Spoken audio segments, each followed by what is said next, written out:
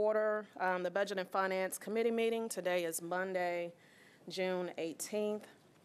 If there isn't any objection, we're going to move resolutions RS 2018-1247, 1248, and 1249 to the end of the agenda after we consider the operating budget.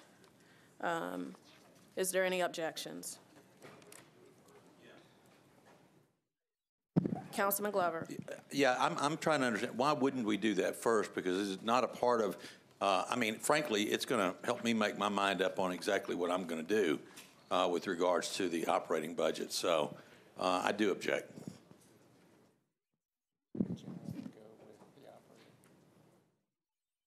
Go ahead, Bob. I think the reason for the chair's request is that at the regular meeting, you would typically take up anything that involves pay plans or fee schedules after the actual adoption of the operating budget and tax levy so that you know which budget you're working with. And I think she simply wants to emulate So we could provide consistency to the viewing audience. Councilman Glover. So then let me get to, so I just am trying to understand. So we're talking about overturning our promise we made last year. We want to go ahead and vote on substitutes before we talk about a promise we made last year. So we can't honor our word from last year before we talk about the budget for this year. Is that the way I hear it? Well, I don't think it precludes, and I have no dog in this hunt, but I don't think it precludes during the discussion of the operating budget, the pay plan implications, the multi-year plan approved last year versus the resolution proposed this year. All right, so then I'll make this my last question. Does the substitute budgets that we're talking about, do they not have allocations for various departments outlined inside of them? Yes. And so the amendments of some of the cuts that I'm recommending would be coming out of that. So aren't we, I mean, I'm just trying to figure out, you know, what comes first, the chicken or the egg. But to your argument, we'll be taking all that at the end of the agenda. It's just a matter of taking it at the end of the agenda. Okay. Yep. Well, all right.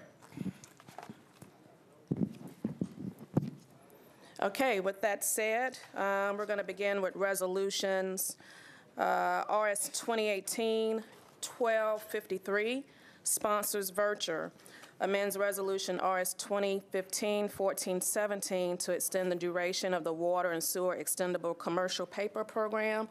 Is there a motion? It's been moved and properly seconded.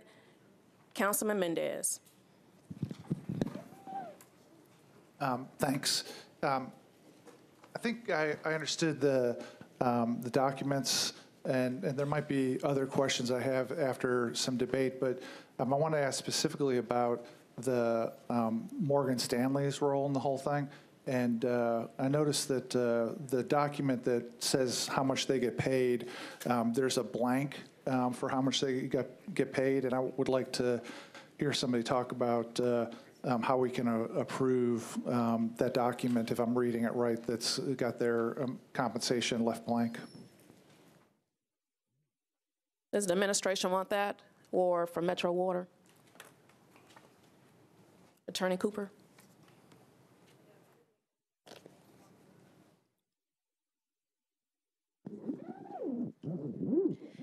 That document is being approved in form only at this point. Well, the other documents for the fees for State Street are filled in, so it's not just form. Like, we have to, I mean, we can't approve Morgan Stanley's compensation with a blank, can we?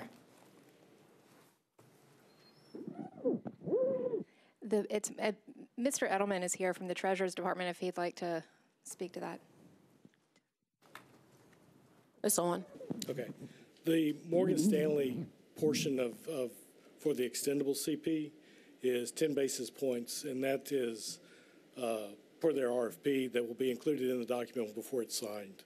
So as the form of, we just didn't fill in all the blanks. I mean, it's the form of, but it is 10 basis points, not 10%, 10 basis points for the extendable CP, which is what this resolution is talking about. Mr. Edelman, was that competitively shopped, or how do we decide to go with Morgan Stanley? It was competitively bid. All right. Is there time pressure that would make it so we couldn't have this on the next meeting so we could have that blank filled in for their compensation? The time pressure for this particular one, there's two bills. This one is only extending the current, this program goes until 2020, I believe. We're extending it to 2021, just so it will match the one that we're going to approve that's coming up next. So this one, nothing changes on this one. It's only extending it for 2 years, I think, a year or 2 years. I'm not sure exactly which one. Well, maybe I should have saved this for the next one, 1254, but Right. is there a reason why we couldn't kick both of them to the next meeting so we could get that blank filled in? The current extension, which was passed back, I believe it was in March by the council, gave a July 13th deadline for the program that this is replacing to terminate. That, we have to have all approvals, documents signed, everything in place, notes ready to be issued prior to that date. So I believe there's one council meeting between now and then. But, you know, the timing is that July 13th is if we don't approve it by then there is a $100 million that the Water and Sewer will have to mature the notes on July 13th. Well, Chair, I'll leave it at that. And maybe it applies more to the next one, but I'm not comfortable approving it with a blank for Morgan Stanley's compensation. And actually on Are you making a motion, Councilman?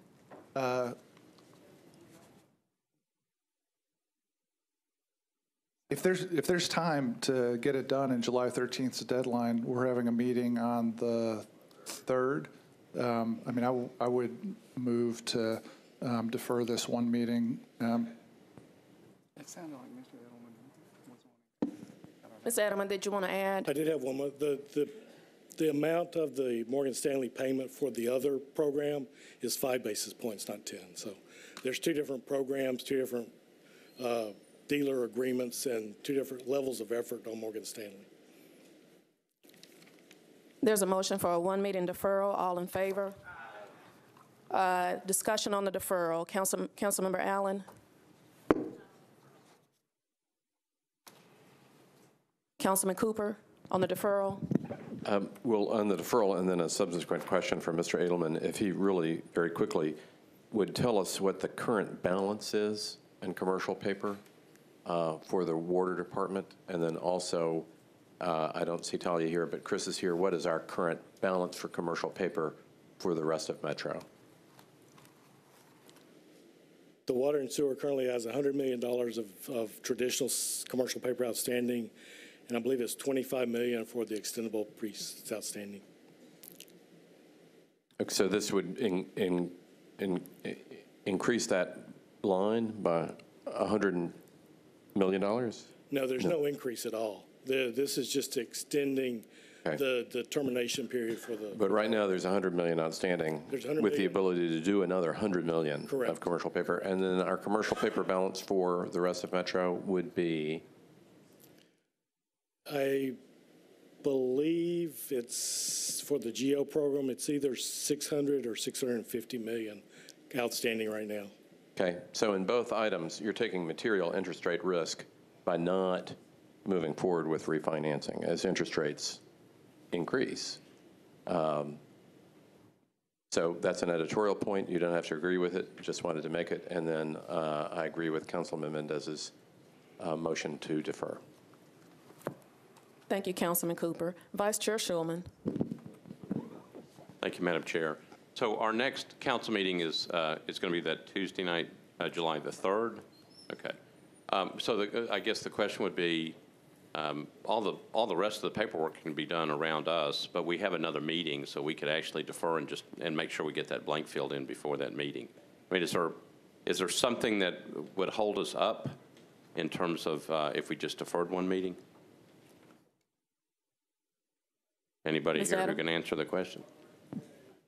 I'm sorry, what was the question again? So the question is, obviously, we have another council meeting between now and July did you say the 13th or the 10th? I believe there's another council meeting on the 3rd. Right, we have a meeting on July the 3rd, so everybody else can keep working on the paperwork, and it can come back to us before the council meeting. be on the council meeting on the 3rd. That's actually where we got to this point. We're waiting for this council to approve, then the state, after after the approval of the council, the state will issue their letter based on that, which we have to have before anything else can be done. So right now we are to the point where we need your approval to move forward. But you're going to, I mean, assuming that there's no problem and the blanks are filled in properly, then it's going to be, we'll have it before us on July 3rd, and then we can approve it.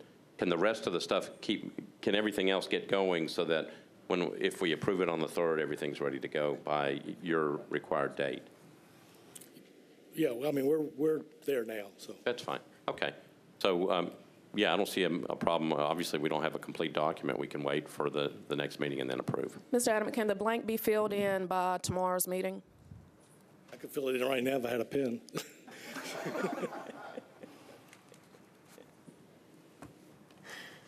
Councilman Glover on the deferral. Yes. I mean, it's my understanding we just voted to defer, correct? We did. Okay. Well, then we're deferring. Thank you. Okay, 1 meeting deferral. Seeing no further discussion. You didn't take any objections? Oh, any objections? Were you seeking recognition, Council Lady Allen? You got that 1 meeting deferral. RS 2018-1254, sponsors Virture, authorizes the issuance and sale of water and sewer revenue bond anticipation notes in an amount not to exceed $200 million at one time in the form of commercial paper, and provides for 1 more dealer agreements, issuing and paying agency agreements, and credit facility agreements. Is there a motion? Councilman Mendez. Got the same motion to defer for 1 meeting for the same reason. Council Lady Allen, you seeking recognition on the deferral? I'm not, but I'd like to ask some questions about this, and I'd rather not wait 2 weeks to do it. So can I just ask some general questions? Absolutely. Thank you, I appreciate that. So can someone just remind us what the limit is on water and sewer commercial paper? He's coming back up. Okay. The total water and sewer commercial paper is $300 million. We have $200 million in a traditional water and sewer program, commercial paper program, and $100 million in an extendable program. Just 2 different types of commercial paper. So it's a total of $300 million. And that's what's allowed, is what you're saying? Correct. And so when we issue these, will they, I mean, and you've said that we've got 100 and something million outstanding already. Correct. So we're extending this 100 million, and we're authorizing the ability to go to issue another 200 million, which will put us at the 300 million cap, and then we're done. Is that what we're doing here? We're not. This is only dealing with the program, not the amount that's outstanding, because the liquidity facility for the traditional program, the 200 million, expires July 13th. Of this year. So if we do not have a new commercial paper program in place, those outstanding notes become due and payable on the 13th, and the water department would have to pay $100 million. So the extension is a new liquidity provider, and the program extends for 3 years. So that just keeps any commercial paper we have sitting out there able to continue to be Correct. commercial paper for a little bit longer. Correct. So that we don't have to issue industrial revenue bonds or something to pay them Revenue off. bonds. And there would be no time to issue bonds between now and July 13th. So it would be a cash payment by the water department at that point. Okay, so that gives us the ability to do it in an orderly fashion. Thank you. Would those be industrial revenue bonds, or would they be GO bonds? Water and sewer revenue bonds. Water and sewer revenue bonds. Okay, thank you. Thank you, Council Lady. Councilman Glover. Just very quickly, I think this is one of the things that drives me crazy, and I know some others here on the floor. When did we know this was maturing? Did this just happen the last week or so? Actually, the council approved an extension to the program in March because our Bank of Tokyo had the facility before. We were working with them to try to get an extension of their program, which was authorized under the other documents. We would have come back to council with that extension. They elected not to participate. At that point, we did not have time to go and find a new one by the original termination date. So in March, we came to the council, asked for an extension, which was given, so it went out 3 months to July 13th. Since then till now, we've been working, issuing the RFP, working to get the documents in place for a new program, which we just finalized last week. And come to council, we still have a month to go before that. We had 3 months, we've got 1 month left, but the way the meeting goes, we have 2 meetings left to do that. Okay. So it wasn't a surprise at all. It was an orderly process to get to where we are. Yeah, I'm not saying it was a surprise on y'all's part. I'm saying from our standpoint, we get surprised quite a bit where we've got to do it immediately. So I just wish we could find a way that we're so frequently we're told, oh, we got to do it right now or else it's going to create major problems. Now, I realize we can defer this until July the 3rd. But I really wish we would find a timing mechanism to give us a little more time to try and understand it, and especially if documents are going to come to us with blanks in it. I have to agree with Councilman Mendez on that. I'm not real comfortable approving a form. I'd like to understand what we're actually spending. So with that, thank you, Chair. Thank you, Councilman. Seeing no further discussion on the deferral, all in favor? Opposed? Resolution is deferred to July 3rd.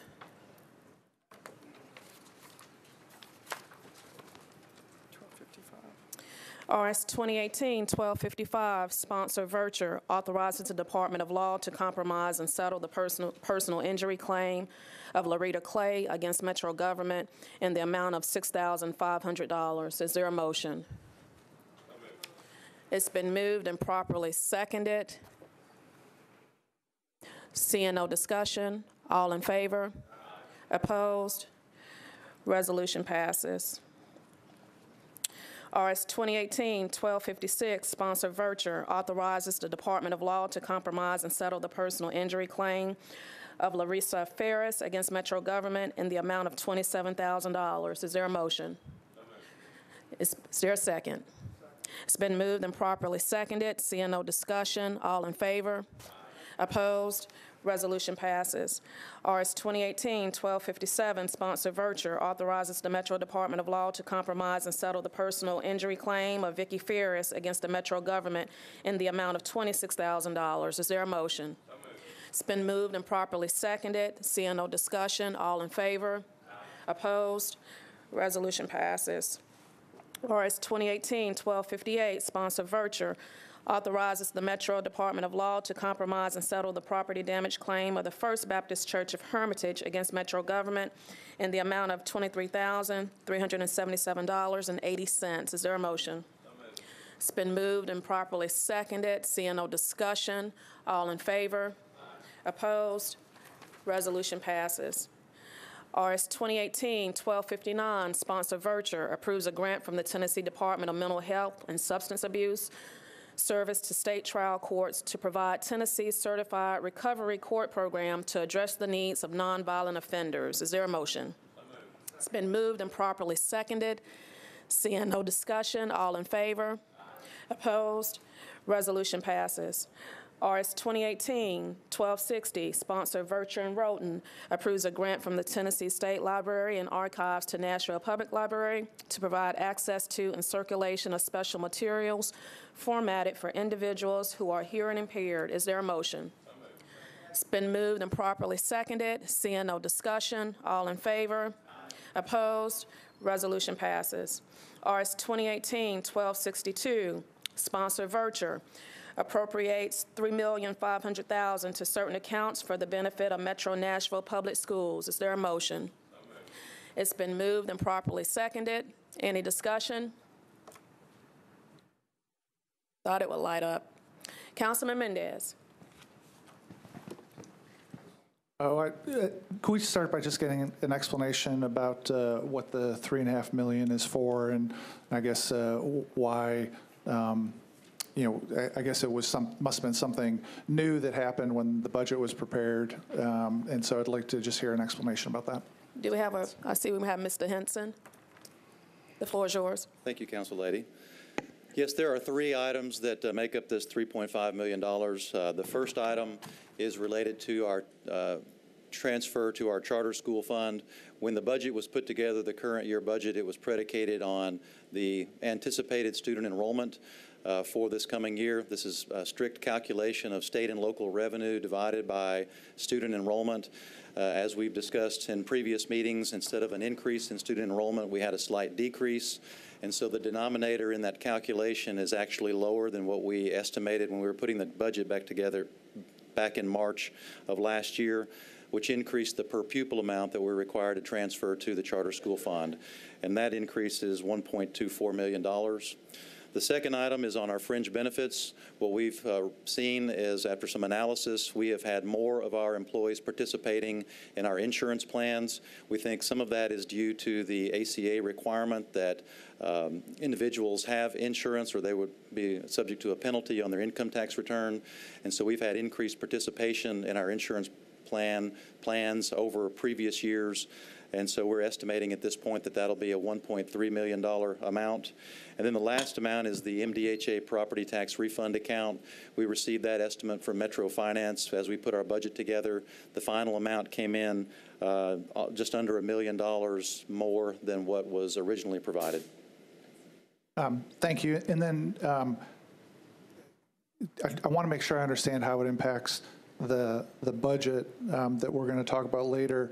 And so this is coming out of the undesignated funds balance.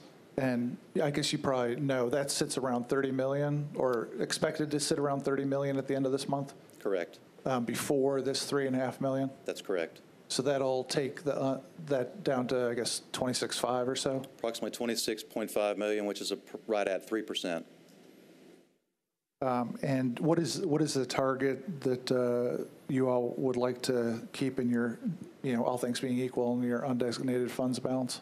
We would like to align with the Metro Council policy of a 5% fund balance, realizing that the state recommendation, not necessarily a requirement, but recommendation is 3%, but we would like to be more in line with the council policy of 5%.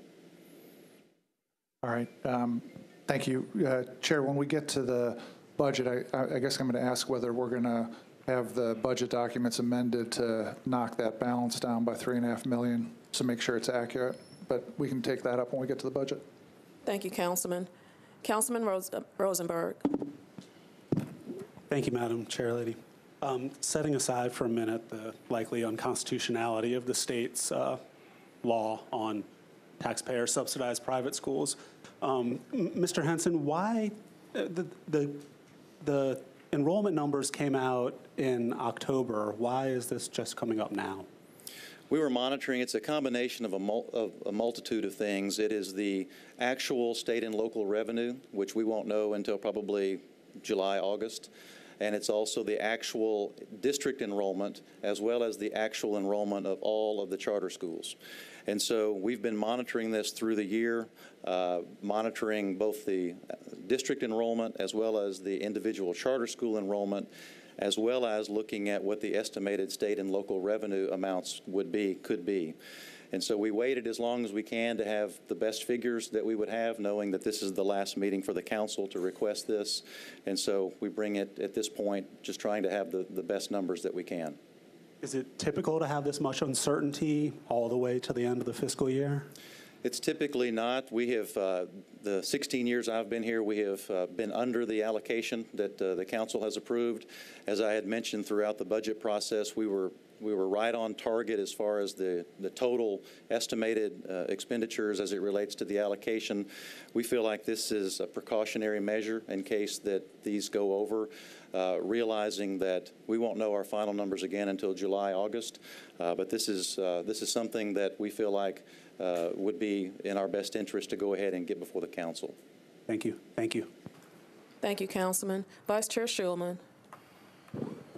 Thank you, Madam Chair. Mr. Henson, make sure I'm clear on this stuff. So 3 elements, recurring, non-recurring, where do these 3 fit in? These would all be recurring. The charter school transfer is required by state law. The fringe benefits, of course, would be recurring, as well as the MDHA property tax increment.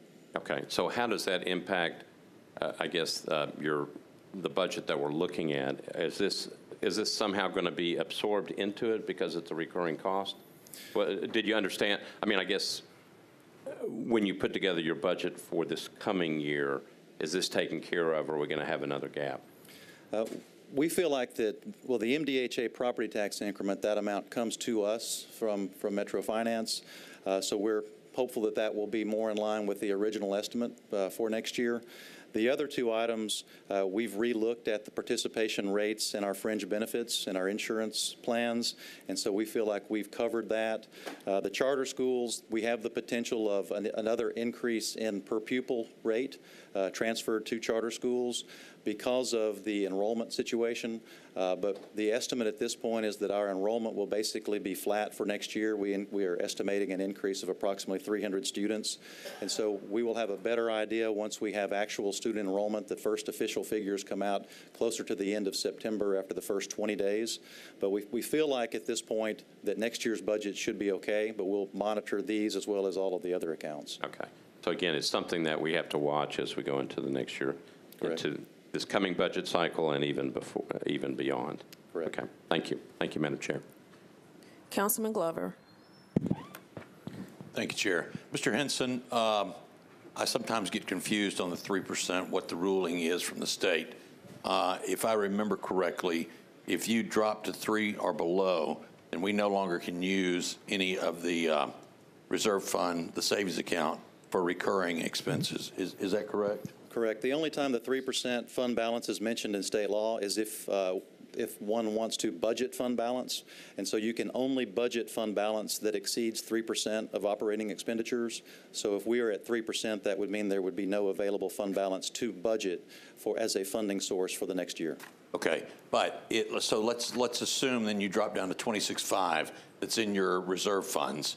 Then if that's the case, and for some reason an unforeseen circumstance occurs this next year like that, then you would still be able to reach in and cover whatever outstanding debts there may be in that arena? That's correct. The 3% only relates to budgeting fund balance. The fund balance, as you know, exists for any revenue shortfalls or unforeseen or emergency expenditures. Okay. Thank you, Chair.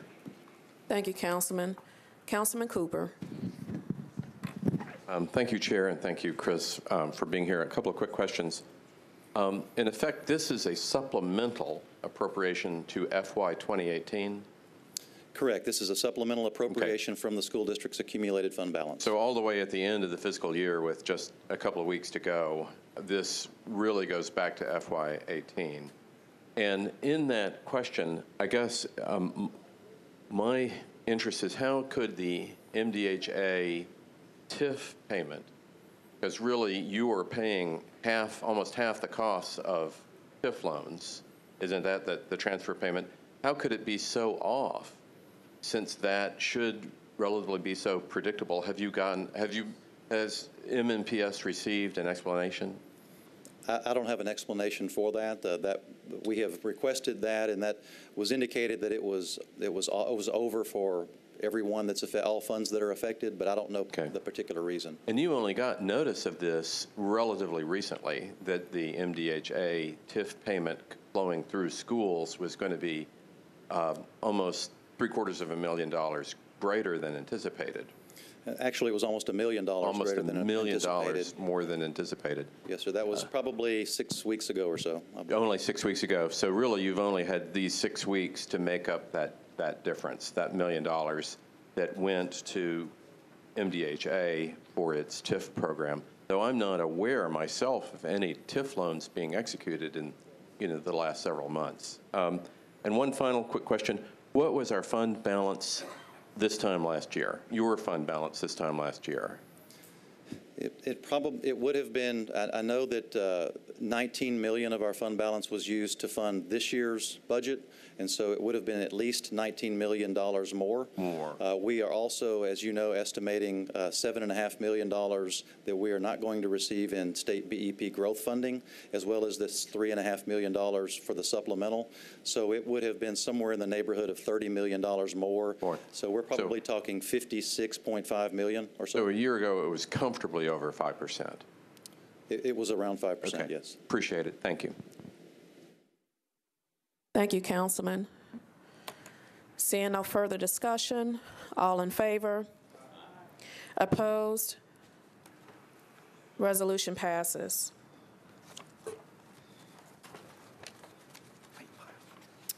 Now we're on to a late filed resolution.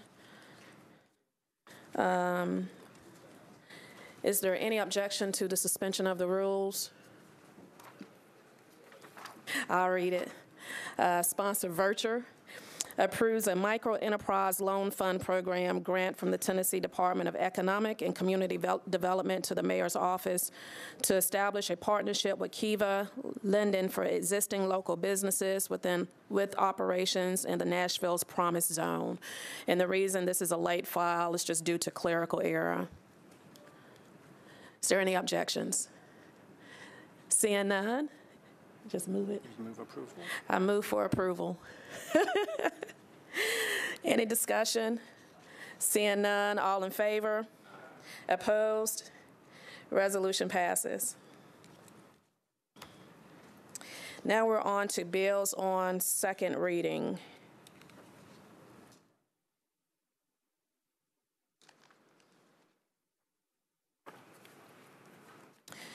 BL 2018-1198 sponsors Vercher O'Connell approves a partnership agreement between the Cities of Financial Empowerment Fund and Metro Government for the support of financial empowerment centers. Is there a motion? It's been moved and properly seconded. Council Lady Gilmore. I wanted to see if someone could speak about it.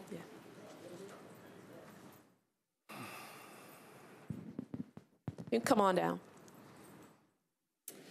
Hi there, my name's Ann Havard. I'm with the mayor's office. Nashville was selected for this agreement with the Cities of Financial Empowerment Fund. Essentially, this agreement will provide Nashville with a stipend. In partnership with United Way, we will provide technical assistance to other cities as they start their financial empowerment centers. And so we were selected because of our success through Nashville's Financial Empowerment Center, which I know you all have heard a lot about. I'm happy to take any further questions. Councilman Glover. Just very quickly, this does not pertain to this, but maybe I missed it. Did we go through 1189? It's in reverse order on the agenda. It's next. It's next. Okay, well, on the agenda, it was ahead of 98. Yeah, Okay. It's how it's on my sheet up here. Okay, thank you. We didn't skip it, Councilman. Councilman Davis. Thank you. I just want to remind everybody, even though I'm not on this committee, thank you, Councilor, for letting me speak. The Financial Empowerment Center has helped for a lot of people. It's got the main location located in the Fighting Fifth District, and we have a few other satellite locations throughout the neighborhoods. And they've helped, at least this year, 60 people that I know of personally, and where it's located, and fixing credit, helping out with home ownerships, and helping that population we so much want to help. So they do very good work, and I just want to remind everybody of that. Thank you. Thank you, Councilman. Seeing no further, Council Lady Henderson. Thank you, Chair Vercher. Ms. Havard, can you speak to, I know this is an excellent program, and I appreciate that we are models for others, but just the way that this is structured, whose staff time will this be funded by this stipend for the benefit of other cities nationally, or can you just speak to what that person otherwise usually does? So the stipend will reimburse us for providing any advice and technical assistance to other cities. Us being? Us being United Way. And then in the mayor's office, if there is anyone who is working on financial empowerment, which right now is me. Okay.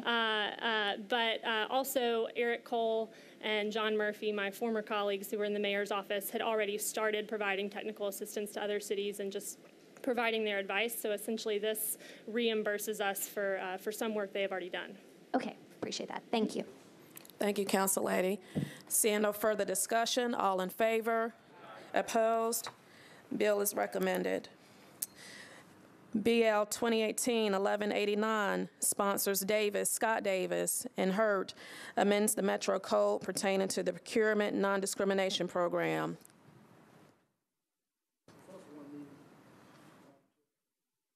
Councilman Davis. I apologize, Madam Chair. Can we defer this till July 3rd meeting? There's a there's a motion for deferral.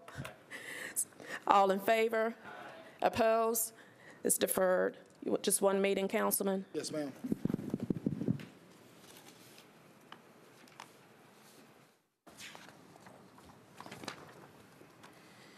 BL 2018-1199, sponsors O'Connell, Gilmore, and others, amends the Metro Code, dissolving the Metro Homelessness Commission, and repealing Ordinance BL 2005-582, Ordinance Number BL 2011-917, and Ordinance BL 2014-777, and creating a Nashville-Davidson County Continuum of Care Homelessness Planning Council. Is there a motion? It's been moved and properly seconded. Council Lady Gilmore. Thank you, Chair Virtue. I was just going to ask if Judith is here, she could come and explain it just for people that may have questions. She's here. Thank you. Councilman Glover. Actually, Chair, I will wait until I hear the explanation, and then I probably will have some questions. Okay, Ms. Sackett. Good evening, Judy Tackett, Director of the Metropolitan Homelessness Commission. In essence, there have been two governance boards in Nashville working towards building a system to prevent and end homelessness. One is a HUD-required body through the what is called the Continuum of Care, and the other was the Homelessness Commission funded through Metro and the Metro body.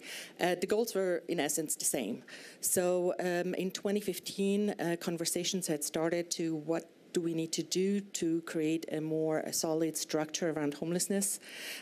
Last year, actually end of 2016, those conversations picked back up. They kind of were before a little dormant, picked back up, and just about a year ago, they really got their, we put a work group together between the two bodies to go and also include the COC membership, which is stakeholders in the Davidson County area that work on homelessness issues, and really get a lot of input through that, what it would look like, what it should look like, what it should be, and this is the result.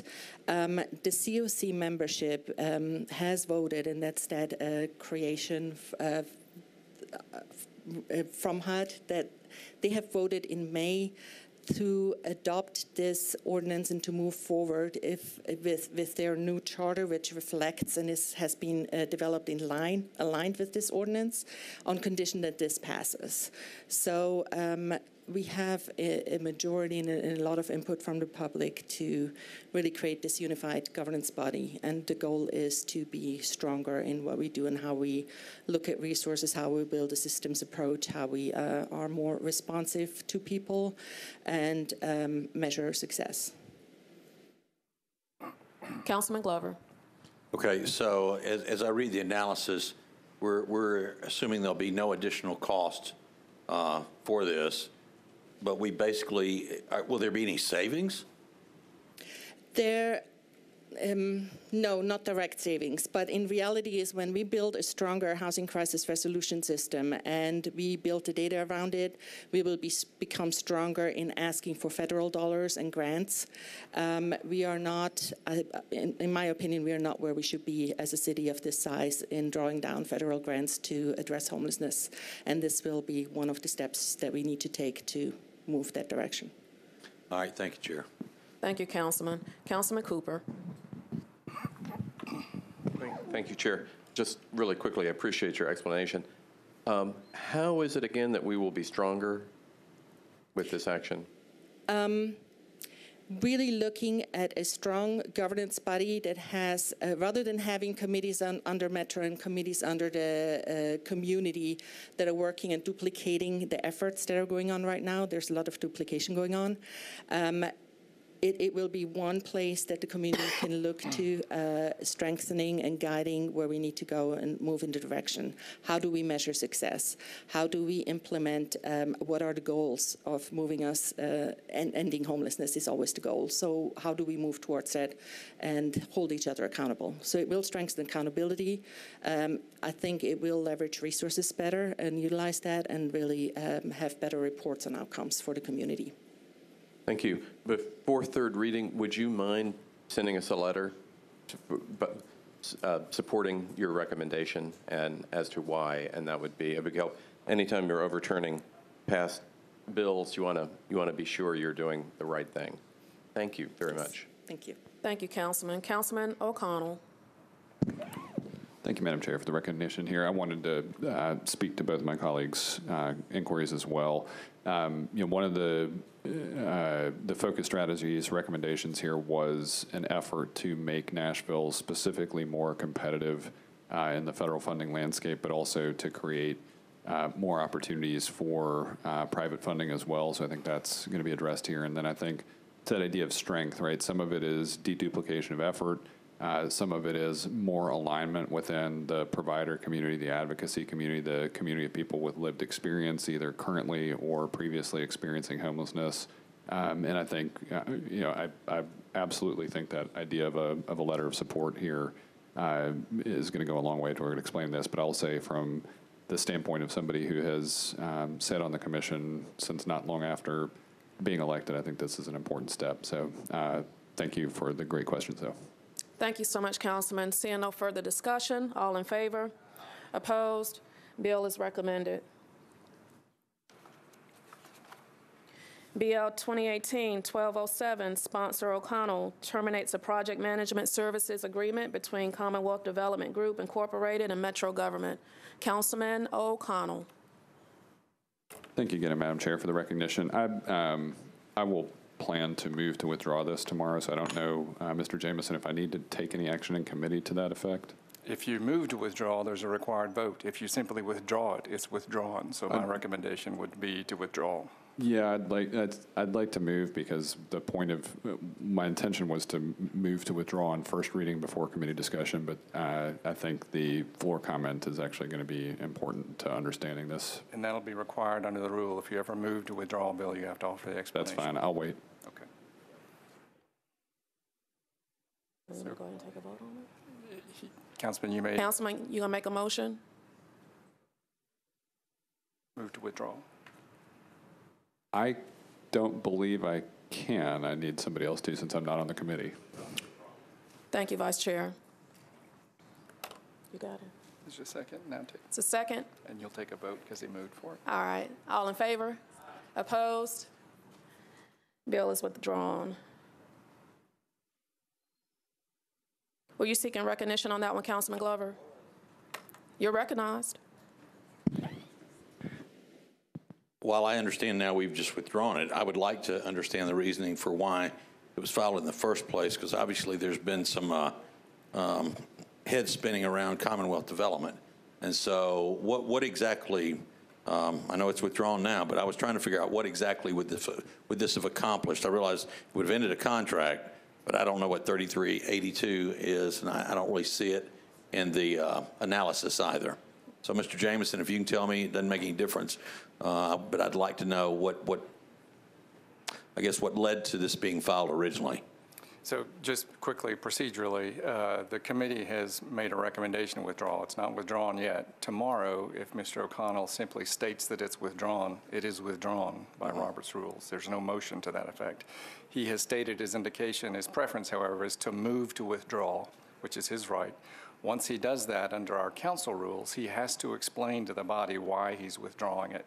I don't know. I simply prepare when I'm asked to prepare, so I don't know what his basis was. All right, thank you. Thank you, Councilman. Did we take the vote on that? We did. Okay. BL 2018-1209, sponsors Virtue and Roten, grants the purchasing agent the authority to extend the contract term for the Centennial Park Master Plan Design and Engineering Services. Is there a motion? Is there a second? It's been moved and properly seconded. Mr. Councilman Roten, were you seeking recognition?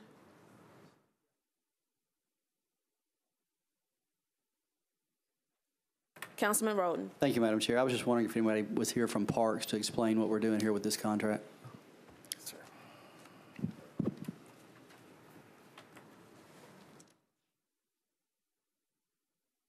I'm Tim Nate. I run the planning division at Metro Parks. This is a 5-year contract renewal with Nelson Bird Waltz for the purpose of implementing the Centennial Park Master Plan.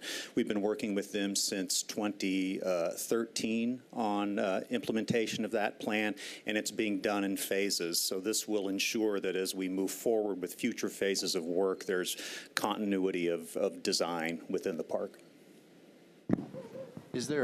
Is there a number attached to the next 5 years? Is it in the, I don't see it in front of me, so.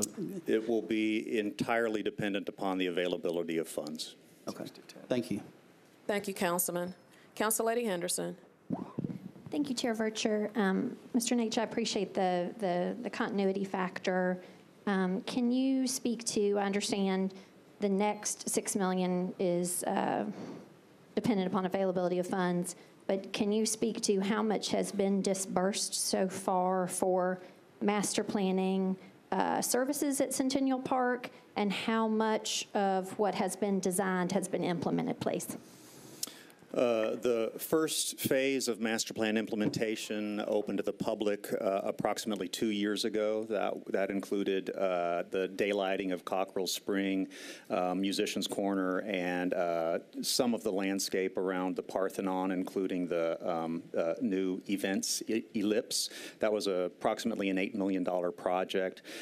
Since then, we have, I would need to go back and check, and I could get back with you on a specific number, but we've spent something less than $1 million on design for phase 2.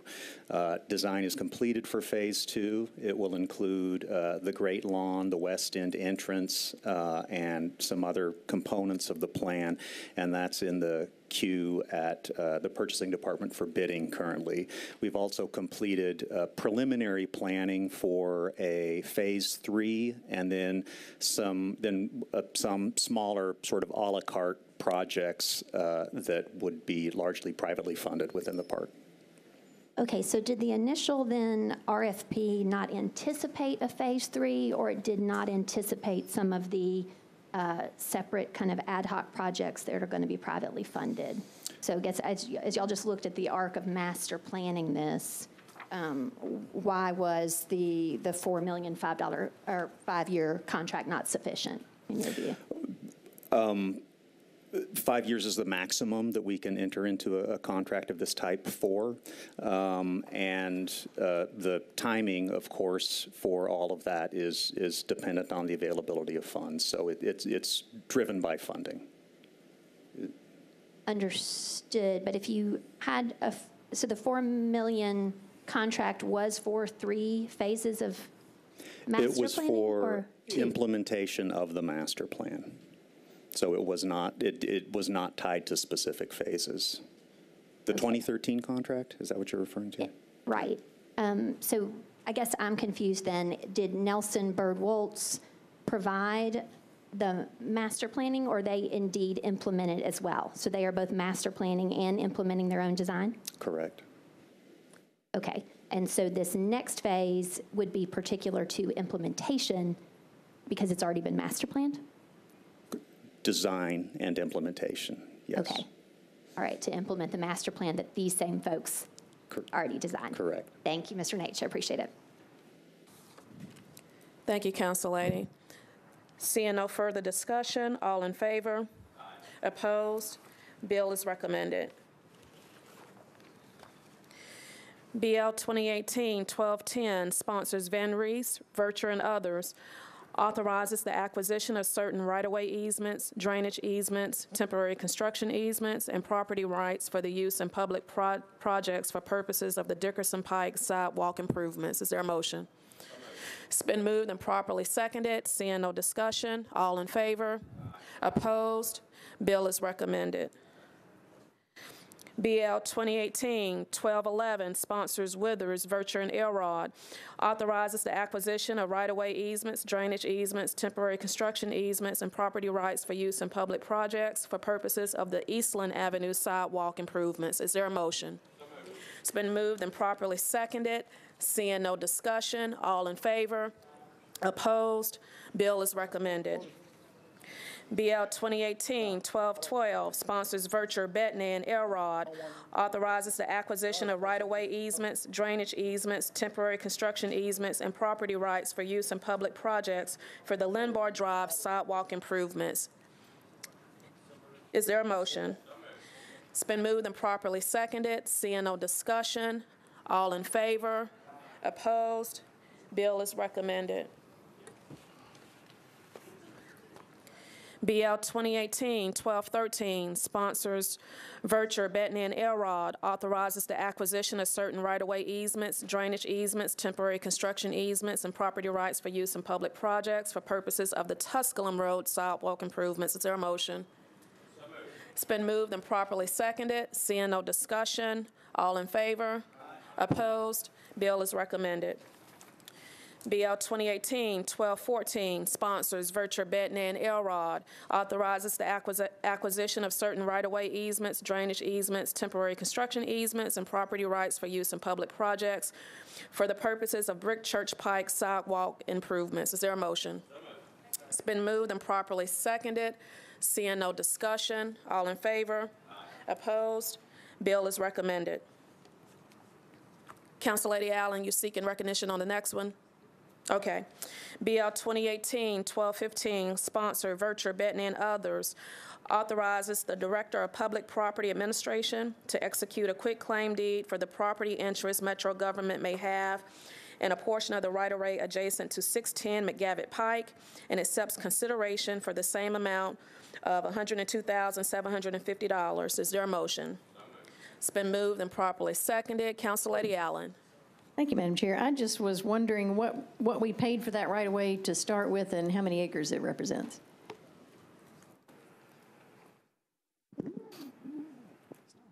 Someone?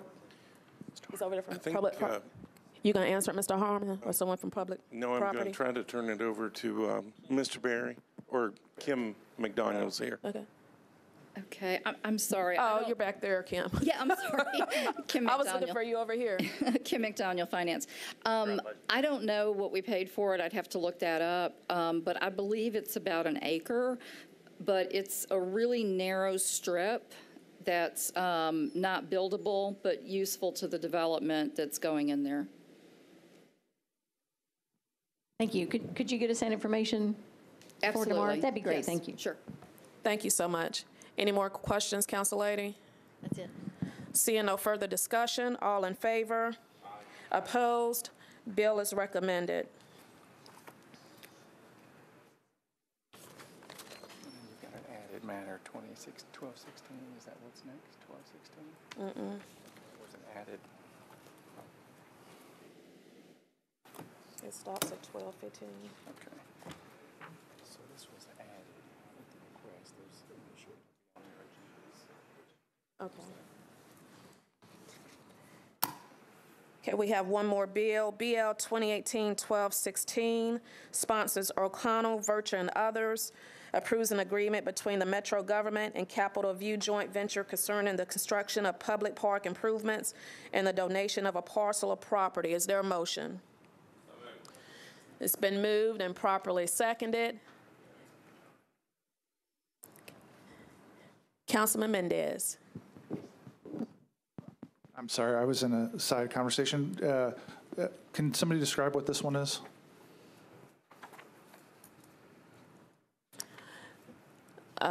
Council Lady Dow, do you want to speak to this, or do you want me to have Parks come up?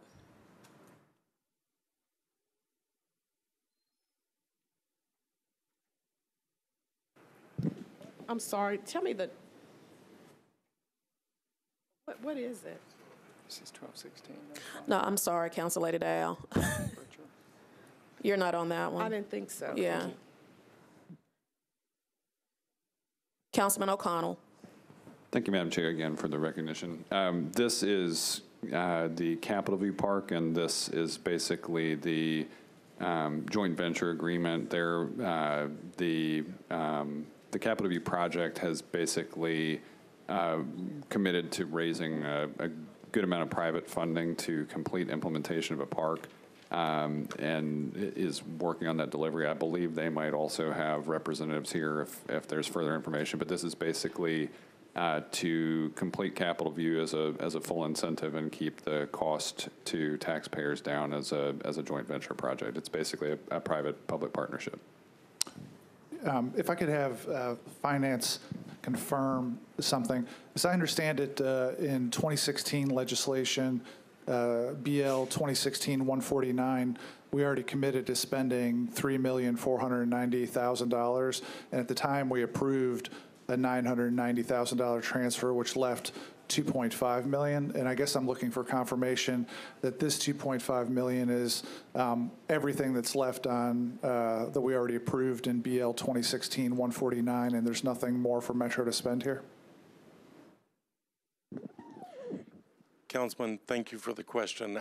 I do not know that answer, but I will seek to get that to you. The microphone is Mr. Wilshire. The $2.5 million was a participation agreement on public infrastructure, and this is that participation agreement. It was essentially an incentive around constructing public property. There were actually two different pieces. One was around public. The construction essentially is an incentive to Lifeway to locate there. This is the construction of the park, which is a separate piece. But this is the full extent of it, and there's $646,000 that's been raised by third parties that Councilman O'Connell was referring to. I get all that. I'm trying to confirm this is the end of Metro's spending on it? It is. All right, thank you. Yes, sir. Thank you, Councilman. Councilor Henderson. Thank you, Chair Vercher. I guess my question is probably for Mr. Naich again, as to the separate pieces of this, if there are in fact different pieces related to Greenway versus Park. And then I know we have some other public improvements that are more in the public works space. Mr. Naich, can you just speak to this from a parks perspective as to what this does? Okay, I don't have the benefit of what you're looking at, but can I describe? Do you want me to describe the improvements that are being designed? Okay. That would be helpful. Thank you. It's approximately a 3-acre site in the Capital View area. The amenities will include a dog run style dog park, 2 playground spaces, a sand volleyball court, kind of a general use open grassy field space, and other improvements. It will also be a major hub on the Gulch Greenway. So the Gulch Greenway will extend from its current terminus to this site, and then the master plan is to extend from this site. Unfunded, not as part of this project, would be to extend the Greenway from this site to Bicentennial Mall. Okay, so when I drive down Charlotte Pike to come to council every day and I look over my left shoulder before I go under that bridge and I wonder, how on earth are they going to cram a Greenway in there? You've got sufficient space for it. It's been designed and they've contributed the right-of-way. The corridor has been identified. We've got the right-of-way, and it's in design currently. So it's in design, but they're already like 7/8 done with the building? Or did they design the building with the Greenway in mind already? I could talk to the Greenways division and have them give you more detail on that, but there is width there to accommodate the Greenway. Okay, I'd appreciate if we could discuss that in Parks Committee tomorrow. But may I ask then, the 3-acre site that you speak to, dog runs, playgrounds, sand volleyball, and so forth, sounds great. I know sometimes there's a concern when you have a public-private partnership like this, though there are, wonderful merits in that, just kind of the line around, is this an amenity for that development, or is this a 100% all the time public park that Capital View and that development does not control and close at their whim and so on and so forth, right? Are they going to close the Greenway? Are they going to close the park for their own special purposes? Can you speak to that? A portion of the site has already been transferred to Metro Parks, and the remainder will be by the conclusion of the project. So it will be owned and operated and managed by Metro Parks. So all of the Metro Parks policies would apply. And then do we have a particular policy as it relates to greenways that have this sort of public-private partnership? I think we see often at our ballpark, the greenway gets closed. So the closure of greenways is something I think that's of concern to the community. Can you speak to how that's been addressed with this particular development? Since this is such a small site, we don't anticipate that this would be a park that is going to be frequently accommodating large events. Hypothetically, there could be an instance in which an event could be permitted and the greenway could be closed for some short period of time, but unlike some of the other sites that you're referring to, this is not an events venue. Typically, when we permit events, we go to great lengths to ensure that components like greenways aren't impacted by any one-off event that may happen in the park. Okay, I appreciate that. Mr. Wilshire, my next question is for you. Is there like a detailed kind of accounting all in one place on one page about how this parks piece, the public works improvements, the Lifeway relocation? I think, there's a lot of moving parts in this deal in my view. Do we have kind of a one-stop place where we've summarized all that?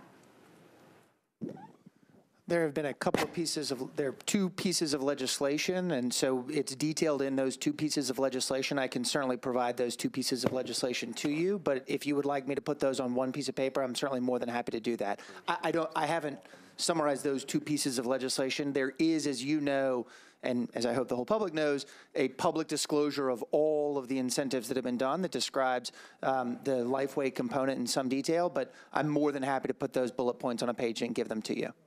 Okay, I appreciate that. If you could consolidate that, because I think this project is somewhat emblematic, I think, of, where we look as a city and we think, oh, this is a great public-private partnership as it relates to our parks department, but we also look at it as a failure in that they built, huge parking garages that are contributing to traffic problems. So I think just as we look across, the spectrum of these deals, right? And sometimes I think we focus on particular aspects of them that are great. I appreciate the park partnership very much, but looking at it more holistically, right?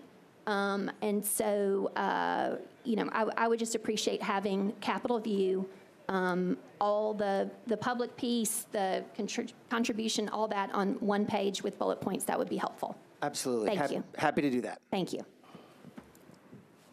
Thank you, Council Lady. And Mr. Nate, Councilman Cooper. So much, Tim. Very quickly, just to compare and contrast, we are ending up really spending several $1 million for this park at Capitol View. Nashville Yards, not that far away, however, didn't they purchase the green space for public use by CSX? Are you aware of that? I can't speak to that. Okay. But again, I think it's interesting that a similar project nearby is buying green space and going to make it available to the public for a benefit for their tenants. So it is at no cost to the taxpayer in an adjacent and similar project. Thank you. Thank you, Councilman Cooper. Councilman O'Connell. Thank you, Madam Chair. I guess the one major distinguishing factor there is the reason Mr. Nitsch can't speak to that is because the project at Nashville Yards, I don't believe, is going to qualify as a metro park. So while it might be open to the public, we would have far less of what Council Lady Henderson has suggested should be considerations for use because this will actually be a Metro Parks asset. Thank you. Thank you so much, Councilman. Seeing no further discussion, all in favor? Aye. Opposed? Bill is recommended.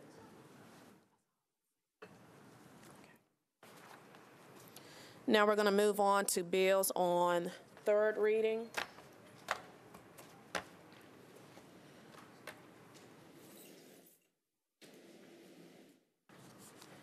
We have BL 2018-1184, sponsor Vercher, approves the budget ordinance of Metro Government for fiscal year 2019. There is a substitute. I'd like to move the substitute. All in favor?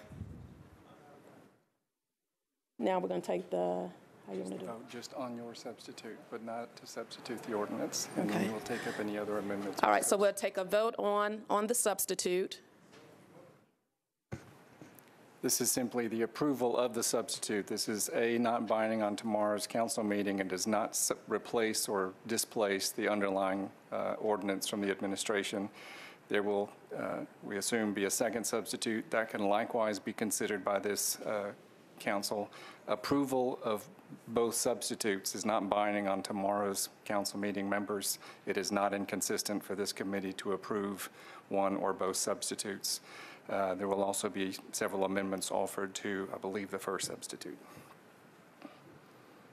You want me to go ahead and take the vote? You have a motion on the first substitute, yep. Council Lady Vercher's substitute. Yep, this is my substitute. Councilman Mendez. Councilman O'Connell. Thank you, Madam Chair. I might, again, thank you for the recognition. Since I'm here for a number of items of my own tonight, I figure I might as well ask. We're just getting the procedure down. Yeah, so because of this will impact, I think, all of us tomorrow night, I just wanted to get some clarification from Mr. Jamison. Am I correct that in my reading of Rule 34 that there would be no amendments allowed for a second substitute? That is correct. Okay, thank you. Thank you, Councilman. Seeing no further discussion on the substitute, all in favor? Aye. Opposed? Okay. There are amendments. Are there And we have some amendments. You should have your amendment packet. We have amendments to this substitute. I believe we have, what, 23? 23. They're labeled A through W. We can go through them one by one. And we will go through each amendment one by one. They are labeled in your packet.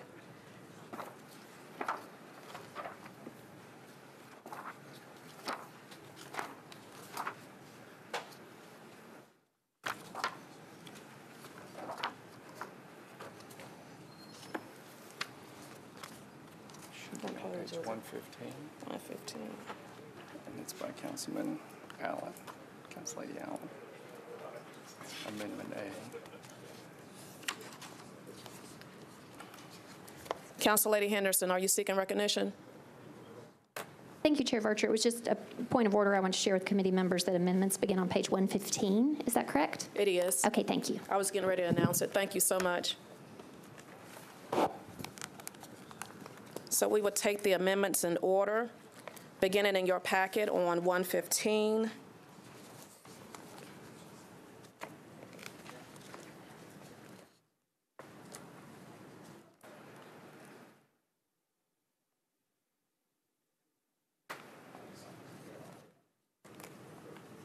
Ms. Council Lady Allen. Council Lady Allen, Amendment A. Council Lady Allen, Amendment A. I'm flipping through other stuff and haven't gotten to page 115. Is that the one dealing with HMIS? That's correct, Council Lady. This would move $240,000 from the Sounds Ballpark debt service to the HMIS. Okay, I have been instructed that there are other funds available to take care of both the HMIS and Room in the Inn, which were both things that I think are very important, and I want to make sure they were funded, but it seems that this amendment is not necessary, and I will withdraw it. Move on to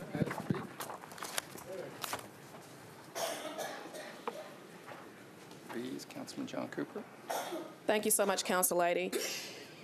Councilman at Large, John Cooper, Amendment B. Thank you, Madam Chairman. I'd move the amendment.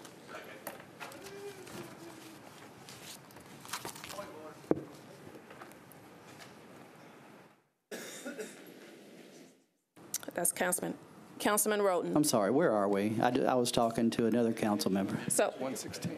we're on page 116, Amendment B. Amendment A has been withdrawn by Council Lady Allen. We're on the second amendment, Amendment B, page 116.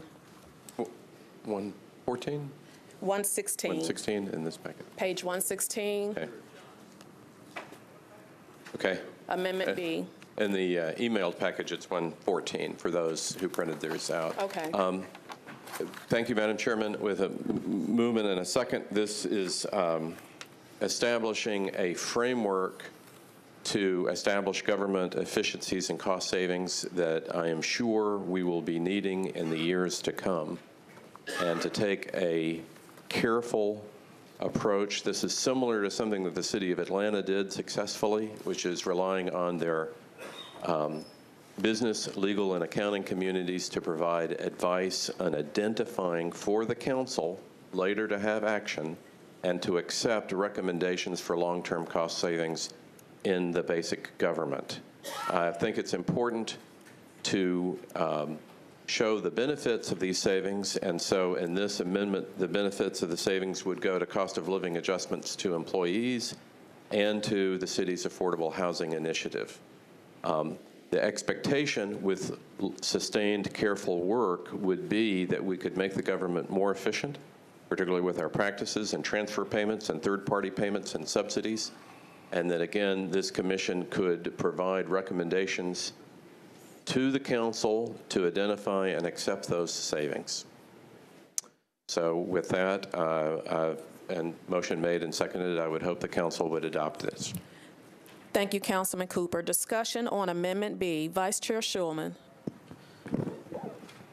Thank you, Madam Chair. So as your dutiful Vice Chair, part of my responsibilities is always to try to protect the budget as it goes through, so I may have some questions along the way. But on this one, this is just setting up a blue ribbon commission to look at the budget, to start looking at this whole process.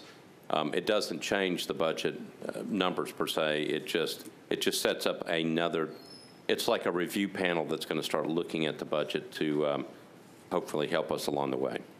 Yes, Councilman, to institutionalize advice, we always get to May and June, and we're told there's not enough time to carefully consider what could be reasonable and business-like savings for the government. This is just starting early. And if we're able to identify those savings, go ahead and bring those savings online, and to rely on our very able community to help make that work, because the private sector faces budget challenges every day. It has the same challenges with asset management, with contracting, with insurance that we do. There are no bad ideas here. And as the years come, I know that we'll be needing any savings and efficiencies that we can have. But they're not something that can be slapped together. They need to be carefully considered. They need finances, careful contribution to these ideas. And this is not a last minute go find some savings. This is start early, work hard, and bring the council ideas for savings. And institutionalizing, formalizing, really getting private sector help to work. And again, in Atlanta, went through the same process. It ended up being very successful. It's actually a case study at the Harvard's Kennedy School about how cities can recognize savings. And I think we'll hear a lot about it today and tomorrow. With the budget challenges ahead of us, it seemed like appropriate to go ahead and start early and bring some additional resources and thinking and experience to identify some of these savings, and also hopefully to encourage us to accept them, because having beneficiaries be our wonderful employees and affordable housing initiative. Thank you, Councilman Cooper. Vice Chair Schulman. Thank you, Madam Chair. So, this has been such an interesting budget process, and difficult as well, particularly difficult. I think I've been thinking that our budget process for next year starts July 1st of this year, because obviously whatever we end up doing, I think we have to look back and then look ahead. So I like the idea of a blue ribbon commission. I think it's a good idea. Thank you. Thank you so much, Vice Chair. Councilman Pulley. Thank you, Madam Chair. I think this sounds like a great idea conceptually. And I do note that the very last line in terms of the beneficiaries is as determined by the council. My question would be either for the sponsor or Mr. Jameson. Is there any way we can get schools in the mix here so that we can all be a part of that discussion as well? We'll let the sponsor. Yes, I mean, I think this is a council action, and I think hopefully any worthy recipient of the money can be included by the council, fundamentally. So I think that's ultimately always going to be for the council to decide where the money goes. This is mostly about a process for identifying and hopefully obtaining some efficiencies in the government. And even if this commission were not as successful as I hope and think it can be, I think the public would be assured that we were trying and that we were really working on this and starting early on this project. Oh, I'm very supportive. It's just that there are specific items identified, and my guess is it limits our use of the funds to those specific items unless we were to maybe slightly amend this and add schools to it. Would you object to that? No, I would view that as a friendly amendment to add an amendment to the amendment to add schools as a potential beneficiary as determined by the council. Okay, well, I will leave it to the possible, sponsor Mr. to do Jameson? that. See what he says. You're on, Mike. Councilman Pulley, the charter, I believe somewhere under Section 6, while this body does allocate, upon the mayor's recommendation, an operating budget to the metro schools, our ability to intervene and dictate and, I wouldn't say micromanage, but then determine exactly the allocations made internally is extremely limited. In fact, if the school board determines that the allocation from this body is insufficient, they have the wherewithal to trigger a countywide referendum that could affect the tax rate. So what I would suggest at the strongest is language proposing a resolution to the Board of Education asking for their voluntary participation, but we cannot mandate that. And how would you go about doing that? A sentence that's simply added to the bottom of this that states that the Metropolitan School Board will be invited to adopt a resolution participating fully in the Blue Ribbon Commission. Okay. Well, I'd be in support of that if we could somehow put that language in there. That's all I have. Thank you.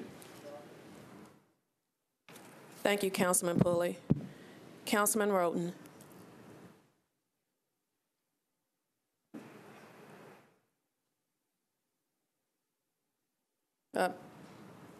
Councilman Glover, I'll come back to you, Councilman Roten. Was that on a previous one? Councilman Glover, I'll come back to you. Okay. Because obviously there's a lot of uncertainty as to what's going to end up passing tomorrow night. And Councilman Cooper, I think this is a great idea, and I want to support it. But given the volatility of the room right now with the various directions all of this could go, if this just out of curiosity, could this be done in a resolution form in the event it's not adopted in this substitute budget? Maybe that's a Mr. Jameson question. Mr. Jameson? Yes. Okay. Be an ordinance. Because I would hate for us to miss the opportunity, because I agree with you, Councilman, that we certainly have a lot of inefficiencies.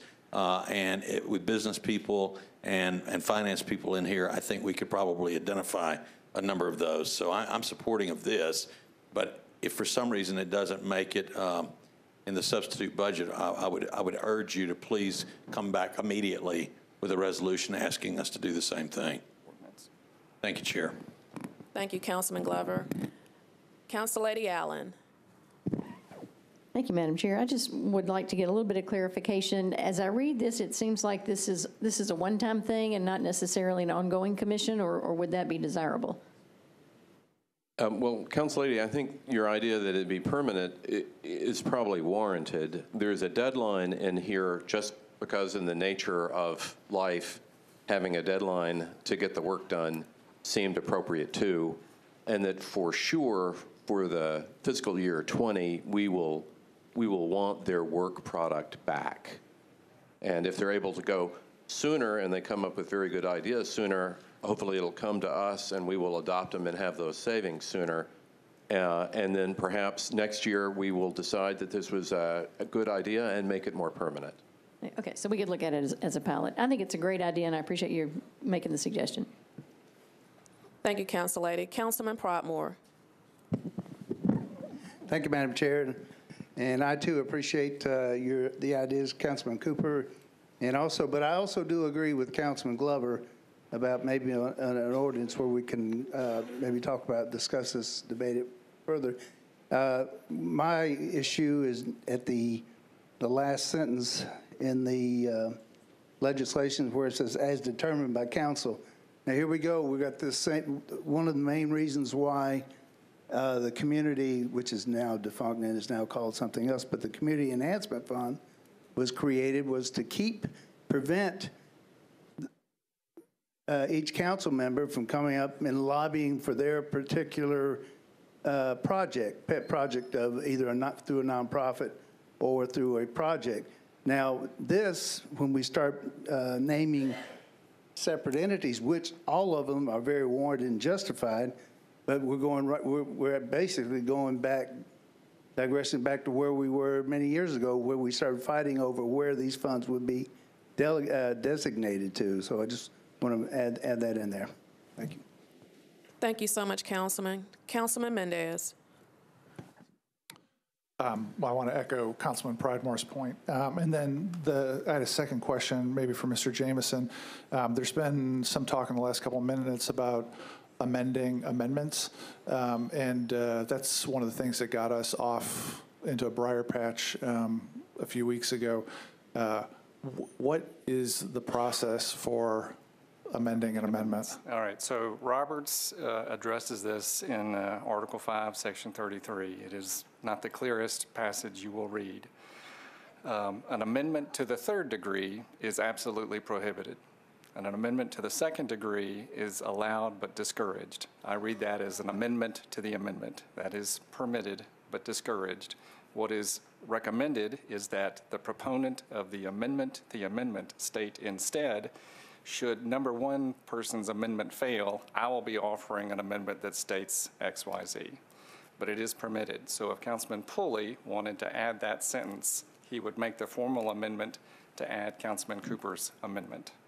And so the problems a couple weeks ago is to amend a timely filed amendment doesn't require any suspension of rules?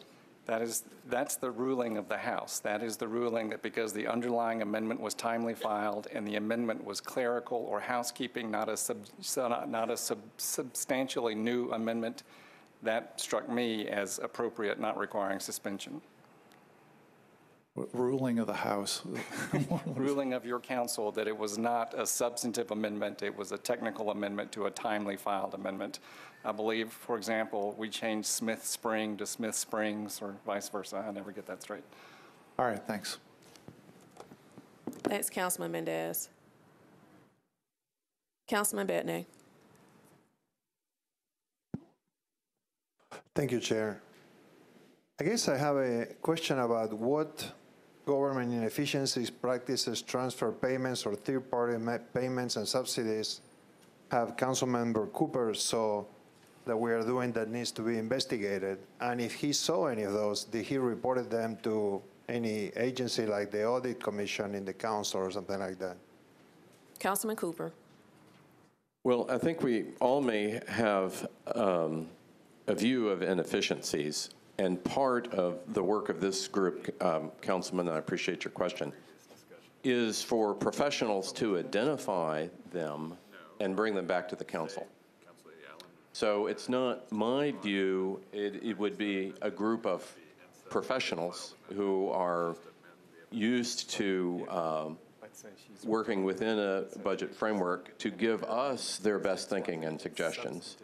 And again, the council still would have to approve any of those ideas. So I would also hope, for example, that the administration would be part of this work and conceivably give extra days of vacation to any employee that came up with a good idea for Metro government, that there are no bad ideas, and let all the ideas be considered as we try to have a more efficient government. Okay, so you don't have any particular issue that you are concerned about, correct? Or you had reported to the other committee or to the mayor's office? I'm sorry, Chair. You're fine. Okay, thanks. No, it's just if you look at the budget of $2.2 billion and about $1.1 billion, most people in business, I get the question all the time, would say, gee, that's a whole lot of money. Are you doing as good a job as you can making sure that it's spent efficiently? And there are a lot of separate disciplines in purchasing and spending and administrating that, again, we have, I think, a talented private sector here in Nashville, and we should institutionalize a way of getting them involved and their ideas. And if they're all bad ideas, then I'm sure this council will turn them down. The thing that I'm at a loss is we already have a system to audit. Why can't we just use the system instead of growing the government? The audit committee really, this is beyond their work. That they're going to be the Mark Swan and the independent audit department is good at seeing if money is misspent, but it's fundamentally not in the business of coming up with ideas for efficiency. And that will be the mayor's office, right? Well, or is it the finance department? Or is it every department? Or the council? Or the council.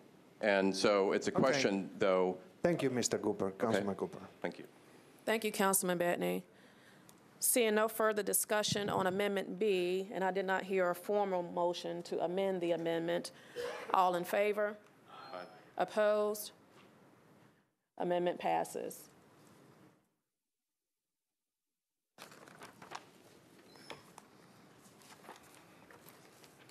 Now we're on to Amendment C. Councilman Cooper.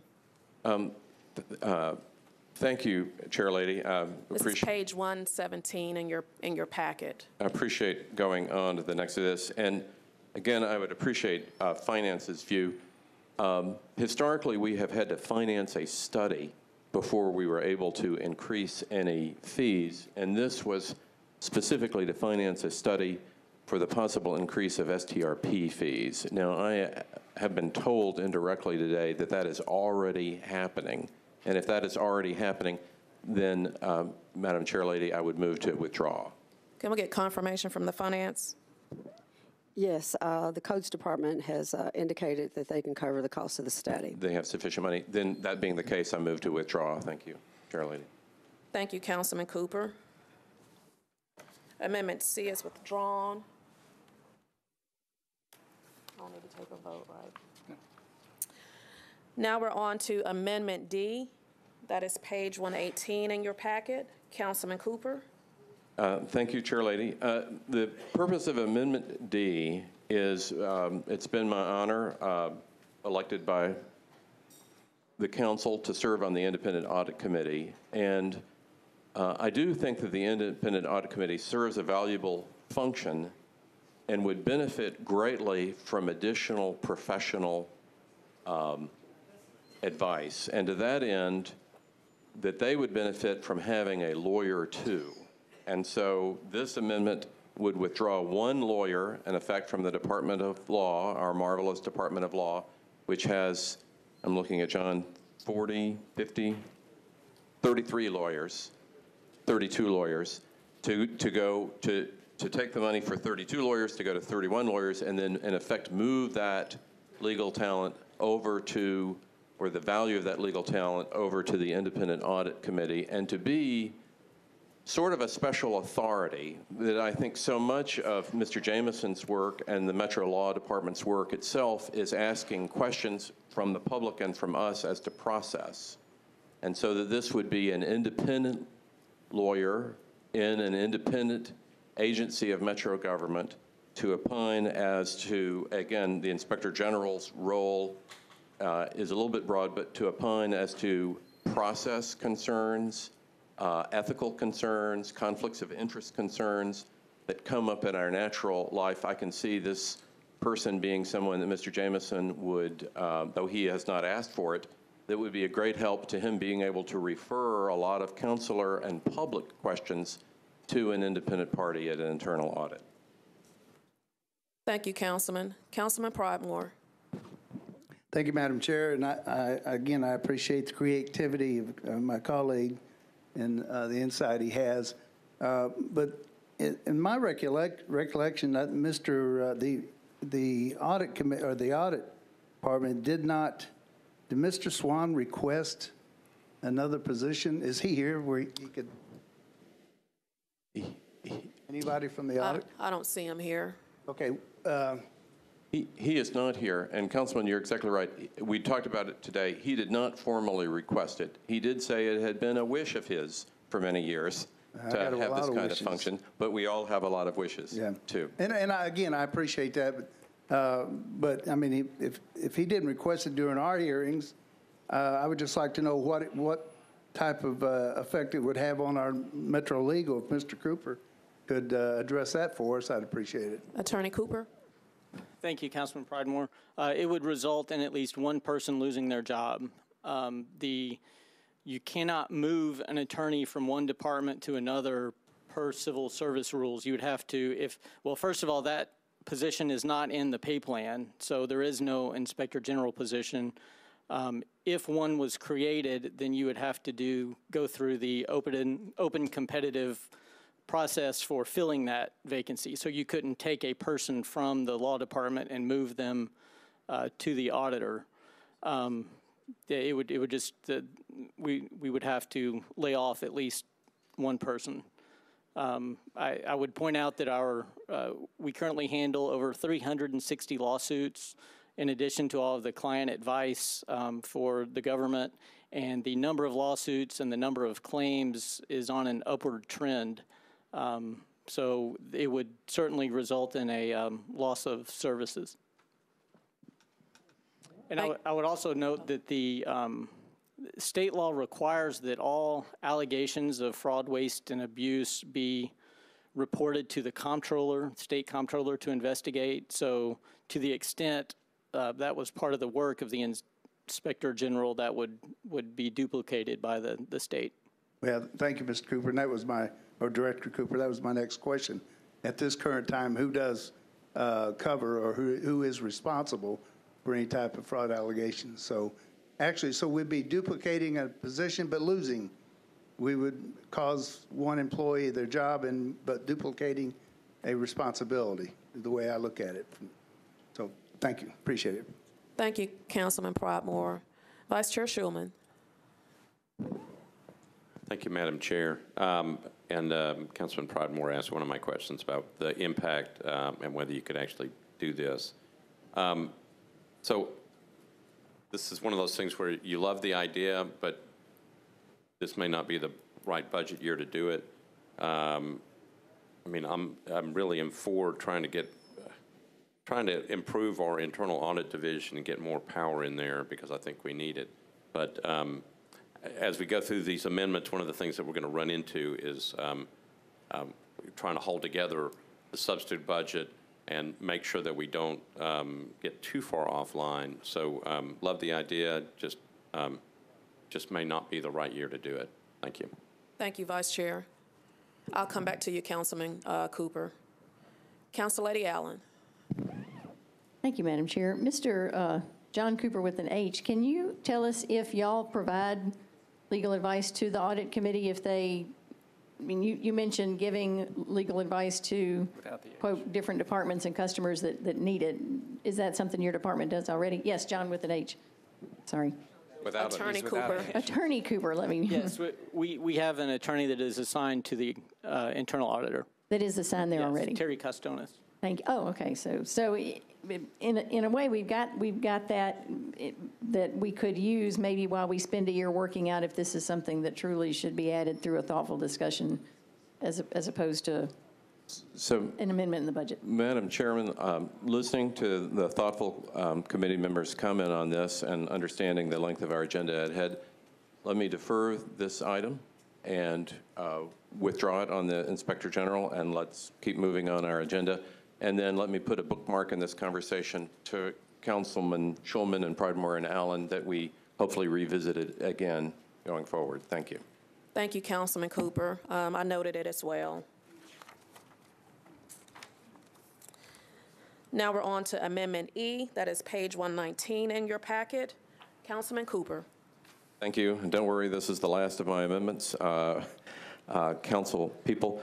This is a specific need for Fort Negley's master plan. There has to be, and there's been undertaken, we've accepted a grant from the state for the cultural landscape survey. However, the state grant does not fund the full cost of the cultural landscape survey.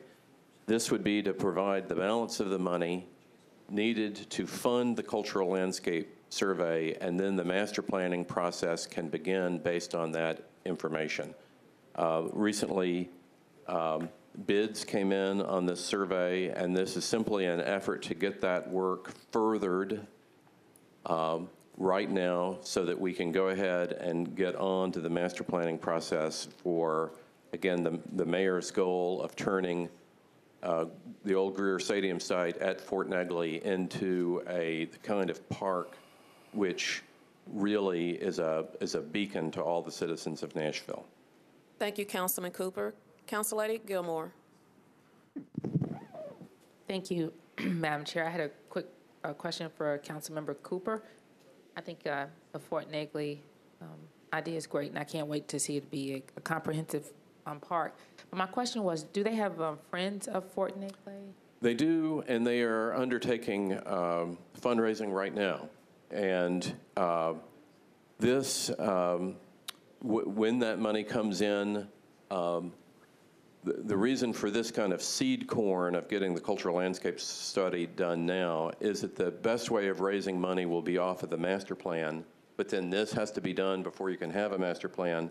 And then once you have a master plan, you can get specific donors to give trails, arboretums, and structures on that master plan, but without something to show the donor community. So this is a way of getting this process really started. And the hope had been, and some private funds, I believe, are going into the cultural landscape study. It ended up coming back at really a very high price because there's a lot of culture there. And to really evaluate it, I think the final price, the state grant, though significant for the state, only ended up covering maybe half of this, and then this ends up covering about half, and then there's some private funds too. Okay, thank you. And then I had a follow-up question.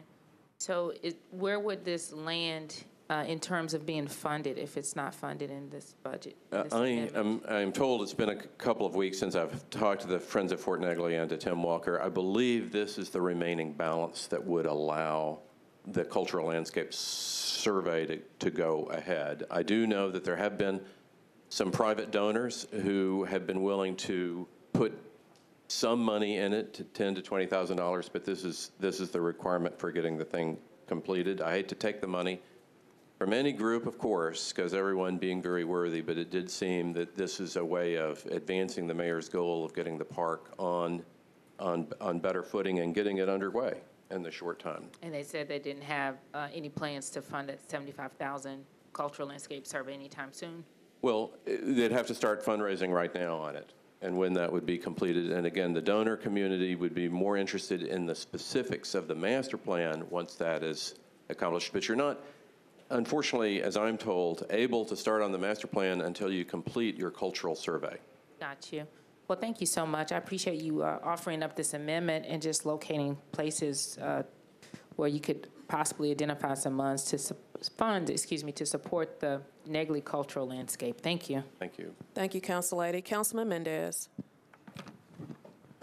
I've got another process question for Mr. Jameson. There's a few amendments that where the numbers don't really reflect the substitute.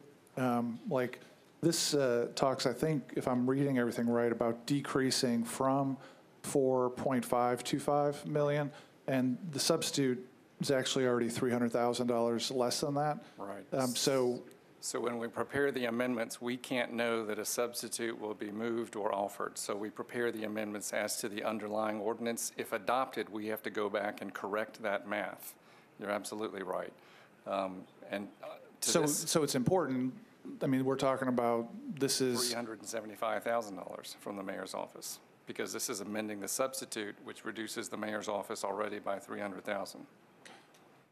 All right, so I'll save the question about the Science Museum, where there were, I think, 6, about the same amount, about whether those are cumulative or not. But for this one, this is on top of the 300. Correct. All right, thanks. Thank you, Councilman Mendez. Councilman Davis.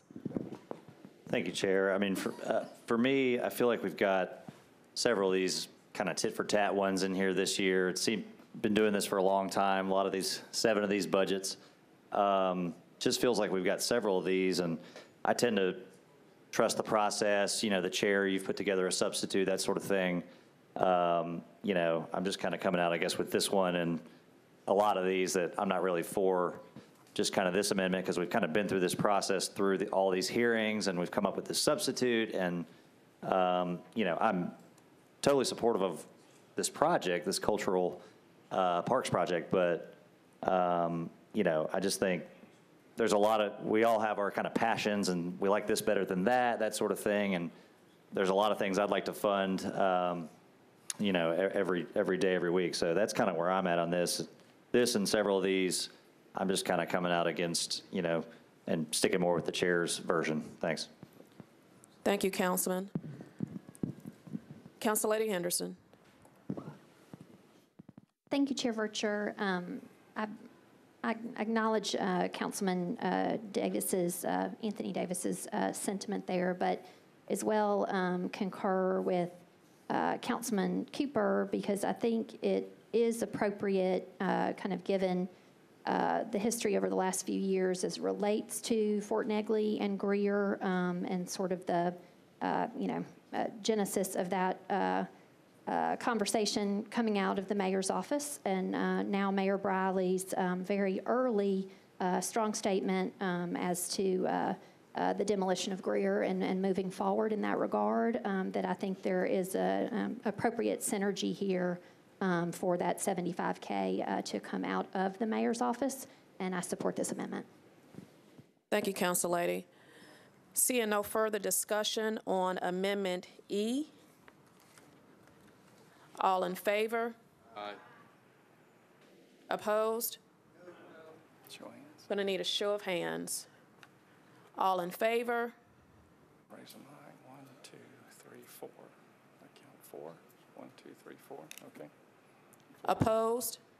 1, 2, 3, 4, 5, 6, 7, 4 to 7, and 4 to 8.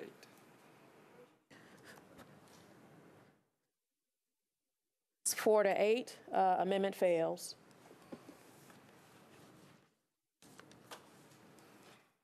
Now we're on to Amendment F. Councilman Elrod.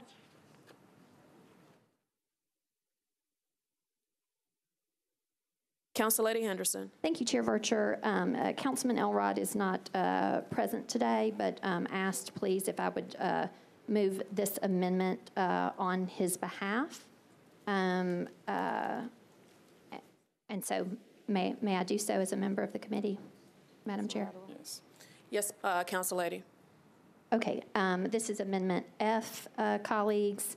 The intent of Councilman Elrod here, I think is very much in line with some of the conversations that we've been having as a council as to our budget process and the challenges and frankly the brokenness of the process. So here what Councilman Elrod is proposing, and this may, Attorney Cooper, kind of get into the space that you were speaking about moving one person from one place to another. But this is looking at the Finance Department with its 105 employees and seeing if we can effectively move and put funding into the council office, which for the public's benefit has one one financial analyst, and to fund that into the council office. I believe that explains his intent, and I would be happy to take any questions, but I would move this amendment, please. Thank you, Council Lady. Is there any discussion on Amendment F? Council Lady Allen.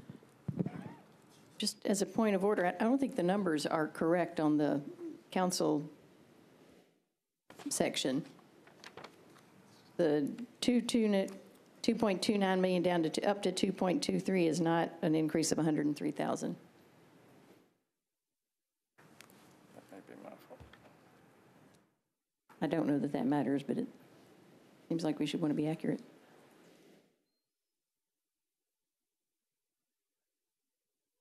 Yeah. That second 2 looks like it should be a 3. Thank you. That makes sense. And I would say, again, I appreciate the intent here, and this seems like something we should work through the process in an appropriate fashion rather than as a budget amendment at this point. Thank you, Council Lady. Seeing no further discussion, all in favor? There's a point of order. Council Lady Henderson, press your button for me. May I respond to Council Lady Allen's comment? You can. I guess I would say, colleagues, if not now, when? I mean, I certainly understand that, we have to be respectful and mindful of the great folks that work in finance, and we do appreciate them.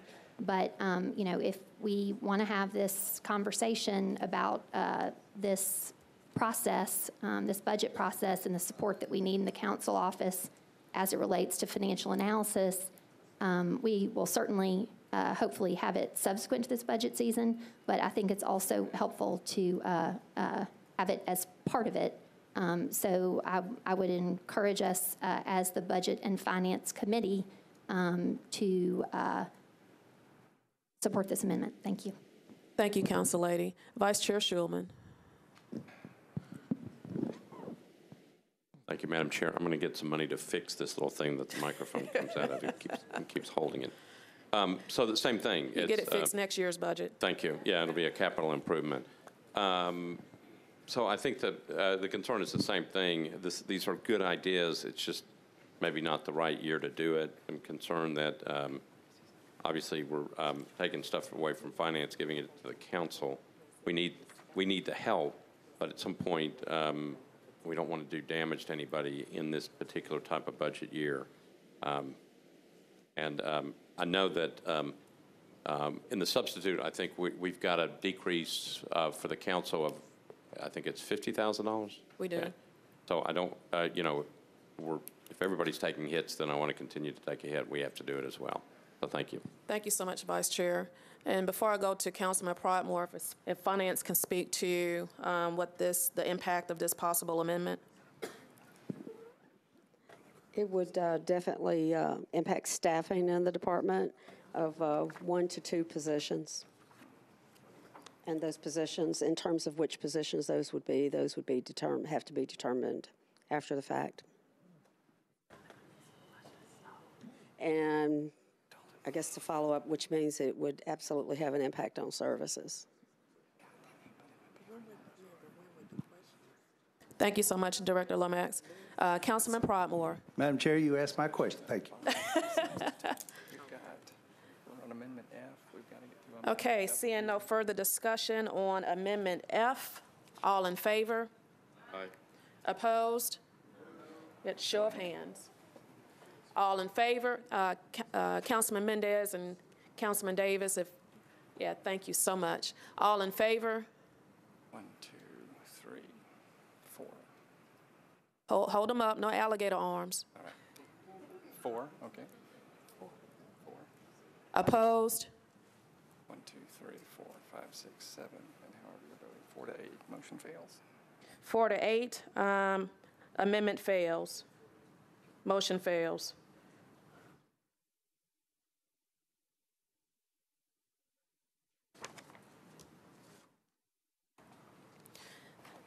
Now we're on to Amendment G. That's page 121 in your packet. Councilman Freeman. Councilman Schulman will take that. Vice Chair Schulman. Thank you, Madam Chair. Speaking of alligators, Mr. Freeman is not here, so as your vice chair, I handle this amendment. I looked in the back, and I think some people are going to come up here and take care of me. So this is an amendment that does a number of different things. What I'd ask is ask Mr. Jameson to discuss it, and then if the chair doesn't mind coming back to me after that. I do not. Mr. Jameson. Councilman Freeman proposes 3 increases to various funds and 8 decreases. The remaining fund surplus is $842,400. I should note, earlier today, disclosing with Councilman Freeman's permission, he had overlooked requested contribution to the Humane Association, and he will ask Councilman Schulman to amend his otherwise timely amendment for a Humane Association addition of $12,500. That's why the bottom figure of $854,900 would be changed to $842,400. He requests that that surplus fund then be transferred to general employees for purposes of a bonus. Thank you, Mr. Jameson. Vice Chair, I'm going to come back to you after we get the discussion. All right, that's fine. Thank you. Councilman Davis. Thank you, Chair. Yes, same principle as before. Definitely, we've been through our process and don't feel like we need to do this tit for tat thing here. And then I feel if we do want to help our employees with that COLA increase, we all know how to do that later on in the meeting. So I hope you'll support that, but I think this is not the way to do it, and I'm going to vote no again on this one. Thanks. Thank you, Councilman. Councilman Glover. So, Mr. Jameson, I want to confirm what I think I heard you just say. So then the 42,000 is what the new number would be? 842,400. So the 842,400 would then be distributed to use as bonuses. Are there any directions on how that would, quote, be done? And does anybody have an idea of what that would actually total out to be? I mean, I'm just quickly running it, and I think it's about 0.3%. We think it would be about $80 per person. Okay, thank you. Before taxes. Thank you, Councilman Glover. Yeah. And just for Budget and Finance and council members and just a general public viewing, we did explore a one-time bonus. So to let you know that we did explore that avenue. Council Lady Henderson. Thank you, Chair Vercher. I do not support Amendment G, respectfully. I think we as a Budget and Finance Committee spoke about this section of the budget at length and how what has kind of been, I think, Chair Vercher and I maybe dubbed it kind of the Hunger Games as it relates to the nonprofit community and the position that we put our great nonprofits that are partnering with Metro. That said, I think Chair Vercher took that to heart from a process standpoint.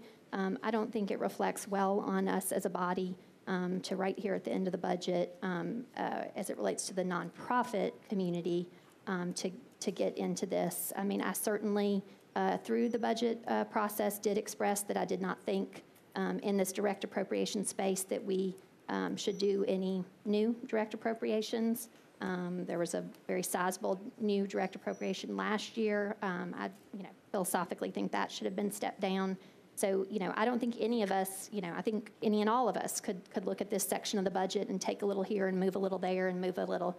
But I think we all expressed generally our sentiment and concerns around this section of the budget to our chair, and she made the choice that she did. And so I would implore us not to get in that space again in this budget where we're looking at taking from some nonprofits and giving to others. Thank you. Thank you so much, Council Lady. Council Lady Dow. I share the same sentiments as Councilman Davis and also Councilman Henderson. I really appreciate Councilman Mike Freeman going through this and preparing this amendment, but I will be voting no on it as well for many of the same reasons I shared during our work session. I just think it's irresponsible to take money from these nonprofits that work so hard in our community. But I will say this, that I would hope that in the upcoming year that we come up with a process of how we're going to allocate dollars to our nonprofits and make sure that it is shared and that it's equitable and that we move from there. But this is not the year to hold them responsible for our shortcomings. Thank you. Thank you so much, Council Lady. Councilman Pulley. Yes, I would echo what Council Lady Henderson said. In addition to that, we had discussed a way to take a look at these nonprofits moving forward. So based on that, I would not support this amendment. Thank you. Thank you so much. Council Lady Allen. Thank you, Madam Chair. I think I need to be recorded as not voting on this amendment. Okay.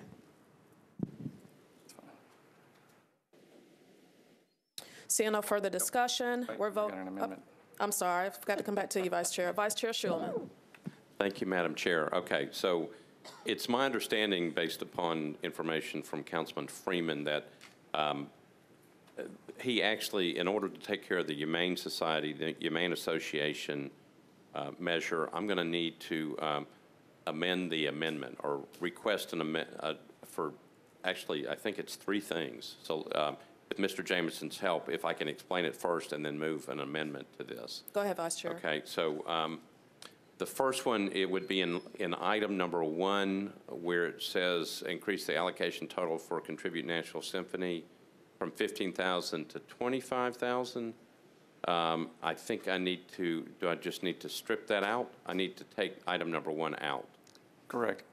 Metro Legal Director John Cooper noted the charter limits the contribution to $15,000 max. So we actually can't do that, so I'd have to, so that's the first part of the amendment, and then if it's okay, Madam Chair, I'll do them all at the same time. Please. The second one would be adding in I could make it a new item number 1, by increasing the allocation total for Contribute Humane Association in Section I, Schedule B, number 01101-521, from $12,500 to $25,000 for a net total increase of $12,500.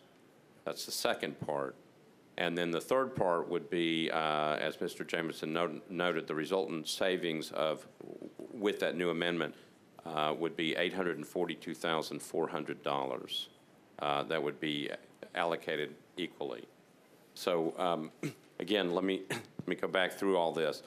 This is Councilman Freeman's amendment. In order to get it properly before the body for tomorrow, I would move those amendments so I could get the amendment straight, and then if you don't mind coming back, then I'll have a final Then we'll be back on the amendment. Okay. So I would move an amendment to an amendment as long as Mr. Jameson doesn't explain that amendment squared process that we heard before. That's the motion. Okay, there is a motion to amend the amendment. Did I get that right, Mr. James? All in favor? Aye. Opposed? Okay, amendment passes. Now we're back on the amendment. Now we're on the amendment as amended. Again, Councilman Freeman's amendment. This is purely just how we do it to get it in the proper form. Don't worry, just keep talking, Okay, Vice Chair. I'm going to keep talking. So I can't support this amendment either. So I'm going to be voting against it. It's my job to push to make the motion to move it forward. But as much as I know that everybody has tried very, very hard, and there will be other discussions about pay plans and other things like that, and we're all still working on it, whatever we come up with.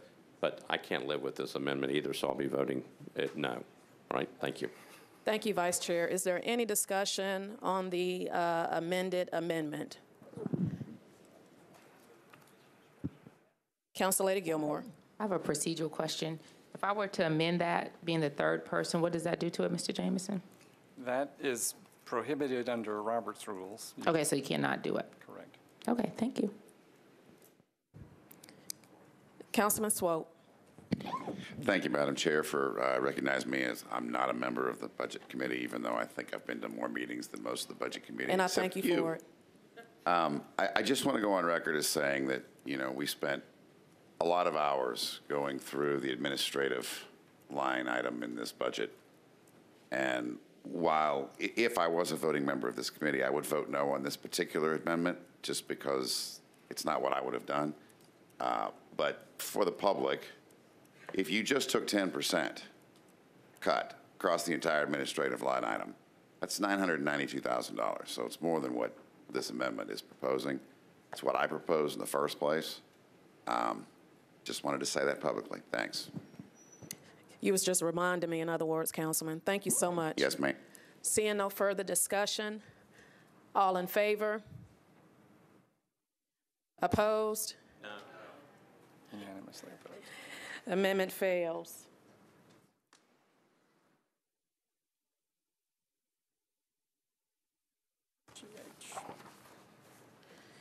Now we're on to Amendment H.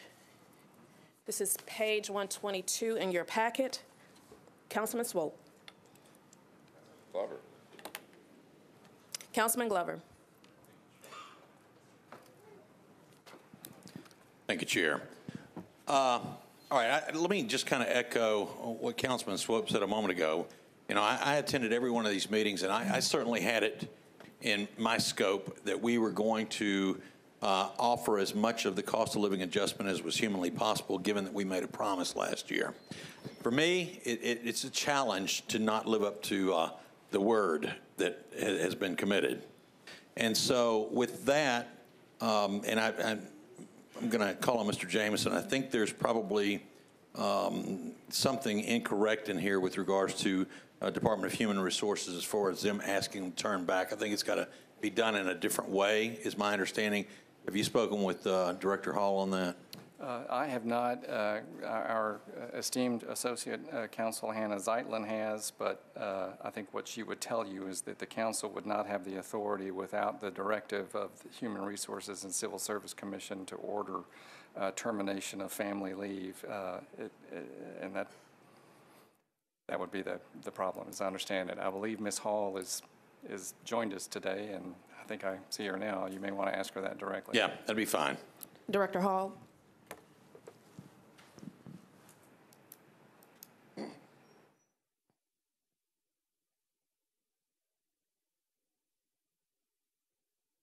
Hi there. Yes, procedurally, I do not have the authority to terminate paid family leave. The functions of paid family leave are offered through civil service rules, which are under the jurisdiction of the Civil Service Commission for civil service employees, for non-civil service employees, and all others under the jurisdiction of the mayor via executive order, and they mirror each other. Okay, but this is something that was brand new for the current fiscal year we're in, right? It didn't exist as far as the pay was concerned prior to the current, the FY 18 that we're in, 18. Correct. It became effective July 11th, 2017. Okay, so it's something that was a new expenditure, realizing we had, so that's the reason. And let me just give you the background and why I really wanted to do the resolutions with regards to what we had promised last year in the order to be able to work on this. What I did was I sat down and I took $3 million bites on each one of the amendments that I've got. I've got a total of 4. Actually, there's more than that because of the way the first resolution, but if you look at them collectively, there's 4 for $12 million. So what I'm attempting to do is I'm attempting to try and see if we can at least honor 2/3 of our promise to the employees of Metro Nashville versus nothing. And so that being said, in looking at, and I don't mind telling you, I went through what Councilman Swope had put together, and I spent a lot of time looking at the 0.5% cut. It looks like it would be roughly $3 million. If, in fact, I was trying to make the family leave and the reduction in the various departments by 0.5%. I was trying to make it come into $3 million without understanding, again, because we don't get information in a timely manner to find out what exactly does it cost. We hear various theories and thoughts, but we don't hear any hard numbers to be able to I guess, either justify. So the full plan, or my thinking was, if we reduce the family leave back to 1 week or 5 days of paid versus 30 days of paid family leave, then that, along with savings inside of departments where each department, and I realize nobody wants to cut, but if we did that, that would free up roughly $3 million and be our first 0.5% COLA. And so that's my reasoning for it. And frankly, because I'm in a position where I'm not going to be able to support overturning what we promised our people last year. Because again, if we give them our word, especially after I warned that we were making mistakes doing this, but we went ahead and we decided to do it. So if we gave them our word, I don't think there's one person out there that wasn't counting on this happening. And so for me, it's important that I do everything within my power to try and see if we can't honor what we said we would do. Thank you, Chair. Thank you so much, Councilman Glover. Councilwoman Henderson. Thank you, Chair Vercher. I have a question again for Ms. Hall. I apologize, Ms. Hall. Thought I might shout out to you. Don't go back to your seat. Director Hall, while we're on this amendment, you can just stand by. I guess my question comes in that the executive order related to paid family leave, if you could just contextualize this for us somewhat. The implications of this kind of came to my attention, I think, for the first time in the budget hearing of our fire department, where they spoke to the fact that now that family leave, which folks always had, I guess by federal law, correct? But now through executive order from the mayor's office is now paid for 30 days. And what the maybe unintended consequences of that being, more folks taking that paid family leave, and thus the fire department having to come behind and backstop with staffing that they are paying overtime to. And looking at, what the implications are, not just in fire. And that may be the largest implication because it's a life safety issue and it mandates a certain number of people. But I had asked a colleague if she might look into this a little bit further, and I'm not sure, didn't hear back on that. But I think colleagues also, what I would mention in that regard is from a budgetary process, us using our committee structure, right? So if we have a question related to personnel and we want to get more depth on that, that's something we can do through our committee structure. But Ms. Hall, can you speak to paid family leave, the implications of the executive order, and what we are required by law to do, and if you think there might be a fiscal or budgetary impact if, say, it were not 30 days of paid family leave, but it was, in fact, you get 30 full days, but 10 are paid, et cetera. Thank you. Sure. So FMLA is a federal requirement for our organization, our size. We obviously have been complying with that for decades. It allows for qualified medical events to care for a legally defined immediate dependent. So think birth of a child, think spouse, think parent. So those are all defined under FMLA, and it allows you for qualified individuals up to 12 weeks in any 12-month period. So that's a different 12-month period for everyone. It's a rolling 12 months. But what it allows you to do is allows you to take leave from your job, but preserve your job status rights. It can be paid or not paid. So let me then talk about paid family leave, because I really look at that as more of a pay function that runs concurrent with FMLA. So that component allows an individual who would qualify under FMLA for a serious health condition to care for one of those individuals, not for themselves, right? Because FMLA can be for yourself or for a dependent. Paid family leave only covers you for up to 30 days if you are caring for a serious health condition, as defined by the federal guidelines, for a legally qualifying dependent, as defined by the federal guidelines. So it allows you up to 30 of those days to be paid and not have to use any sick or vacation time that you may or may not have accrued. So individuals can still use some sick time or vacation times towards the care and component of that. So use me for an example. I took FMLA for the birth of 2 children since I've worked here.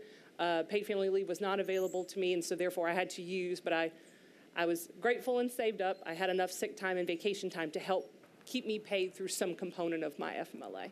So it can be paid or unpaid.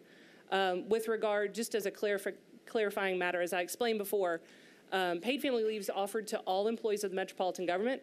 The civil service rules under the Civil Service Commission cover paid family leave for that component. The executive order covers all others that are not civil service employees exactly the same way. So for example, fire is a civil service department, so even though those provisions mirror one another, they would technically be covered under the civil service rules because they're a civil service department. And so did the civil service, I guess the commander, I can't recall his. Chairman? The gentleman who runs our fire department, thank you. Swan, Okay. Chief Swan. Chief Swan, thank you. When he was speaking to this in his budget hearing and the newness of this, of paid family leave, can you then speak to, what was in place from civil service rules as far as policy around paid family leave, and what, I understand you're saying it was extended as of July 11th, but from a kind of a budgetary and fiscal impact standpoint, are you all kind of tracking this, like what had been in place and what had been taken as far as the time that was taken, and any change since it is now fully paid for 30 days? So I'm not sure that, so from a civil service perspective, that's not really their role. They set policy, not necessarily budget and fiscal.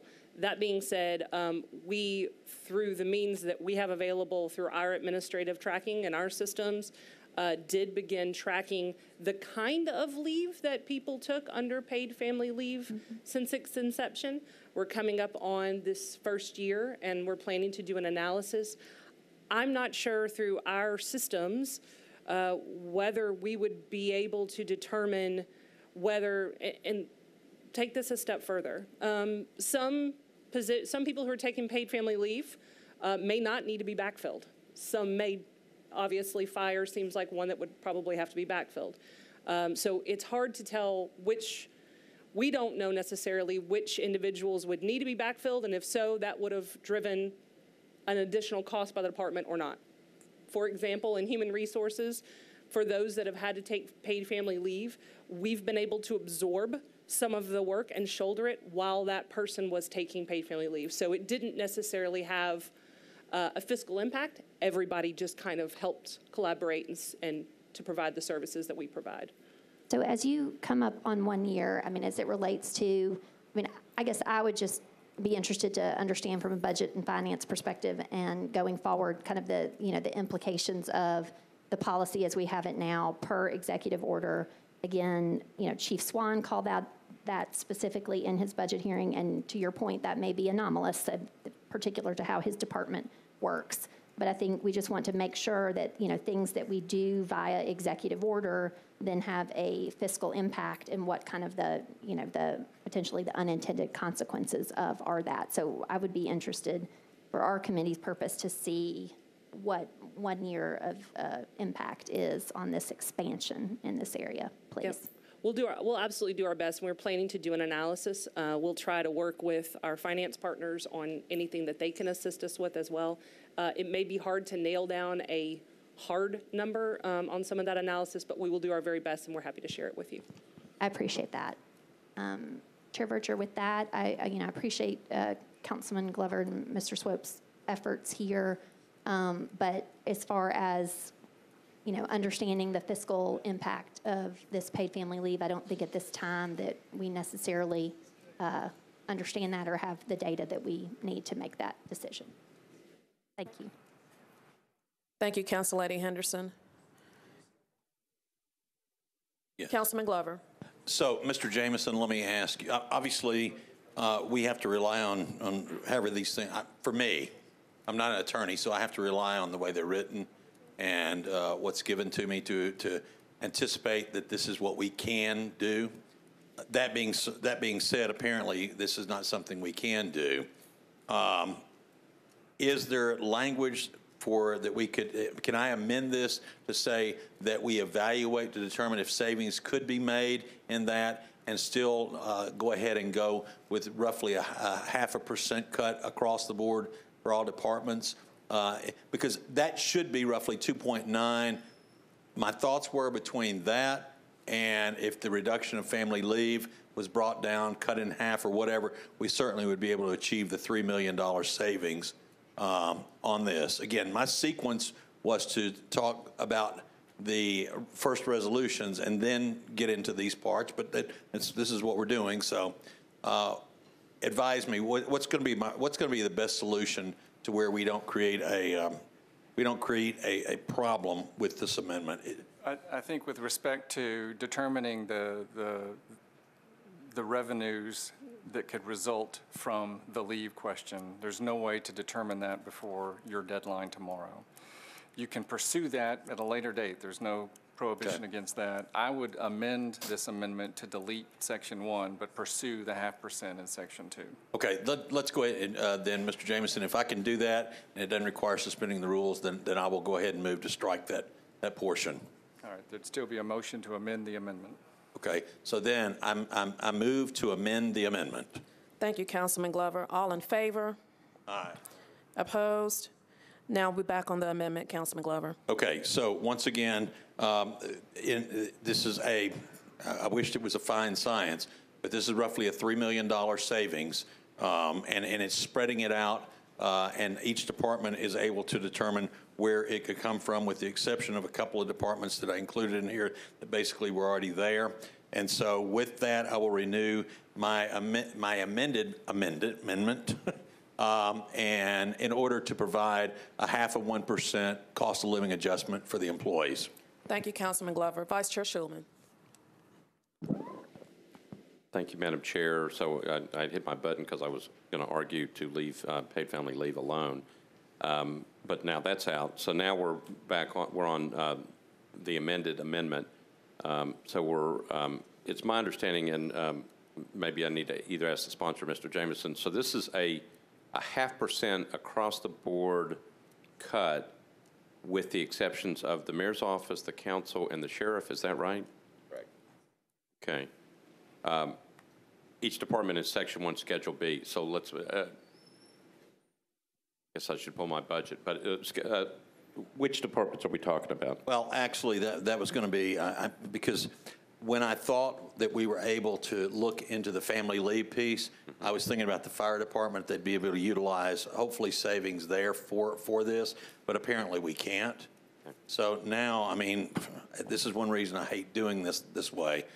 Now, I would almost say that I need to include fire and police in the departments on this as well. I hate to amend, but I was hoping that we would be able to go that way. So, Madam Chair, Mr. Jameson has that look on his face that you can't amend an amendment to an amendment. Amended. Is that correct? That is correct. Roberts. Okay. All right. So. Well, then, all right. So, just very quickly, and I know Councilman Swope has a question to ask. So, Mr. Jameson? Yes, sir. So is there any way, given the knowledge that we've been given here in the committee this afternoon, and given the very short timetable that we have to work with this, what would be the best way to add police and fire into this? Is that possible, or is it not? I would move to suspend the rules, hope that 2 people don't object, and then add police and fire to Section 2. Then that will be my intent. So if this passes, that will be my intent, and for tomorrow, Chair. Thank you so much, Councilman. Are you done, Vice Chair? Yeah, I think I'm done. Thank you. Councilman Mendez. Wait a minute. Give me 1 second. Councilman Mendez. I guess a couple questions, maybe for the sponsor, maybe for Mr. Jameson. At the working sessions, there were more life safety things that were excluded than police and fire. I think there was emergency communications. So I guess the question to the sponsor is when he comes back for his suspend the rules, whether really fire and police are it, or whether there's more he plans on including there, which I'll leave that as a rhetorical question. And then the second question is the terminology where it says, I'm looking at Section 2 of Amendment H, each department listed in Section 1, Schedule B. So when I look through the budget, like for example, the hospital subsidy is not a department. So does that mean not carving a 0.5% from the hospital subsidy. Yeah, and I actually have a different amendment for that.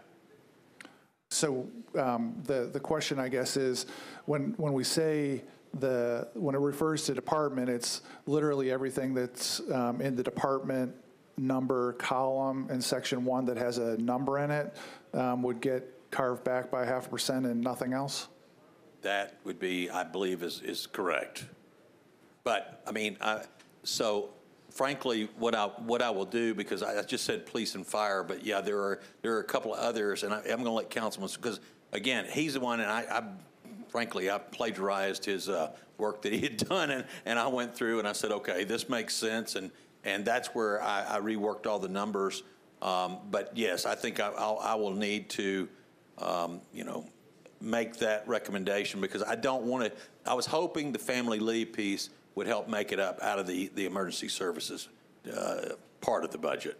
And then one more specific along these lines. On page 15 of the substitute, there's a line for economic development, which has a department number 01, no dollar amount associated with it, and then it lists out like 20 things, each with specific dollar amounts, including the Barnes Fund and, well, a whole bunch of things. And I guess the question is whether the intention is to have this impact that list of things that don't have a department number but seem to fall under the Economic Development Department. Chair, if I may, I'm going to defer, because we can add the list that Councilman Swope had put together if we need, but so I'm going to defer to Councilman Swope on this, if I may. Thank you so much, Councilman Glover. Councilman Swope. Thank you, Madam Chair. Director Hall. Councilman Thank Mendez, you. let me see if I can answer your questions, and Vice Chair Schulman as well. This request for a 0.5%, pretty much across the board cut of everything, excludes emergency management, emergency communications, sheriff's office, police, fire, water and sewer because it's an enterprise system, Metro Action Commission because it's mostly grants, the Barnes Affordable Housing Fund, schools, and the district energy system. We have, at Councilman Glover's idea, excluded the mayor's office, the Metro Council, from that as well, because we've already cut the mayor's office in the substitute budget by 7.5%, I believe. It's pretty close to it. And Metro Council, we've just given up over half of our budget for travel. So we kind of excluded those as well. That brings the total to around $2.4 million in cost savings right off the cuff. And that's from every department except administrative. When you talk about the administrative budget, there are a number of things within the administrative that you just referred to on page 15 of the substitute budget that are untouchable due to numerous workshops that we've all sat through with Director Talia, who has told us that you can't touch it, or it has, revenue sources, or the VASH pilot, things like that. Nashville Symphony is already a charter thing. The Barnes Fund's untouchable. Correctional health care is a contract item. Forensic medical examiner is a is a contract item. But everything else, if you take 1/2 of 1%, it's not going to amount to much, but it'll help.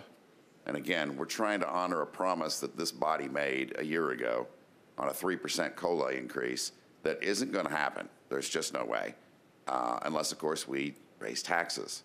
And I can't support that. So I hope that answers your question. Thank you, Councilman Swope. Councilman Bedney.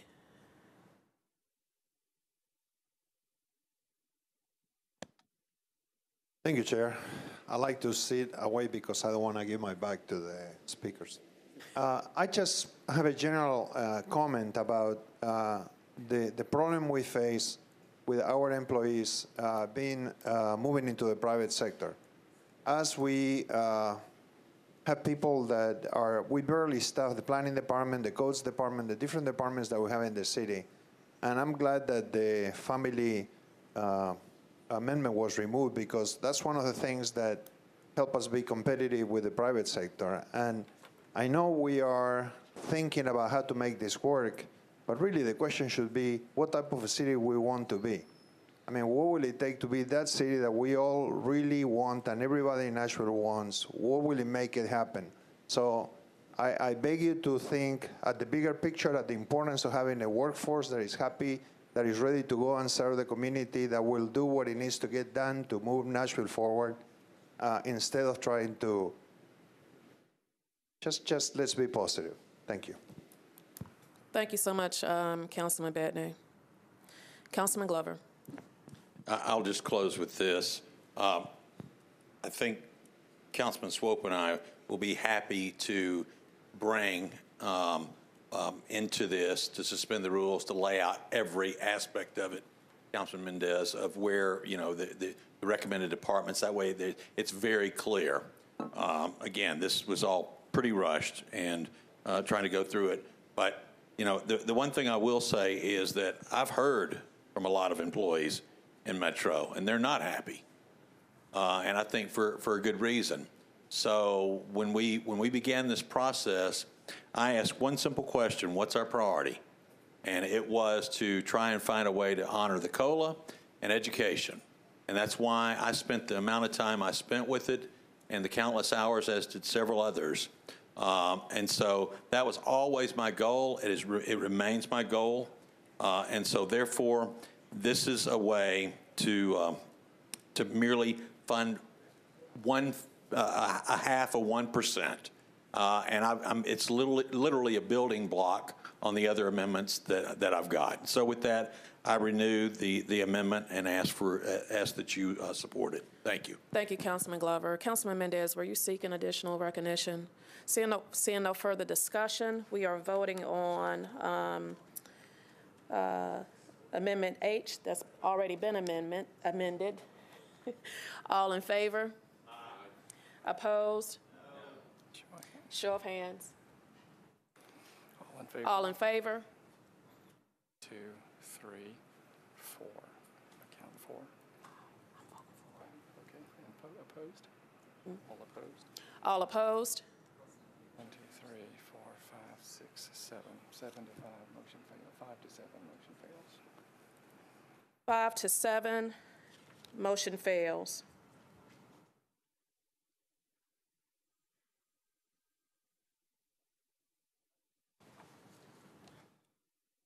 Council Lady Gilmore. Quick question, Madam Chair, just for clarity in the viewing audience. We were saying motion fails. Amendment fails. Amendment H. So does this mean that it will not be going to the main floor tomorrow night? No, it goes. It does.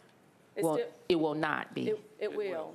So shouldn't it be, This is it's recommended that it's not a? recommendation. Okay, Recommended because if he on says all of these. fails, it means it sounds like it's not going to the main floor to me. It'll go.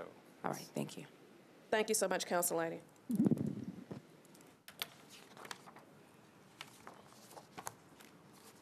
Now we're on Amendment I. This is page 123 in your packet. Councilman Glover. Thank you, Chair. All right, so somebody asked about the hospital and mayor's office. Again, attempting to come up with a roughly $3 million number, or at least a portion thereof. That, along with nothing, it's not trying to single out the individual chambers here, but we've got small chambers all over town that have been asking for years for assistance, and we've told them no. When we haven't been able to honor the COLA that we promised our employees, the last thing I think of, if I'm running a business, the last thing I think of is what new stuff can I spend money on? And so this is a brand new expenditure that I think probably needs to happen, but I will say what I've heard on the floor right now. Maybe right now is not the time. And so therefore, and then with the hospital authority, what I've done here is reduced it by roughly 1% on the pay. The entire goal was to get everybody with the same equity, to have a 2% COLA. Then the hospital authority would have a 2% raise. And so that's what I was attempting to do. And so with that, I mean, there's not a whole lot to say here. Everybody, you know where I'm heading, and you know what I'm trying to do. And I just, I really hope that we will do what we said we were going to do by our word. Thank you, Chair. Thank you, Councilman Glover. Any discussion on Amendment I? Seeing none, all in favor? Aye. Opposed? Show of hands. Show of hands. All in favor? 1, 2, 3. I count 3. Count 3. 1, 2, 3. 4. All opposed? All opposed? 3, 4, 5, 6, 7. 7 to 4. 4 to 7. Motion fails. 4 to 7, motion fails.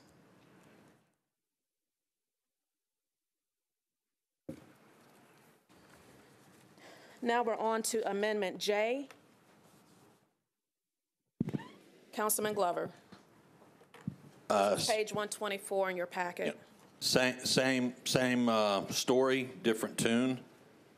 We have added a tremendous amount of money to MTA over the last several years. The last year specifically, if I remember correctly, it was about $2.5 million that we added in free ride. And while I understand it may be a convenience, in my mind, again, it's not a convenience for the employees that aren't getting what we had promised them. That, along with the additional revenues that we've put into the Arts Commission, again, $3 million blocks. That's what I was trying to do on every one of these. And so I get nothing really more I'm going to be able to add to that. It would have been another 0.5% COLA, and us honoring our word. Thank you, Chair. Thank you, Councilman Glover. Seeing any discussion on Amendment J? Seeing none, all in favor? Aye. Opposed? No. Okay, show of hands. All in favor? 1, okay. Opposed? 2, 3, 4, 5, 6, 7, 8, and however you are, 9. 1 to 9, motion fails.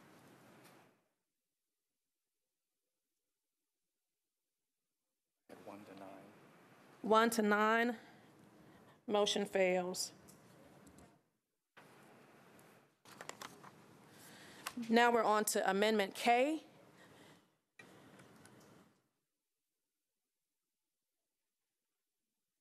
It's Councilman Rosenberg. Councilman Rosenberg. Thank you, Madam Chair. Time to turn this thing around. This particular amendment addresses the economic development piece or a portion of the economic development piece of the budget, the allocation to the Nashville Chamber, which is currently sitting at $350,000. Economic development is a worthy endeavor. However, right now what we've got is it going to what's essentially a political organization. They, yes, send letters opposing our legislation, but beyond that, they also typically endorse candidates in local races and send attack mailers against them, in addition to intervening in elections in other ways. And they also recruit business to other parts of the region, not just Nashville.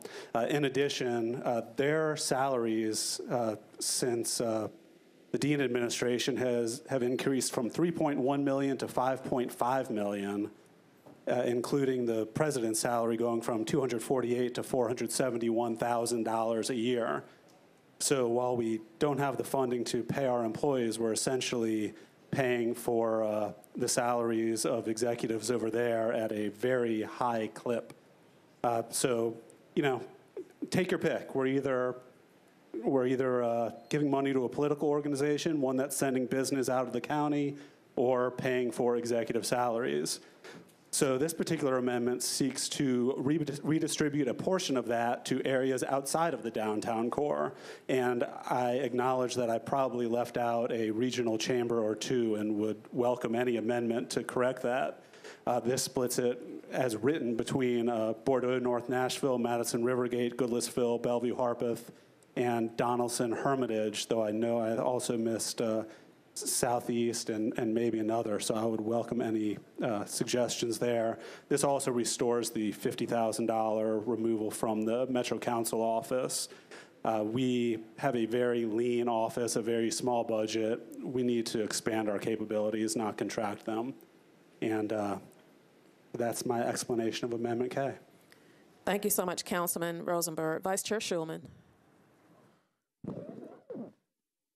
Thank you, Madam Chair. So I know that this has been looked at before the Chamber. It's a contractual relationship that we have with the Chamber. I think they work in conjunction with the Office of Economic and Community Development to help recruit businesses to get jobs here and so forth. This thing has been in our budget for many, many years. I always want to be careful about this because I know what they do and I know how important the Chamber can be.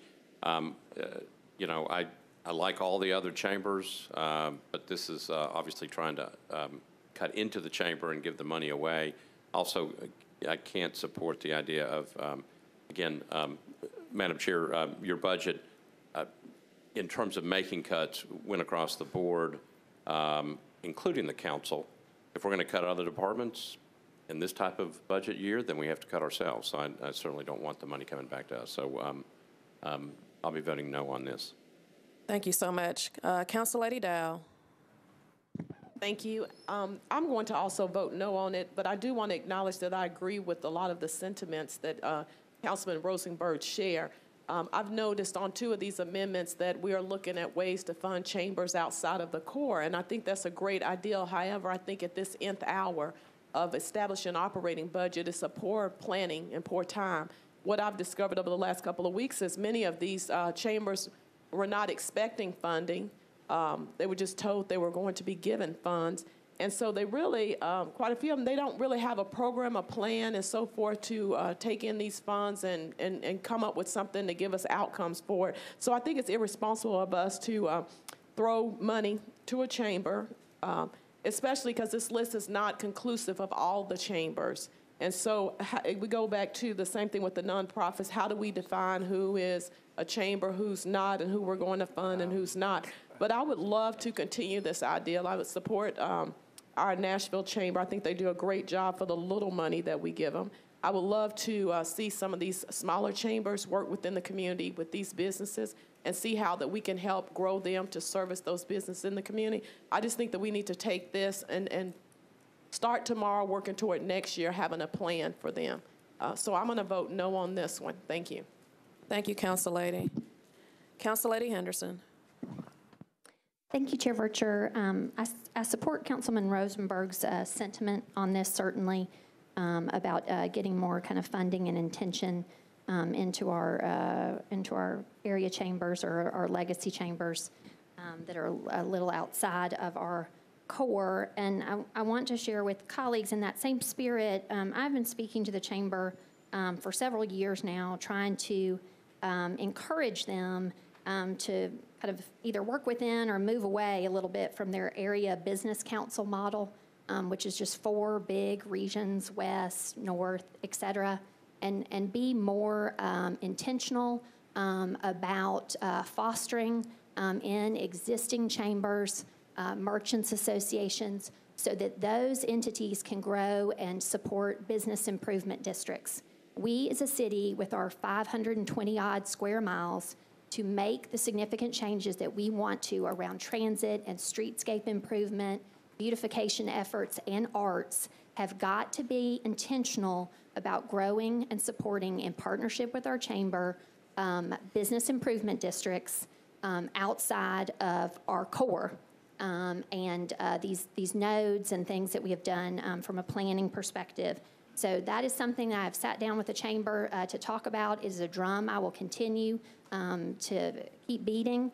And I would encourage colleagues maybe to join with me next time, and let's make this funding conditional on them having a very intentional strategy in that regard next year, because it is, I think it's really important for us to do, and I don't sense a willingness or any movement at the chamber on this. I should not say not a willingness. They have sit down and spoke with me about it. But so I support the sentiment here of getting more funds and intention out at our periphery, but I don't think I can support this amendment at this time. Thank you. Thank you so much, Council Lady Henderson. Councilman Pulley. Thank you, Madam Chair. I believe we went over this a little bit in the work session, and one of the things I wanted to point out is that from what I understand, this is a public-private partnership which allows us to draw from the private sector as well. And if we had to recreate the services that we got from this public-private partnership money, it would cost us exponentially. I believe they've got, as I understand what Ms. Carlett shared with us, 11 dedicated personnel in the chamber to the small amount we have in our economic development office specifically dedicated to these projects. So I appreciate the sentiments of my colleague. I really do. And his heart seemingly in the right place. But for those reasons, I can't support this. Thank you. Thank you so much, Councilman Pulley. Councilman Roten. Thank you, Madam Chair. Mr. Wiltshire, while you're here, and since we have the amount there, would you explain to everyone who's watching at home and to the council kind of what we get in return for this amount of money? That way people will understand what we're actually paying for in services. Thank you. Sure. So as you all know from your review of the budget, there are 2 people in the Mayor's Office of Economic and Community Development in total, 660,000 residents of Davidson County, maybe more than that now, 680 or something. And we have 2 people in ECD responsible not just for the economic recruitment initiatives that you guys have referred to historically, but also for the community development, working with some of these smaller chambers, doing community development, labor and workforce development, and a variety of other things. The only way we are able to do that with having 2 people in our department is through the contract with the chamber. So the chamber, specifically to answer your question, provides a variety of services that are enumerated in the contract with them. Among those services are filling out RFPs for us, keeping a database of the companies that come in, keeping a database of the properties that are available for prospects that come into the city, working with new employers on their labor and workforce retention efforts, the marketing of the county. And while I certainly acknowledge Mr. Rosenberg's, Councilman Rosenberg's point that they work with other communities, I should point out to this body that the funding, the annual funding for P2020 is approximately $4 million. The public component of that is approximately 10%, and the funding for Metro government is even less than that. So it is the funding from those other sources that is funding some of the regional efforts. I will also add, just as a side note, I believe those regional efforts are extraordinarily important so that we have cohesion amongst the region.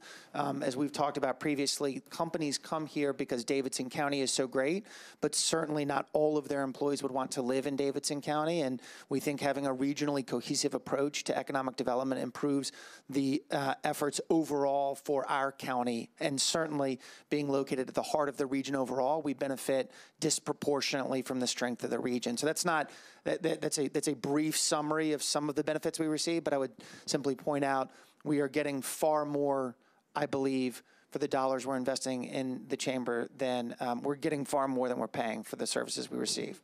Thank you, Mr. Wiltshire. Thank you, Madam Chair. Thank you, Councilman Roten. Council Lady Gilmore. Thank you, Madam Chair. I actually agree with the sentiments of Councilmember Rosenberg, and I think many of our smaller communities are losing out. And I like the idea of giving it to some of the smaller chambers so that they can actually focus on those areas. I know a lot of times there is regionalism. I do support regionalism. I think it's very important, but I often wonder why we just don't expand our own Office of Economic Development so we can focus on some of those certain areas that need a little bit more attention. And I do think all of these areas need attention. And I think if we continue to do the same thing, we will continue to get the same results. And I furthermore agree with Councilmember Rosenberg. They give us a card. They grade us on those cards. They lobby against us sometimes when we run, and then they come back and ask us for money. I mean, I think they either need to stay neutral, and some would argue that that is the business council, but I think it is a little bit mixed message there, and sometimes you can support them, and they still come back and lobby. So I think that piece needs to be cleaned up. But I do support, I think the long and short is supporting the neighborhood chambers, and I think that we can definitely see more growth in those areas. When we ask sometimes for development to come to those areas, they're not looked at, and these are some of the things that our more smaller chambers would do. So I do think that there is a significance in them. While I do support regionalism, I think we should expand our own department and then still work with the chamber and cut some of the money. Thank you. Thank you so much, Council Lady. Councilman Pridemore, you were seeking recognition.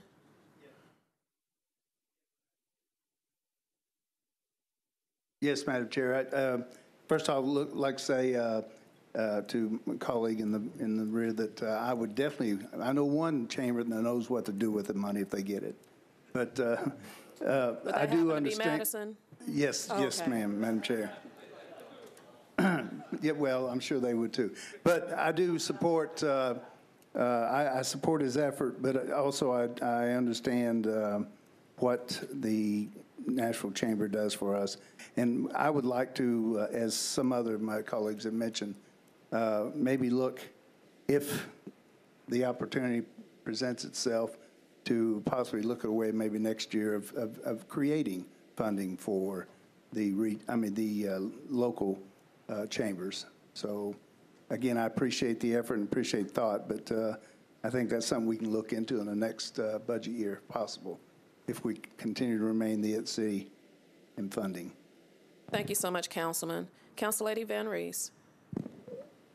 I appreciate the opportunity to speak since I'm not on the committee. Thank you, Chair. All council members will be recognized. I was able to speak to the Madison Rivergate Chamber of Commerce on this, and I wanted to indicate that the Nashville Chamber has pledged to reach out to the Madison Chamber to offer tangible assistance in whatever way is mutually beneficial and specific to the Madison area.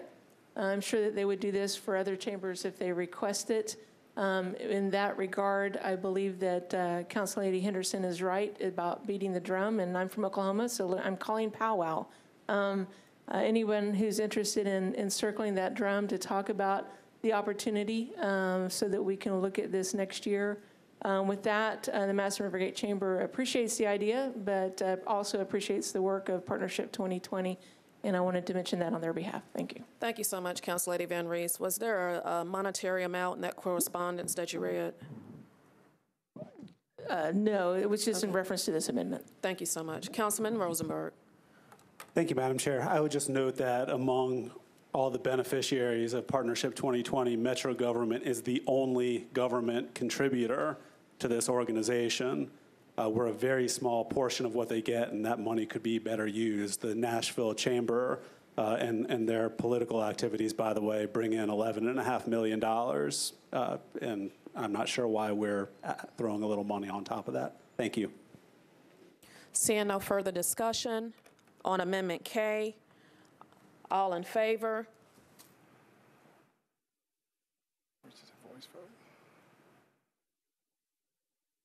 Opposed?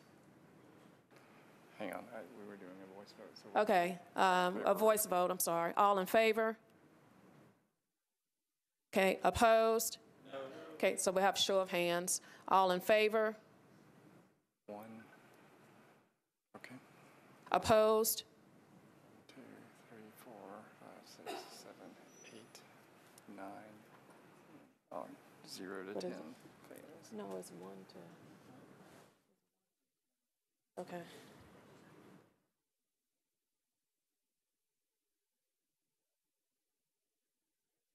Motion fails. Now we're on to Amendment L. Councilman Rosenberg. Are you sure that one failed, Madam Chair? It seemed, okay. Amendment L, as you all know, last year we allocated about $900,000 to Metro Public Health for the purpose of beefing up our school nurse program a little bit. The idea was to increase it a little bit each year so that we could start getting towards an acceptable number of nurses serving the health and medical needs of our students. This year, our budget didn't allow us to put in the money that we intended to. So what this does is move money from attack mailers and an executive salary to the health of children. It would allow us to put nurses in high schools that do not have them. The receiving departments indicated that they could certainly use it. And this also would restore the $50,000 to our stripped-down legislative branch. Thank you. Thank you, Councilman. Is there any discussion on Amendment L? Vice Chair Schulman? Thank you, Madam Chair. Again, I like the school nurse program and giving money to the health department. I'm still concerned about money going to the Metro Council. We're all taking our fair share of hits. Good ideas, just difficult budget, and you know, we all these good ideas we'll continue to look at as we go forward. But at this point, trying to hold our budget together. Thank you. Thank you, Vice Chair. Seeing no further discussion, this is a voice vote. All in favor? Opposed? Motion fails, Do you need show of hands? if you want to be particular. Okay, show of hands. Council Attorney said show of hands, so show of hands. All in favor? All in favor? Opposed? 2, 3, 4, 5, 6, 7, 8, 9, 0 to 10. One not voting. One not voting? Council Lady Gilmore. Oh, I'm sorry. I've got 0 to 10. Was she abstaining? Are you abstaining, Council Lady Gilmore? Okay. 0 to 10, one not voting. Motion fails. 0 to 10, one not voting. Motion fails. 0 to 10, one not voting. Motion fails. Now we are on Amendment M. That's page 127 in your packet. Councilman Rosenberg. Thank you, Madam Chair. This one kind of gets at the entire issue of our budget and spending that has happened, which is the fact that we have no finance capabilities. The state legislature certainly has a monstrous fiscal review department. Congress has department after department, and we have, we're mostly dependent on the finance department, which is very competent and skilled and talented people who also are responsible for promoting the mayor's agenda, which leaves us without any opportunity for independent financial analysis. So this would solve a lot of, or begin to solve those issues by giving us a little finance staff so we can better represent the people of this city by vetting the billions of dollars that we spend. I wonder if we should just put it all into more executive salaries, but if not, I would just prefer that instead we begin to build a little fiscal competency on our side, because by spending a small amount of money, we can save millions and millions and millions of dollars, or we can spend it on attack mailers. Thank you. Thank you so much, Councilman. This is essentially a decrease to the Partnership 2020 to a reallocation to the council office. Okay. Any discussion on Amendment M? Seeing none. Another voice vote? All in favor? He can't vote. He's not on the committee, Council Lady. We have one. Opposed? Okay, show of hands. Opposed? 1, 2, 3, 4, 5, 6, 7, and how are you at? 1 to 8. Opposed, one not voting. Yeah, but it fails 1 to 8. Motion fails 1 to 8, one not voting. Motion fails 1 to 8, one not voting.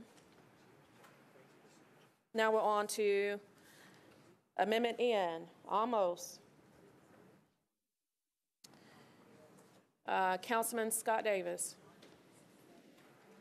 This is page 128 in your packet, or an Amendment N.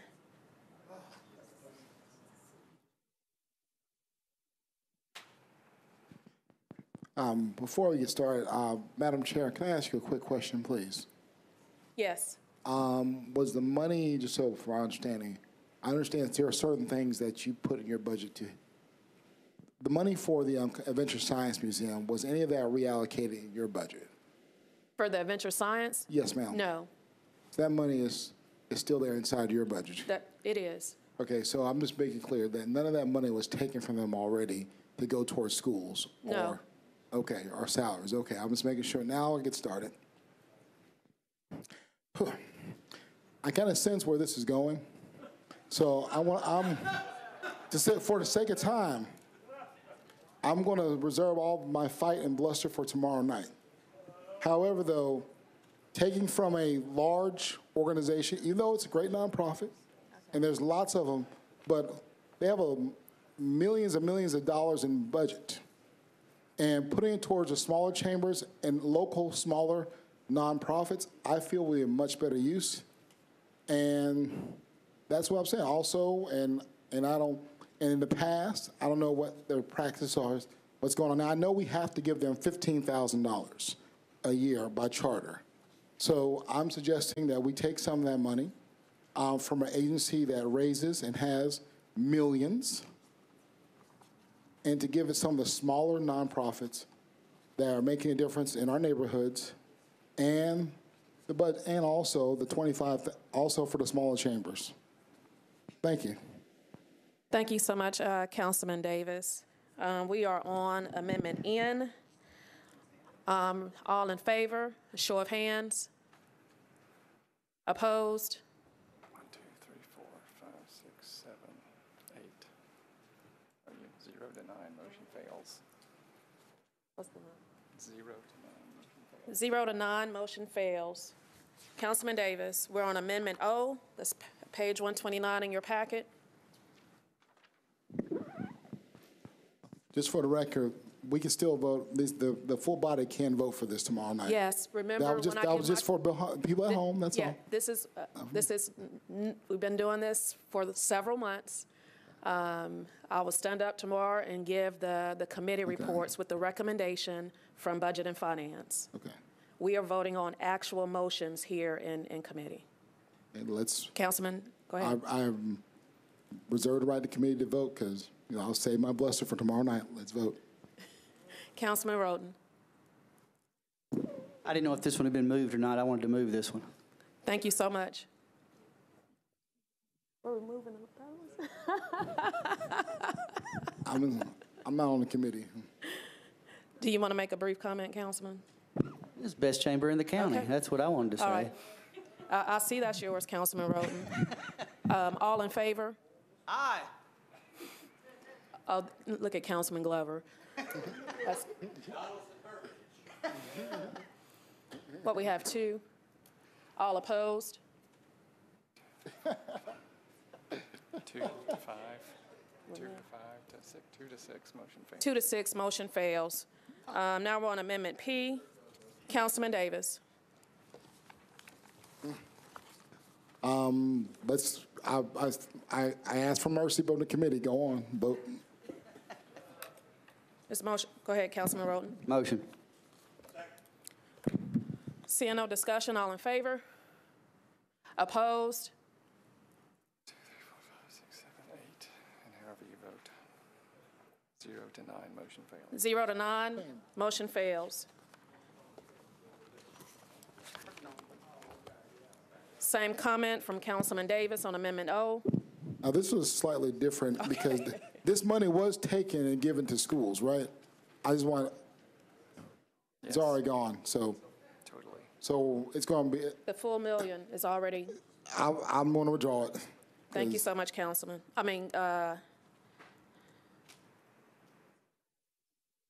That's withdrawn. That money's already gone.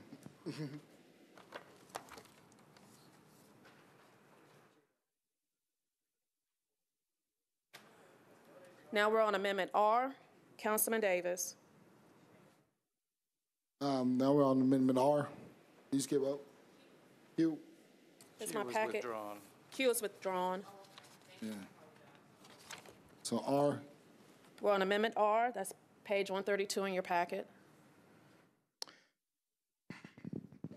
The program's in Andrew Jackson Center, which is in Councilman O'Connell's district, and iBox Mentors helps a lot of children in the Andrew Jackson homes near Fisk University.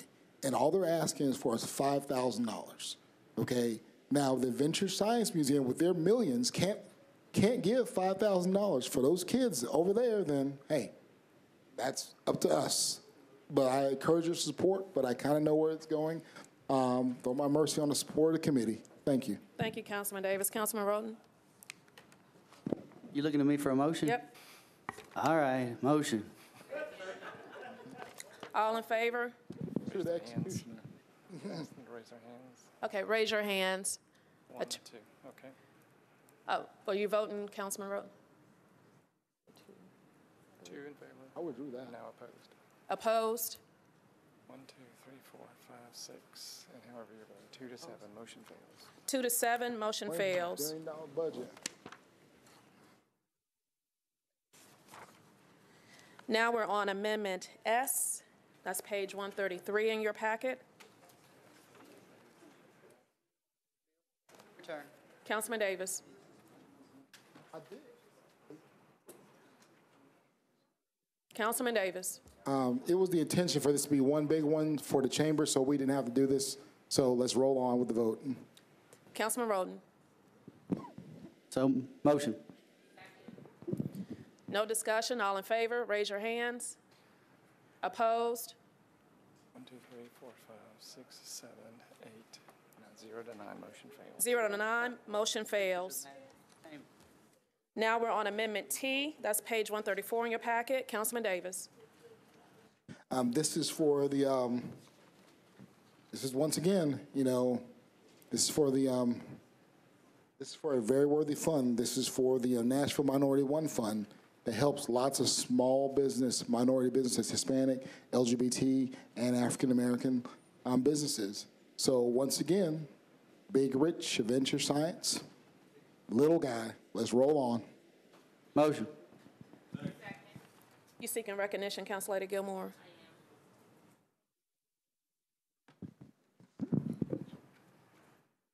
Thank you, Madam Chair. Whether we disagree or agree with Councilmember Davis, I just wanted to thank him because he actually took the time to identify, like I said, whether one agrees or not, but he took the time to identify funds that could be taken from one area to help other programs that are the programs that are listed. They are kind of smaller guys, smaller chamber, smaller nonprofits that do have a track record in helping people. So I just wanted to publicly acknowledge him for that because, as he stated, these are kind of the people that are normally not on the radar, whether it's the little kids that need some help.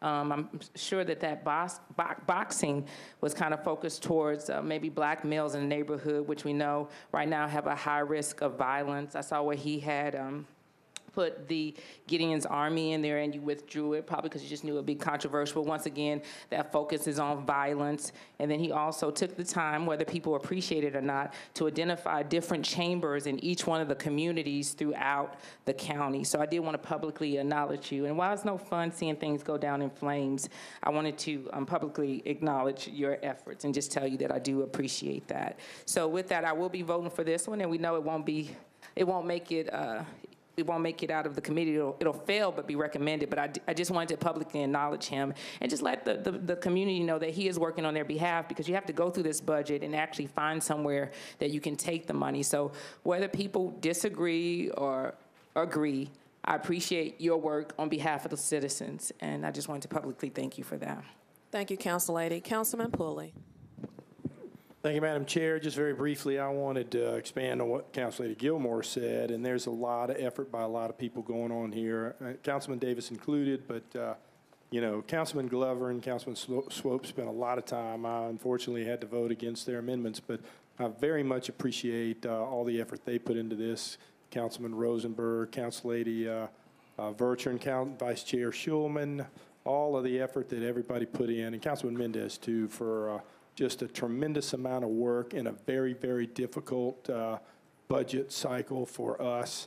And I'm telling you, it's a really difficult position to be in, and I hate to have to vote against and for certain measures, but I thank all of the council members for their efforts, and I just want to say that publicly. Thank you.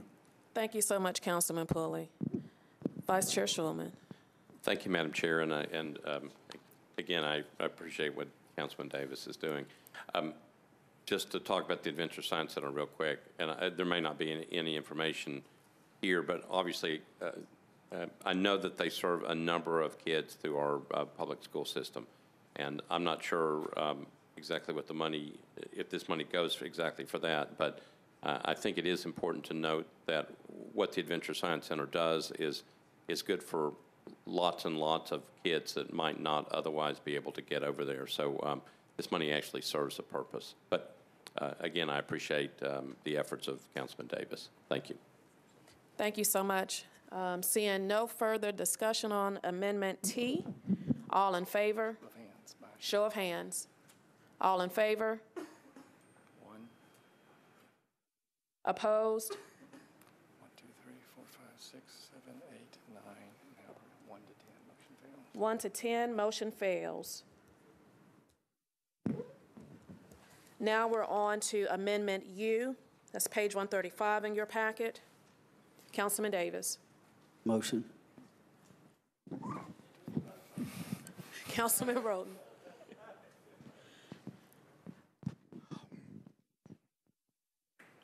The Adventure Science Museum, with this money, if I'm correct, they do go out and they waive the cost for some of the students in Metro Nashville when they go on field trips to learn about science. And that's very important. Math, science, STEM, reading, that's very important. So do a lot of nonprofits. There are nonprofits out there that are fighting those battles in our communities, not just to save lives and not just to educate, but have been doing a greater job in reaching more children with least amount of resources. You know, I remember we used to give a lot of money to United Way, but we stopped after the budgets got leaner and started giving more money to smaller nonprofits because they have a bigger budget. They do important work. So does the Adventure Science Museum.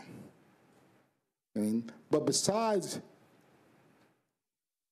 and this is what look at itself, and I'm just going to be honest, and I may get 1,000 emails from their big, rich board, okay?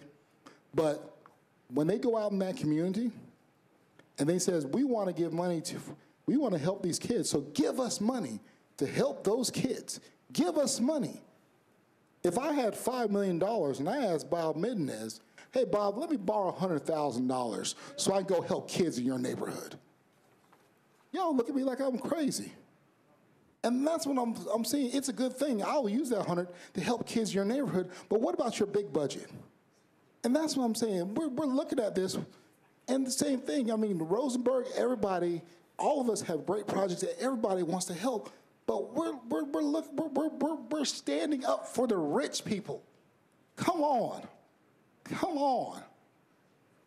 That's all we're doing. And that's why I see it. I'm going to sit down now, Council. Thank you so much, Councilman. That's the problem. Council Lady Allen. Thank you, Madam Chair. I want to again thank Mr. Davis for his efforts. I think all of those are worthy, and I have sent Mr. Jamison an email, which he'll read later, asking if there's a way that we can officially set up a committee. We keep talking about next year we're going to come up with the process.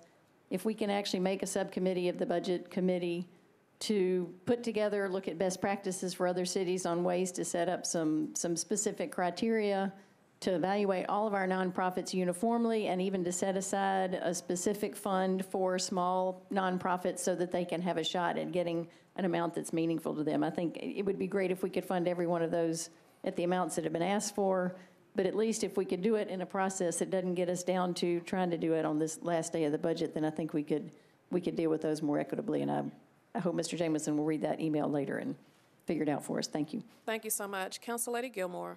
Wait a minute. Council Lady Gilmore. Thank you, Madam Chair. I just wanted to once again thank Councilmember Davis, thank Councilmember Allen, and tell her I look forward to doing that as well and being a part of that committee. And I also wanted to say, too, I hope that we will start completely over, though, because there are some nonprofits that have been in here since the beginning of our council, which I think our city is changing, our needs are changing, and when we talk about equity, if that's the case, we need to pull them out. Some of them have a legacy where they don't even have to come and ask council members because it's just assumed. And it's not to say that they're not good nonprofits. It's great when you don't even have to come up to the council. And then we have other people coming from the community that are begging because there's an actual need. And it was just one thing I wanted to share just quickly. We're seeing so much violence in the neighborhood amongst the youth that I'm really concerned. The other day I was walking down Pearl Street, and there were about 60 kids in the middle of the street, and they were throwing bricks at one another. And I tried to get them to stop, and I could not get them to stop. I think we are really at a crisis, and people do not recognize that there are kids out there that are in such poverty that we are like a third world country. I felt like I was in Beirut, and I asked them over and over, I said, stop, you guys, stop. And I called the police. The police were overwhelmed. No one came. Finally, it took them about 30 minutes to figure out where the kids were. And by the time I said, okay, I'm gonna call the police, because things are just not like they used to be. It used to be when you saw adults and you said stop, there was a level of respect. But our community is changing. And I think if we don't wake up, we're really seeing a bad case of haves and have-nots. And if you're not close to it, you won't see it. But I literally saw 60 kids in the middle of the street throwing bricks and rocks at each other. So I think we got to do something different. If not, you may not see it in your community now, but you will see it later. And that's all I want to share. So once again, I thank Councilmember Davis. And it's not to say that the nonprofits we have are bad now, but we need to do more. We see more violence on the street. We see 12-year-olds killing people. What is a 12-year-old doing with a gun, driving? I mean, it's getting insane. And for us not to answer those calls, I think morally, we're not living up to our document that we have in our budget. So once again, I appreciate Councilmember Davis, but there are many people that have to live in communities of violence every day. And that was just one case where I saw it. And I thought, man, if I have to live like this every day, I wouldn't be able to function. It affects your ability to go to school. It affects your ability to go to work. So all those things are needed. And it's not to say what we've been doing in the past is not good. It's not a knock against those nonprofits. It's just saying that we are in a serious crisis and we have to do something different. And if you're far away or removed from it, you don't know what's going to come. But sooner or later, it's going to come to your neighborhood, because there may be a kid that drives out of that neighborhood, which we see, pulls a gun out, and they're 12 years old. And everybody's seeing this in the news. So once again, I want to thank Councilmember Davis. I got a little emotional there, but it's just so many kids. And I'm just wondering, how many kids do we have to lose in the streets? They're shooting kids at school, open daylight. I mean, that's concerning. How many kids do we have to lose before we change our formula and keep on funding the same organizations, or just trying to fund new organizations? And that's all I wanted to share. And it has nothing to do with the work that other nonprofits are doing. It's nothing. It's just saying that you double down on the efforts. That's all it's saying. So thank you once again, Councilmember Davis. I appreciate it. Thank you, Council Lady Gilmore. Council Lady Hurd. Thank you, Madam Chair. Is that from the festival? All this? Okay. All right, go ahead. Floor is yours. You put me on blast. I can't talk because I'm tired of talking.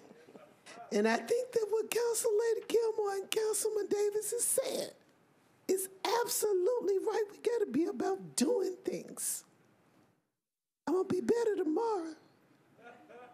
So you're going to really hear it. But I could not go without saying something.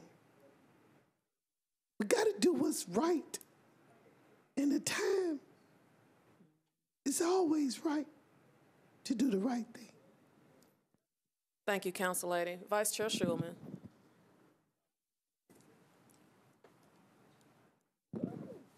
I think my button was pushed from before. I think I'll put my microphone down. Is that what that was? But I'm happy to interpret what Council Lady Hurd said.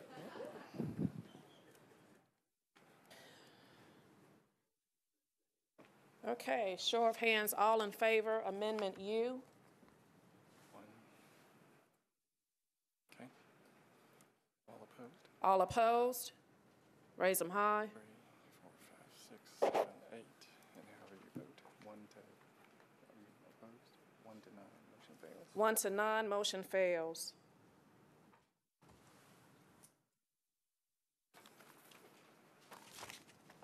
Now we're on Amendment V, page 136 in your packet. Councilman Cooper. Thank you very much, Madam Chairman. I have been asked by Colby Sledge to introduce his amendment, and I'm really privileged to do that. And this is a reality-based amendment because this is not really Murrell School. This is a park. This is a park and a community garden. It is beloved by the community. Once Belmont really began to utilize Rose Park and to a big degree, this park has taken its place. And to be in the community as I was the other night and to see really scores of people out in the community garden and enjoying the green space, they're in a sub area which is going to gain 7,000 units in the next couple of years between the Elmington project and the Envision Edge Hill project. This is a much needed green lung there in District 17. And so to that end, this property has not been surplused, I'm told, by Councilman Colby Sledge. So how is it even put on the list of one-time revenue? And furthermore, it is currently zoned in a way that is not consistent with the value that it's projected to get for the city. So his request, and he has been, I think, really outstanding in this, Amendment B and Amendment W go together. His proposal is to recommend a different property in his own district to make up some of the revenue in order to save this park. And it's also important for me to say, to recognize the incredible role, the historic role of Nashville's really most famous and most interesting African-American artist, a man with a solo show at the Museum of Modern Art in New York in 1937, Mr. William Edmondson. And this is the site of his artistic creation. His sculptures, if they can be obtained, sell for the hundreds of thousands of dollars. And this is the site of his original studio there. So with that, Madam Chairman, I move for the adoption of Amendment B. It's been moved and seconded. Councilman Glover? Thank you, Chair. And I certainly appreciate what Councilman Cooper just said. In fact, I will ask somebody from the schools, has this land been surplused? Because I don't think it's come to the council floor. Thank you, Councilman. No, this property has not been surplused by the Board of Education. Okay. And so, Mr. Jameson, I think the process would be, school board would have to surplus it, then it would come to us to surplus it, correct? That's correct. I believe the administration has started the process, but it has not been before the board yet or before the council. Okay. I see a pattern going on here where the administration does a lot of things before we follow the actual procedures. And I can certainly appreciate the folks who are in support of keeping this. There's another piece of property over there not far from it that a lot of people in town want to keep it like it is as well. So I'm glad that Councilman Cooper pointed out the fact that it has not been surplused. And so I find it interesting that we're at this point voting on something like this, yet we've not followed our own rules. Thank you, Chair. Thank you, Councilman Glover. Councilman Davis. Thank you, Chair. Yeah, I echo the sentiments of Councilmember Cooper as well, and support Councilmember Sledge in this. I think, one, I don't like the land sale in general, and I think their community has different ideas for that land. We don't know that value is correct, and yeah, so I'm supporting him in whatever he wants to do with his two amendments here. Thank you. Thank you so much, Councilman. Councilor Dow. Thank you. I share the same sentiments that, one, we don't know the value of the land as far as dollars go. And also, I think as a council, we need to really evaluate our process of surplusing land and what we sell and so forth, because we have another parcel of land over at Hillwood High School that eventually something will have to be done with it. And are we surplusing it and putting condos on it and selling it to the highest bidder? And so I have a question about that. You know, we talk about flooding, and I've said this before, you know, the cheapest flood wall we can create is grass and trees. And as we continue to implement density in our core, we need to make sure that we're careful about preserving space. And the last point I'll make real quickly is that, you know, our city really needs to take a very strong look at its spaces. You know, one of the things I constantly see in Nashville has such a rich history and a story to be told, especially when it comes to our African-American community. And countless times when I go outside the city, I see other cities honoring our history, but we choose to pave over it, whether it's with Fort Negley or with the Edmondson Place. We're not taking the opportunity to honor the land, pay respect to the history of the person that lived there, and utilize the space to benefit a community. That includes, you know, you see gentrification on one side and you see a low-income area on the other side.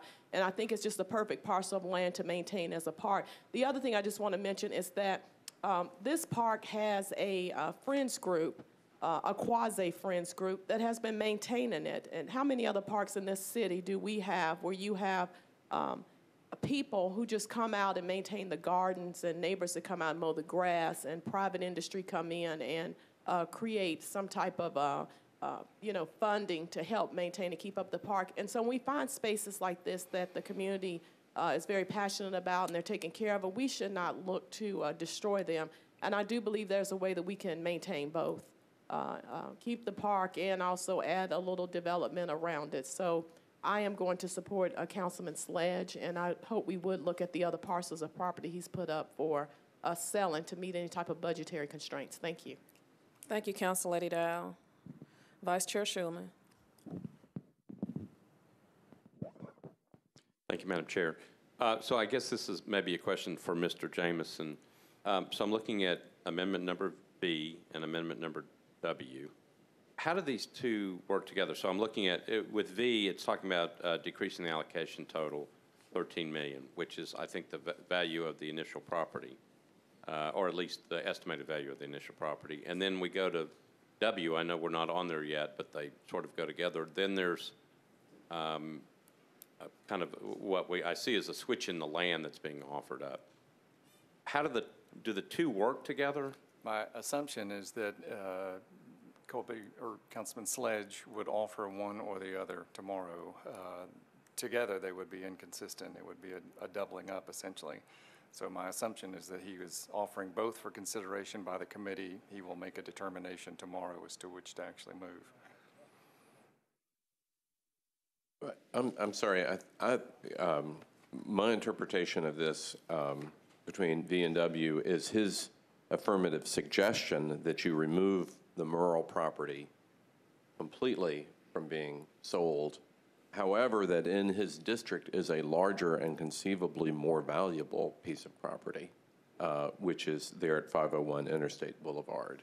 So that from his own district, there is a better choice that would still should fulfill Metro's expectations financially, particularly if this is not going to be rezoned. You know, particularly if there's not a rezoning. Also, I want to thank the mayor's office who made it clear to the community that there needs to be public engagement on this process as well, which has not happened yet. And so it seems premature to put a sale authorization in the budget. So, Madam Chair, just real quick. So, and thank you, Councilman Cooper, because I was looking at this decrease in it would almost be you could,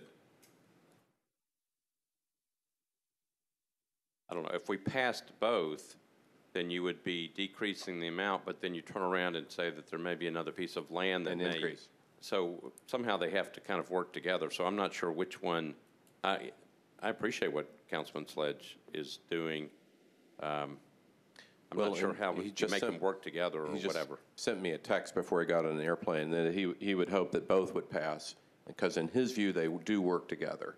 That here in his own district he's just putting a less beloved piece of property. All property is worthy to us, but it's a less beloved piece of property to the community. So one last question, Madam Chair. So if you passed both, what would happen, I guess, again, Mr. Jameson, what would happen to the number one part of amendment number V? So it's actually not decreasing it.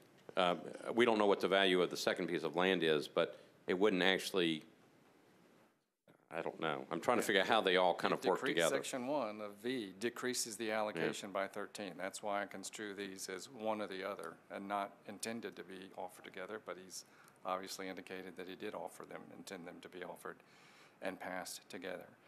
That might prompt an amendment to V to eliminate Section 1, but I don't want to speak for the councilman. Well, and maybe that's what it means. And again, I don't know the value of the land on amendment number W, but if we pass both, then somewhere along the way, we're going to have to amend it. Right, and that's not, fix it. that does not tie his hands tomorrow in terms of which one he offers, or if he amends one and offers both. Okay.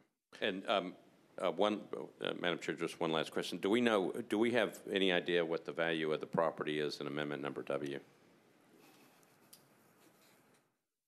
Councilman Cooper? No, I don't think we do. And again, I want to be clear. I think this is right, is that Councilman Sledge is offering two separate amendments. One, W, does cut the schools, as you have pointed out, Councilman Schulman, by $13 million, and the other replaces property, one or the other. And there are two different options. To some of us, there's a certain consistency there, though, that the missing revenue is then replaced. Okay. And I just end by, I'm going to go back to Councilman Cooper, if you don't mind. Obviously, we have people that show up in the back at different times, particularly department heads and so forth, but it looks like you have a crowd of people that's behind you supporting your effort. Thank you. Well, us and our effort. Thank you, Vice Chair. Councilman Pulley.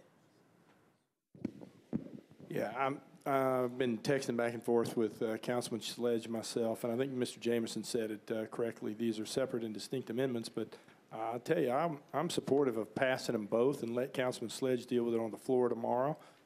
He'll be able to clarify the distinction between the two, and by passing them both, I don't think we in any way tie his hands, and we still offer him all the options to amend it as he sees fit. Would you agree with that, Mr. Jameson? Yes, sir. Okay. So I'm just supportive of passing them both for that reason. Thank you, Councilman Pulley. Councilman Batnick.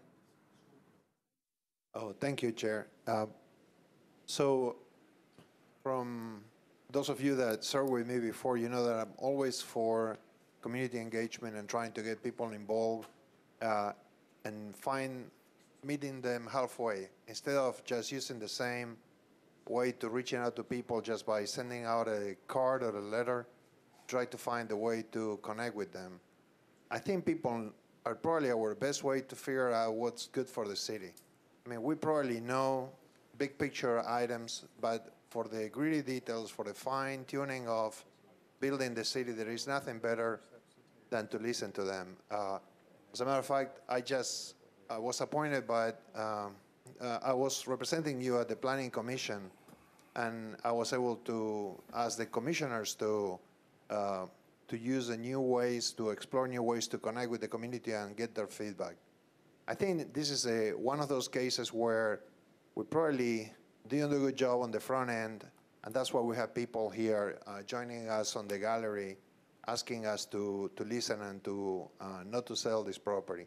And I think the right thing to do is not to sell this property because they probably know better than we do, because they use it, because they live there, because they enjoy the property, and we just need to do a good job of engagement and participating with people and finding ways for them to really tell us what they think, and then build on that. So I'm going to ask you, I know I'm not in the committee, but I'm asking you to support Kobe's legislation. Thank you. Thank you, Councilman Batnick. Council Lady Johnson, Karen Johnson.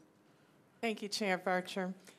Just want to get clarification, Attorney Cooper, about, Attorney Jameson, about, I'm thinking about John Cooper and his comments, but Attorney Jameson, about Amendment V.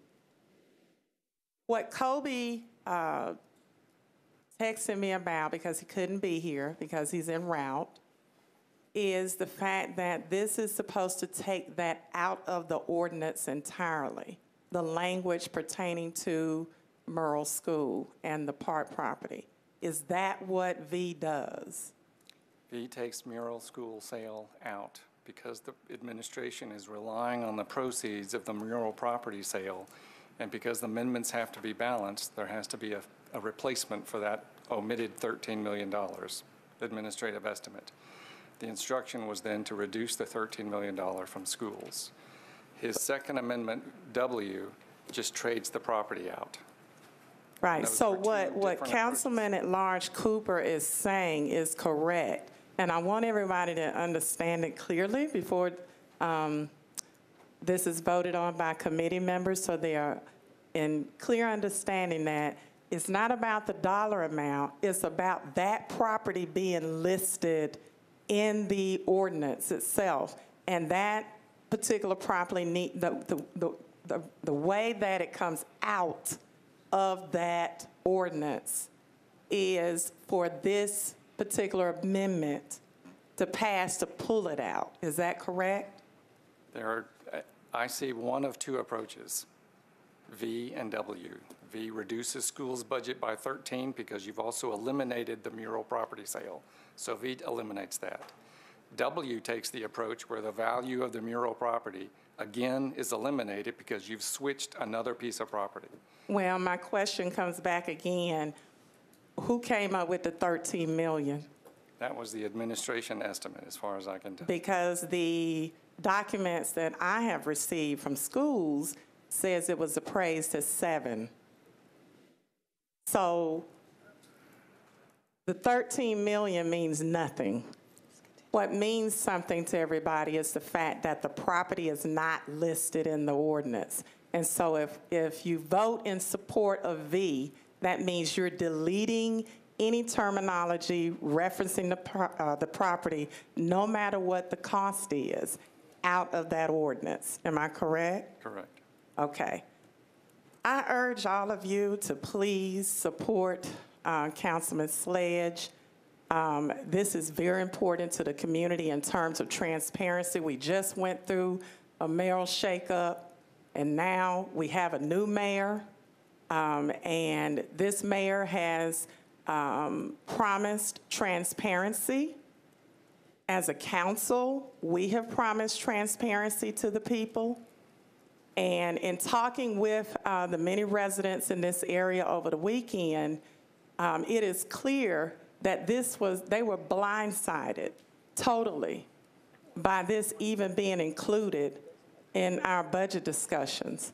So for us to show that we are serious about transparency, we need to make clear that we don't want this property mentioned none whatsoever in the ordinance, and the other property be seriously considered by the administration, because the councilman, he knows what's best in his community. We support Councilman Sledge on his efforts, but we want the administration to look seriously at that property, no matter what the cost is, and not send a message that we're decreasing anything to Metro schools, because that's not the case here. This is a situation of identifying a property and having it either included in as what would produce a certain amount of revenue, or leaving that property out.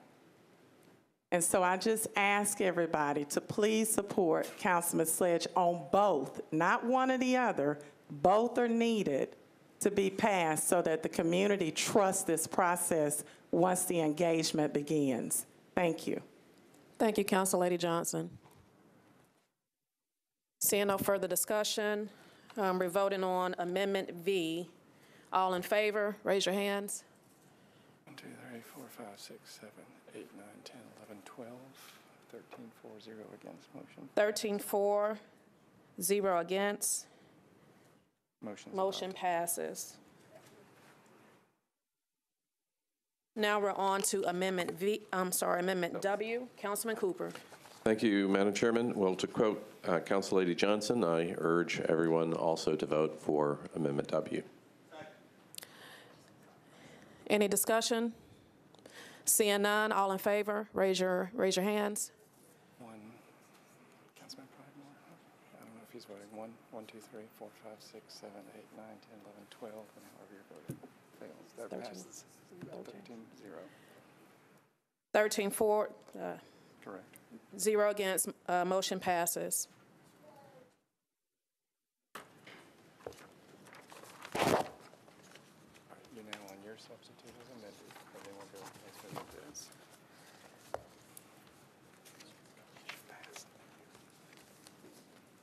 Now we're on the substitute as amended. All in favor? So this will not be binding, sorry.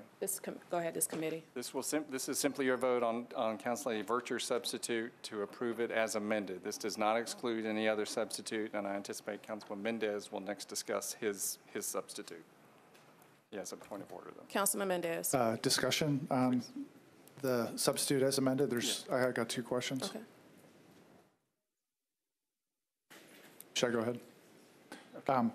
This is for finance. The discussion about the supplemental appropriation for $3.5 million to the schools, as I understand it, would change the estimated unencumbered fund balance as of June 30, 2018 by $3.5 million.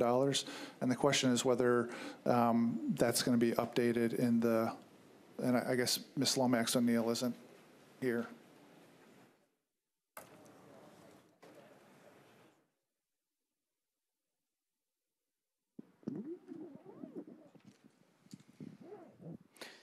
Yes, we can have the substitute updated to reflect that. I mean, those are just estimated amounts anyway. But yes, we can have that addressed.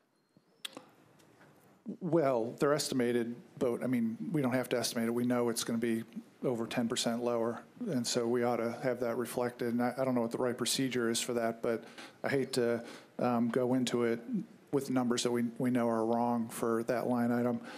But you know, I'll leave it open for discussion about how that gets corrected, I guess, by tomorrow. The second question that I had was, and I'm sorry for not raising this at one of the work sessions, but I just heard about this in the last couple of days and just need clarification.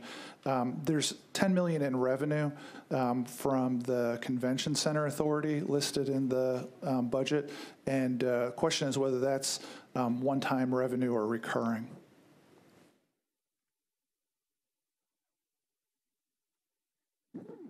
Who wants to take that from the administration office?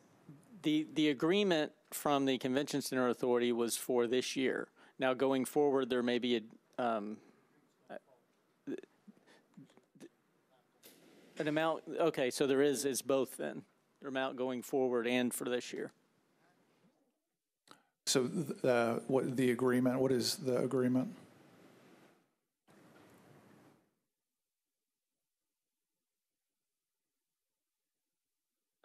Rich says roughly $3 million a year going forward. So 10 million this year and 3 million a year going forward? Right, because I think this year was for this year and to make up for a couple previous years. So in addition to the $38 million worth of one-time sales for the 3 properties and the parking lot enforcement rights, there's an additional $7 million worth of money from the convention center that's non-recurring in this budget? All right. I was looking for confirmation about that. Thanks. Thanks, Councilman Mendez. Councilman Cooper.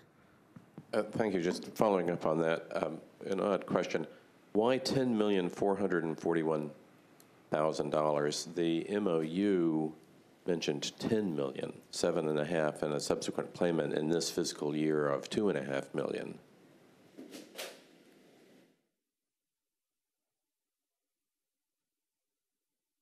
Okay.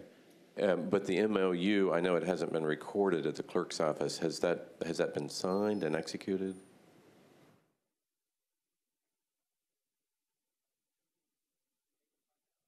Councilman will check and have an answer for you.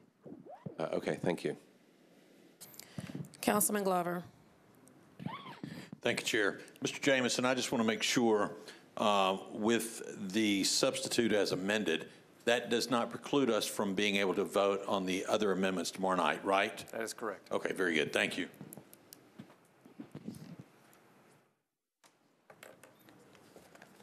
And I just want to clean it up a little bit. I don't think I made a formal motion to move the substitute as amended. Okay. Can I get a second? Is there any other discussion? All in favor? Opposed? Please show of hands. All in favor? 1, 2, 3, 4, 5, 6, 7, 8, 9, 4. All opposed? All opposed? 1, 2. Is that your 3? 1, 2, 3. Councilman Davis, what's that? Okay. All right, alligator arms. Substitute as amended passes 9-3. Substitute as amended passes 9-3. Councilman, you want me to take these other ones or go to the substitute? I would go to Councilman Mendez. Okay. Councilman Mendez. So now it's time to move what we're calling the 50-cent substitute budget. And Mr. Jameson, I guess, can explain the rule. But as I understand it, tomorrow, the way the complex procedural stuff works is we're required to not have any amendments on the second substitute introduced, and it'd just be an up and down vote on that. And so I make the motion to approve the second substitute with a brief explanation. All right. Yeah, I will make it brief because we've been here a while, and I think most everybody from Budget and Finance has been to our work sessions and heard what I've had to say previously, and I know everybody's working really hard trying to figure out what the right answer is. My sense is that everybody agrees we've got a problem. The question is exactly what to do about it. Clearly, we're not going to cut expenses in any material way. Some people see that as a negative. I think it also reflects there's just not $15, $20, $25 million worth of fat short of cutting people's jobs, and we've tried, and that's not there. Metro is out of step with historical practices as far as setting the tax rate. From 1985 to 2005, it got changed every 3 1/3 years on average, and since 2005, we've changed it once. It's no surprise that we should have a revenue shortfall. All the numbers that my co-sponsors and I have used have been out there for a month now, and at this point, there's been zero quibbling with any of the numbers we've used about the need that's coming online in the budget over the next 3 fiscal years until the next property value reassessment. The only things that we're covering in the 50-cent substitute are fully funding the pay plan, funding the school system's request, and they'll have to live with that for 3 fiscal years. Avoid the one-time sales of the 3 properties and the parking enforcement rights, and not further rating our 5% funds balance and replenishing the 5% savings funds that we've already rated. The only other thing it does is take care of a minimal 1.8% of inflation for the next 3 years. In order to even satisfy that, we're going to have to be more aggressive about efficiency and cutting than we're being here tonight. Otherwise, the 1.8 is going to be difficult to achieve as far as inflation. Baseline inflation in the economy is running 2.5% and expected to climb. So in summary, we're out of step with practice. We need to fix it by getting the revenue in the right place, by doing the rate adjustment, or all we're going to do is something that is really completely inappropriate. I've heard a couple people talk tonight about it's been a difficult budget season for us.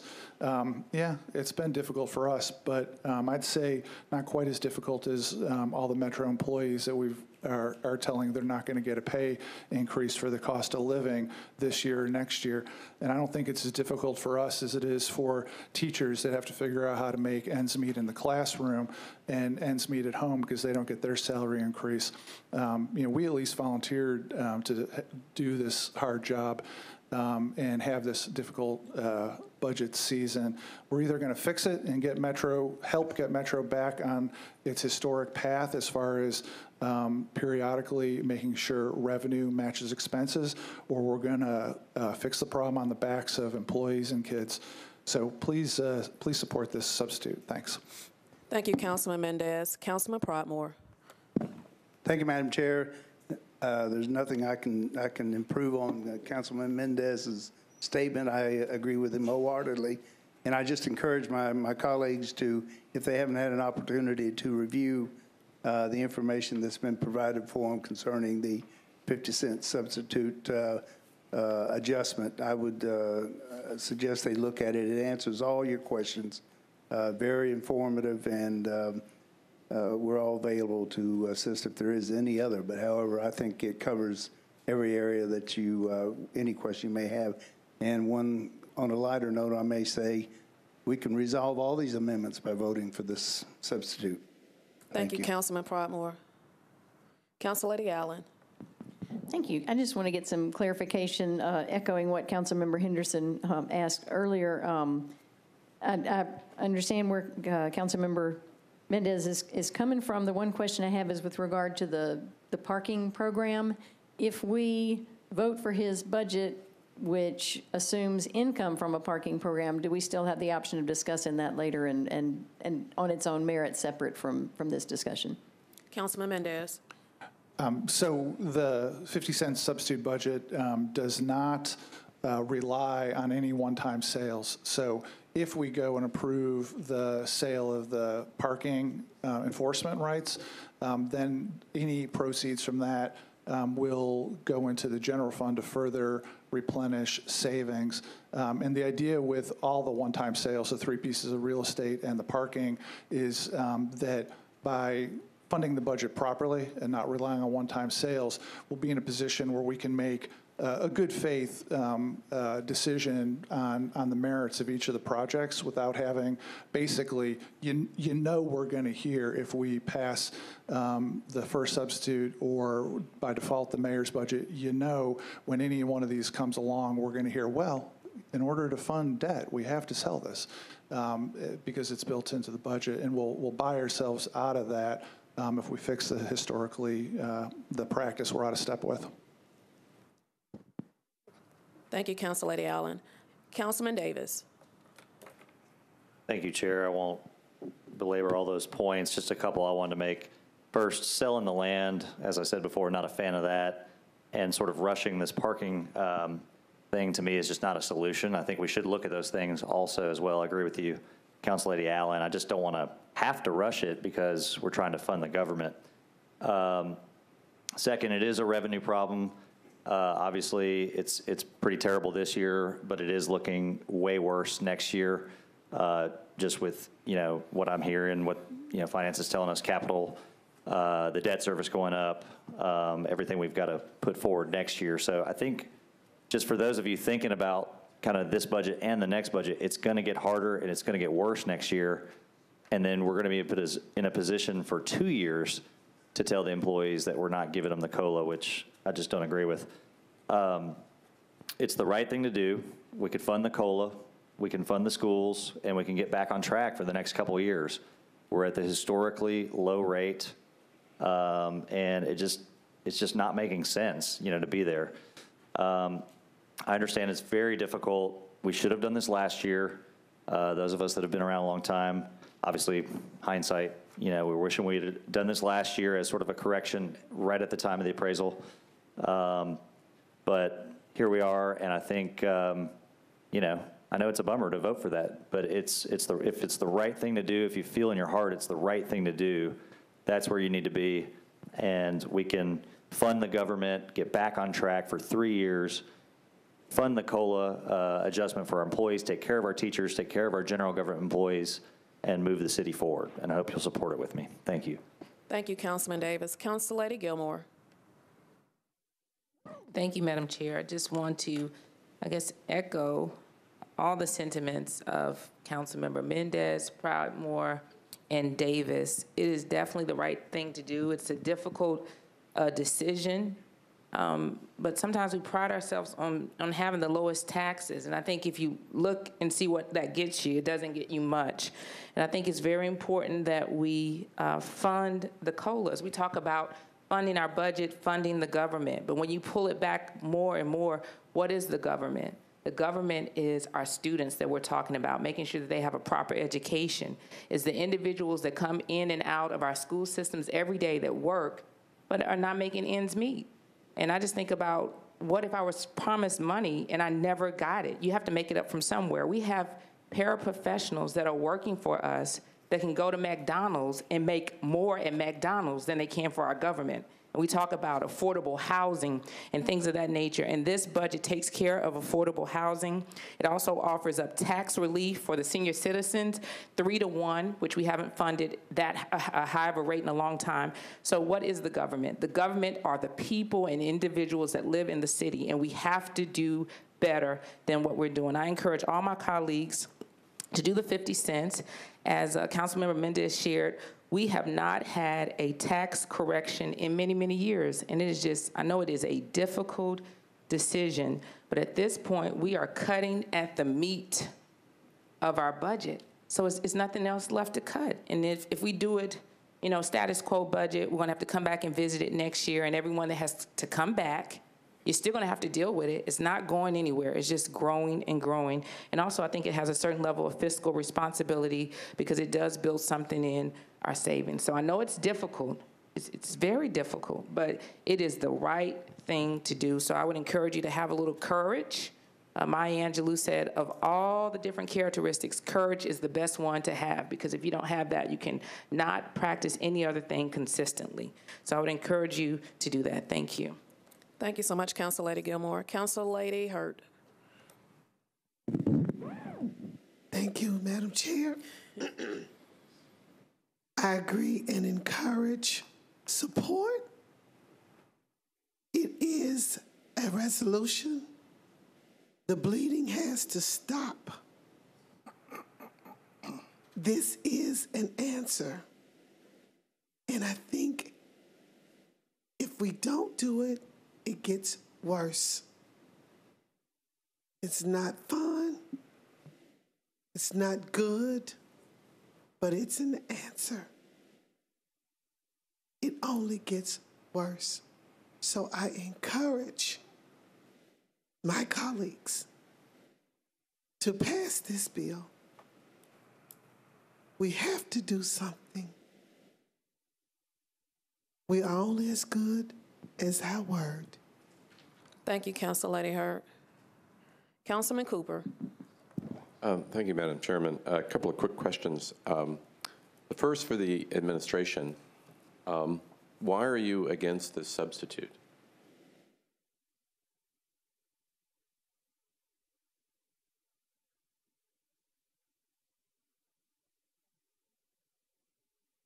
I think they're going to flip a coin.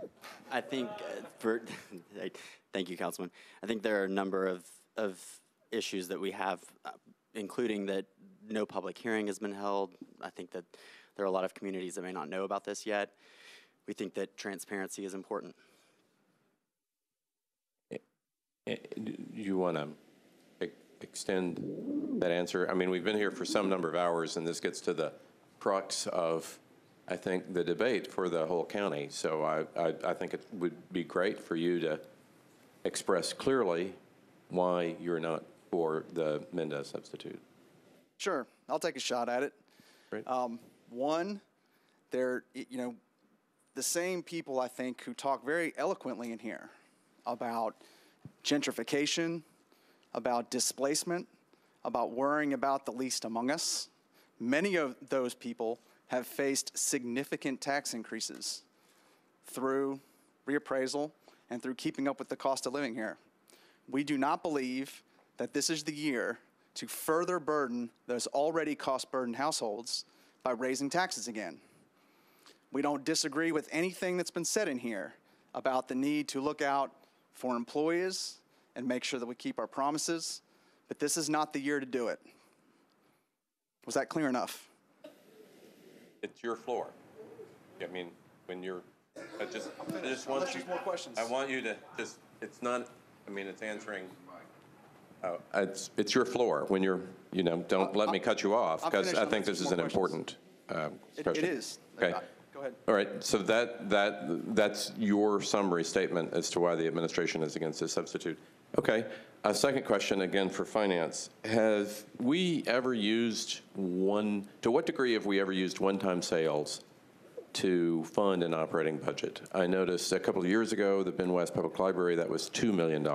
It is a fairly, the numbers have not been this significant, but it is a routine practice every year. You will see a line item in the budget for various property sales where we have an estimate. And what would the normal number be? What would be the average of those numbers?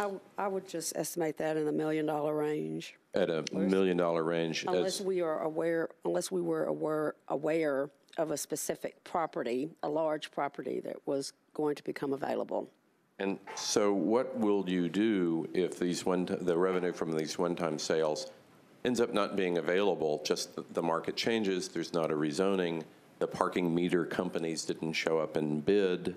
My responsibility as the finance director would be to look at the budget and to come up with some specific recommendations on items that need to be reduced.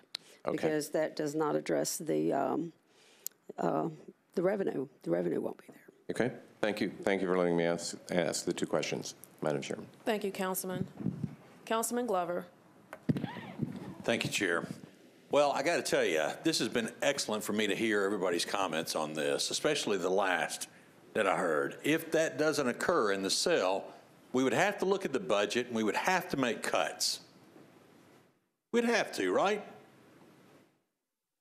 Well, you know, on this, and I believe, and I've said it, so I'll say it again, it's not necessarily we have a money problem, we have a spending problem.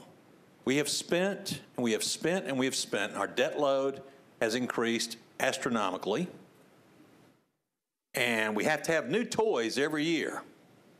Not a new toy, but a lot of new toys. We got to build bridges to nowhere. We've just got all kinds of important things we need to do. Well, in private business, when you sit down and you look at your budget, the very first thing you do is you look at your priorities. You fund those priorities first, and then you do everything else. We've kind of done it exactly backwards. We knew what our priorities were coming into this year. We'd already made a promise. But now all of a sudden, it's like, well, we didn't really mean that.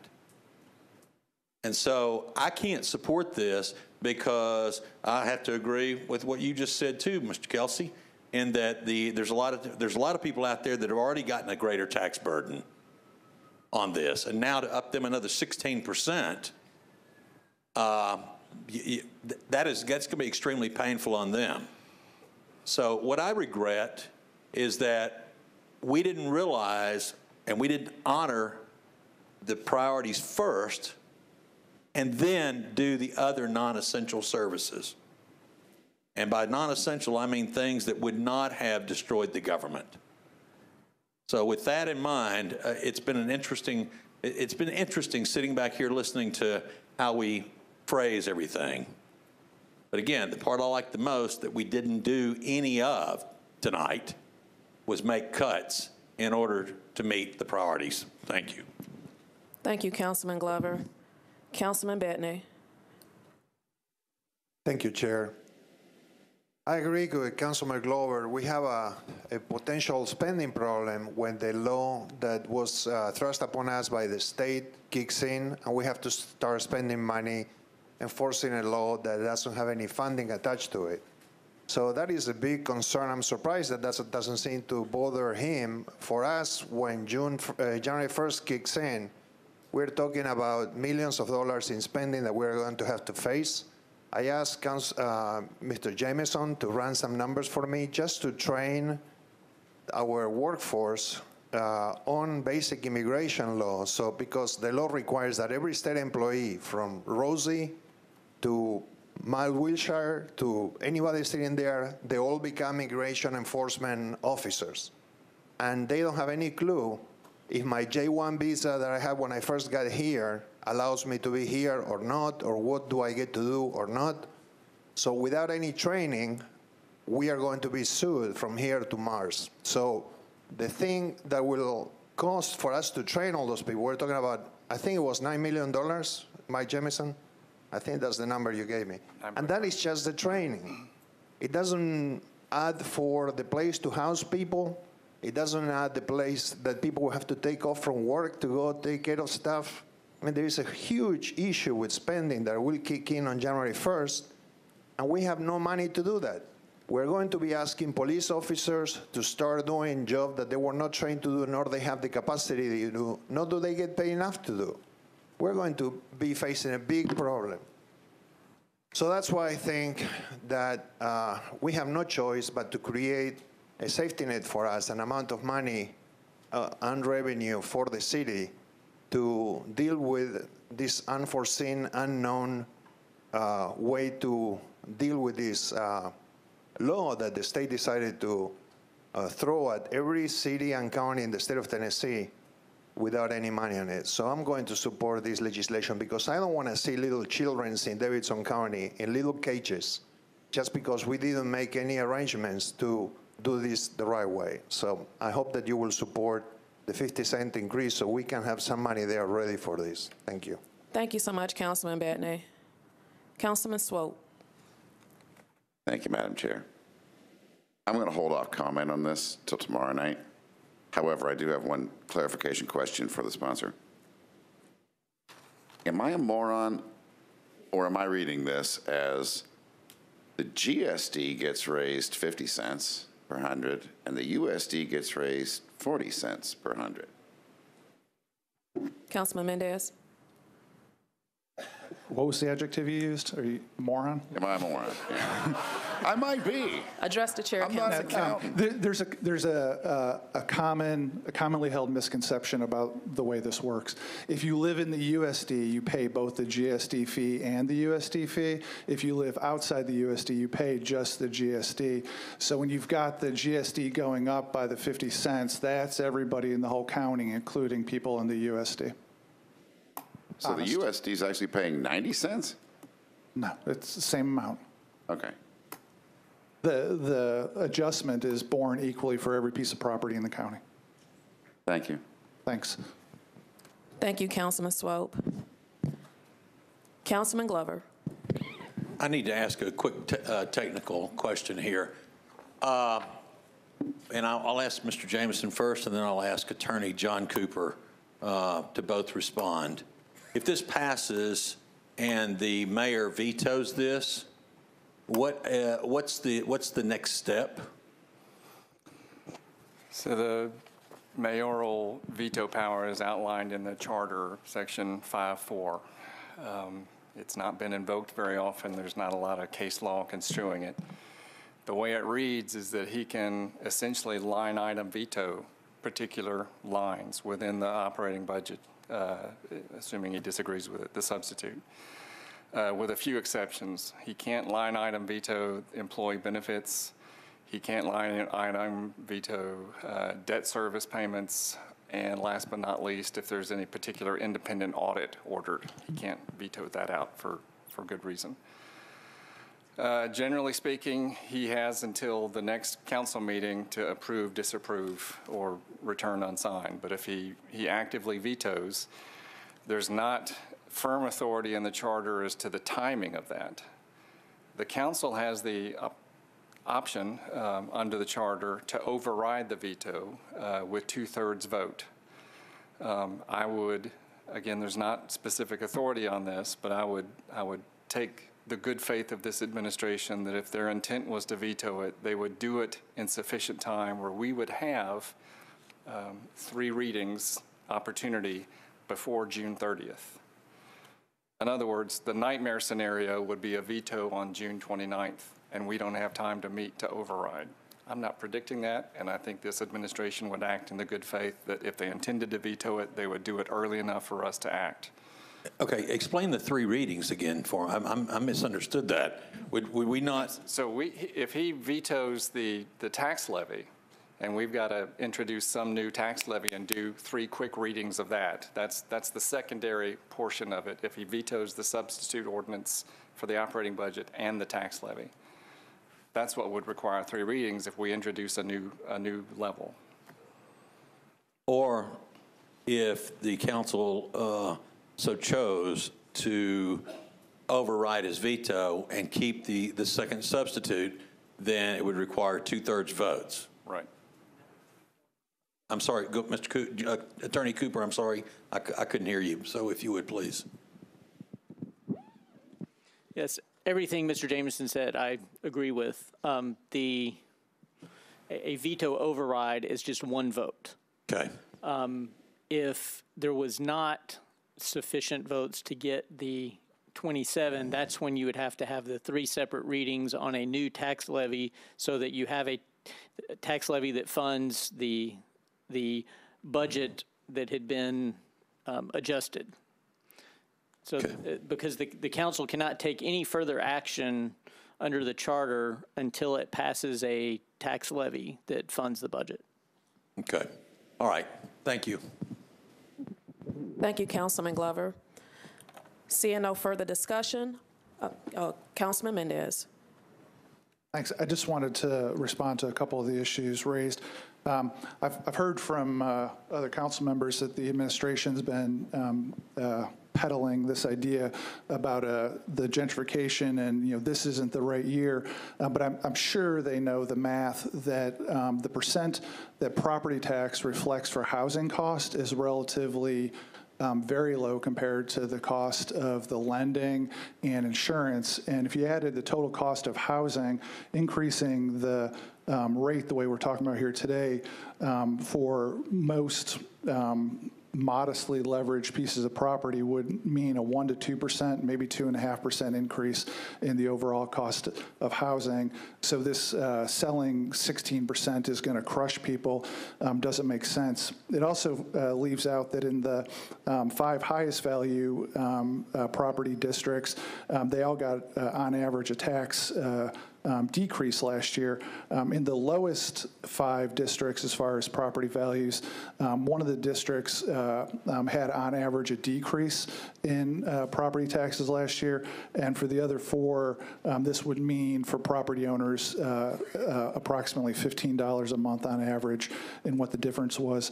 And the other thing I want to mention is the reference to the spending problem, right, we do. We're going to have to deal with some issues on that. But that's a lot looking in the rearview mirror about where things have maybe taken a twist that we didn't want in the last decade and dealing with in the future. Today, we're here on the budget, and the idea of cutting $25 million to pay for this from the operating budget is essentially the economic equivalent of using leeches to cure disease. We shouldn't have bloodletting here. We know what to do. All we got to do is follow historical practices. This would be the lowest rate adjustment in the history of Metro. Everyone's been higher than 50 cents previously. So thank you. Renew the motion to approve. Thank you, Councilman Mendez. Seeing no further discussion, all in favor, raise your hands. 2, 3, 4, 5, 6, 7. 1, 2, 3, 4, 5, 6, 7. Opposed? 1, 2, 3, 4, 5, and now we're 6, 7 to 6. Substitute is approved, 7 to 6. 7-6, substitute is approved. Passes. All right. 85. Now we're on BL 2018-1185, sponsor Virture. establishes the tax levy in the General Services District for the fiscal year 2018-19 and declares the amount required for the annual operating budget of the Urban Services District. And there is a substitute. So I want to go ahead and move the substitute. So the substitute would be offered by Councilman Mendez. Oh, he is, okay. In conjunction with his substitute operating budget. All right, Councilman Mendez. So we're required by the charter to take up the tax levy right after the operating budget. I would move a substitute that's in the package, which accomplishes the rate adjustment to match what we just voted on. Presumably, anybody who was a yes on the last bill would be a yes on this substitute also. So I'd move the substitute. It's been moved and seconded.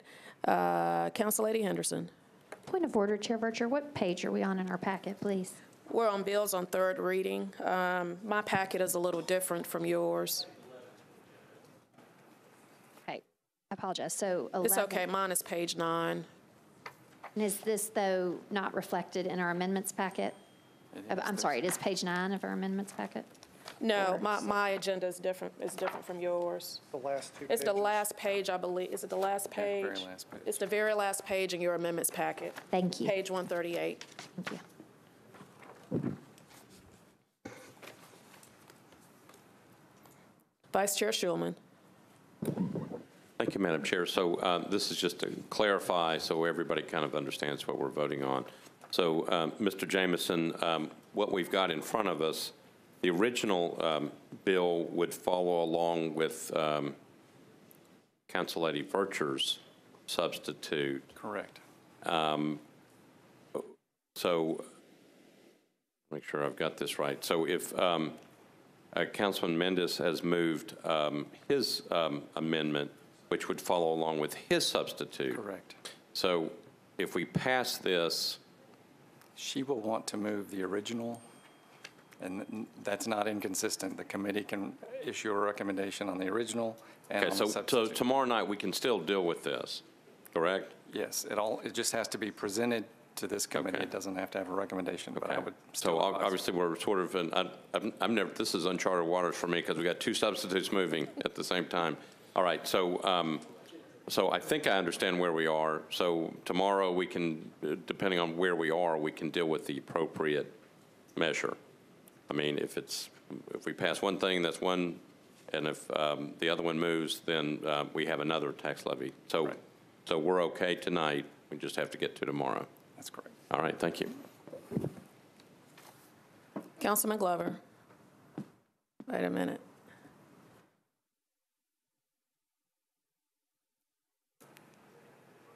Councilman Glover. Thank you, Chair. All right, Mr. Jameson, let me see if I can break this down and make sure I understand this. We have one bill, 1185, that we're taking into consideration. Correct. Councilman Mendez has moved a substitute on 1185. Correct. And then you're saying Chair Vercher will move a substitute on 1185 as well? No, what I would recommend, she doesn't require this committee's recommendation on it. She just has to have presented the original tax levy, the bill, to this committee. That's been done. Just for purposes of clarity, I would recommend that she move that tax levy as it's before you now. Councilman Mendez moved first his substitute. That's fine. This committee can make a recommendation on that substitute. I would suggest that Councilwoman Vercher, after that vote, request a vote on the underlying original tax levy. So if the substitute passes here in committee, the recommendation is going to be, and I'm like Councilman Schulman, we're in waters here I've never seen us be in.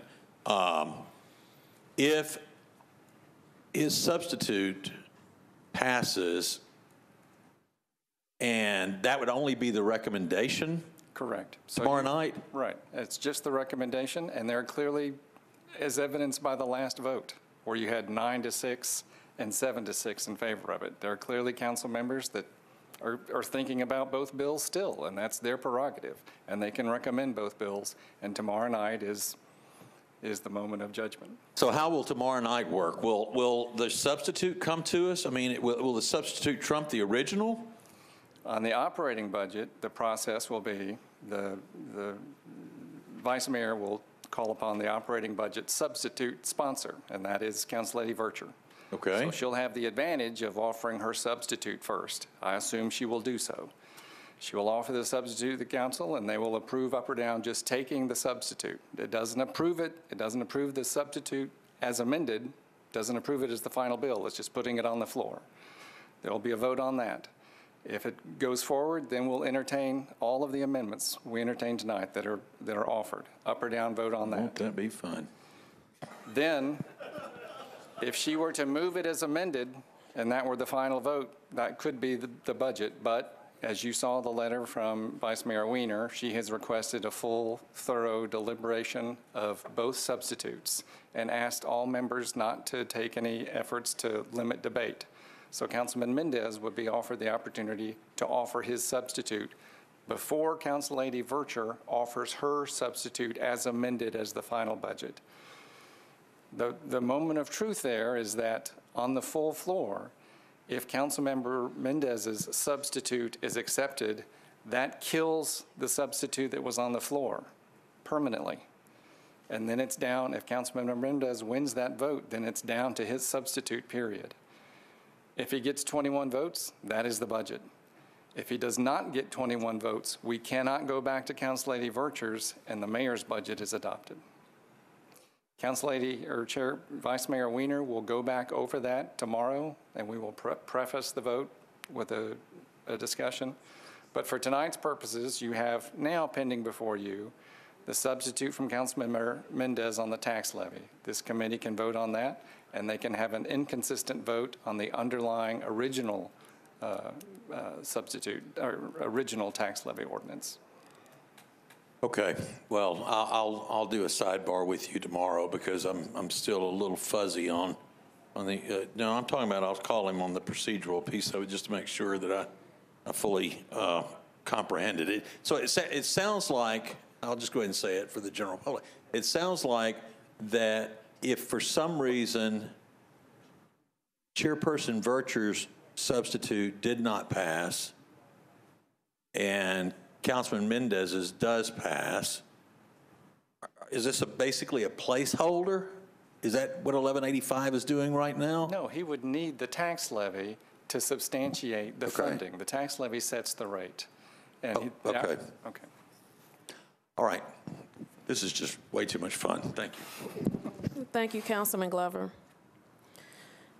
Councilor Allen. Been so long I forgot my own question. I think that was my question. I just want to make sure, I mean, we can discuss both of these and have both of these before us tomorrow night, depending on what happens with the other one. Yes. And you've clarified that. Thank you very much.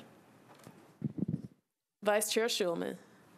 Yeah, thank you, Madam Chair. I was just going to say that when we get to 1185, we'll know what we did on 1184. So Right. that should take care of it. And historically, the operating budget will be taken out of place first. And in fact, you need to do that before you consider pay plan and fee schedules and so forth. Right. And by charter, immediately after the operating budget, we then have to go to the tax levy. Yeah, so we'll know where we are Immediately. hopefully. Early. I'm not sure if Councilman Glover will know based upon his last comments, but we'll. Yeah, I think he's got it. All right, thank you. Thank you, Vice Chair Schulman. Councilor Gilmore. Thank you, Chair Vercher. I had 2 questions. One, when you were talking about the mayor not being able to affect employee benefits if he chose to veto it. Correct. Would the COLA be a part of that, or the COLA is not a part of that? No. So there's something separate? No. Okay, I just wanted to be clear. And then the second question I had is if, for whatever reason, Councilmember Mendez's substitute passed 1185, we came back to do the tax rate assessment, and the tax piece failed, what would happen then? So we have to pass the tax levy, and then we'd be obligated. But I think you meant 1184, if his substitute operating budget passed. Yes. And then we didn't pass the tax levy to support it. We have to do that. We have to adopt an ordinance that funds the operating budget that we've just passed. They go hand in hand, and that's why the charter requires them to be 1-2 immediately. The tax levy immediately follows the operating budget. So it's not an opportunity for it to come back and is there a way for it to come back and the numbers be, no? No, because you've essentially set what the spending is going to be in Bill 1, and Bill 2 has to be, and here's how we're paying for it.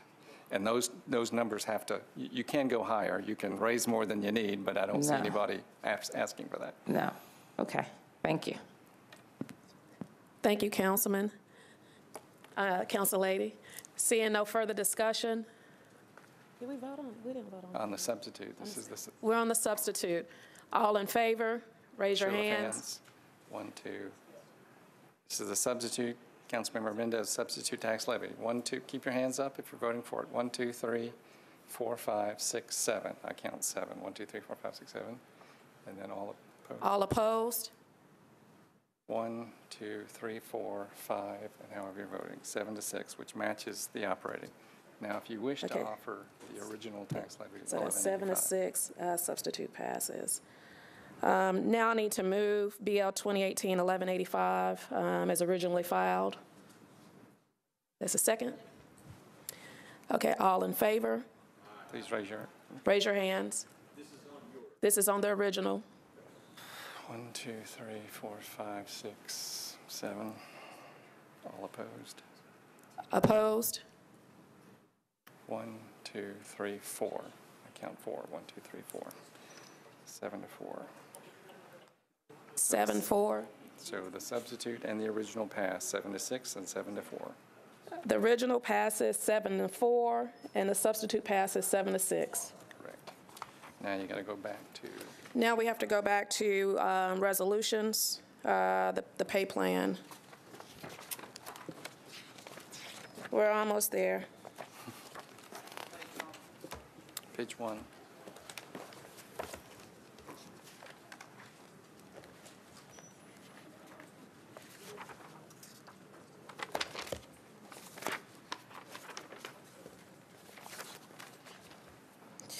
We're back on resolutions. RS 2018-1247, sponsor Virtue and Withers, adopts a new pay plan for the general employees of Metro government and to exclude employees of the Board of Health, Board of Education, and the police and fire departments, effective July 1, 2018. Is there a motion?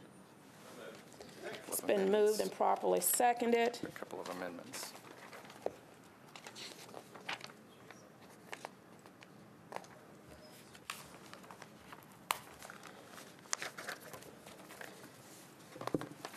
Got 3 amendments.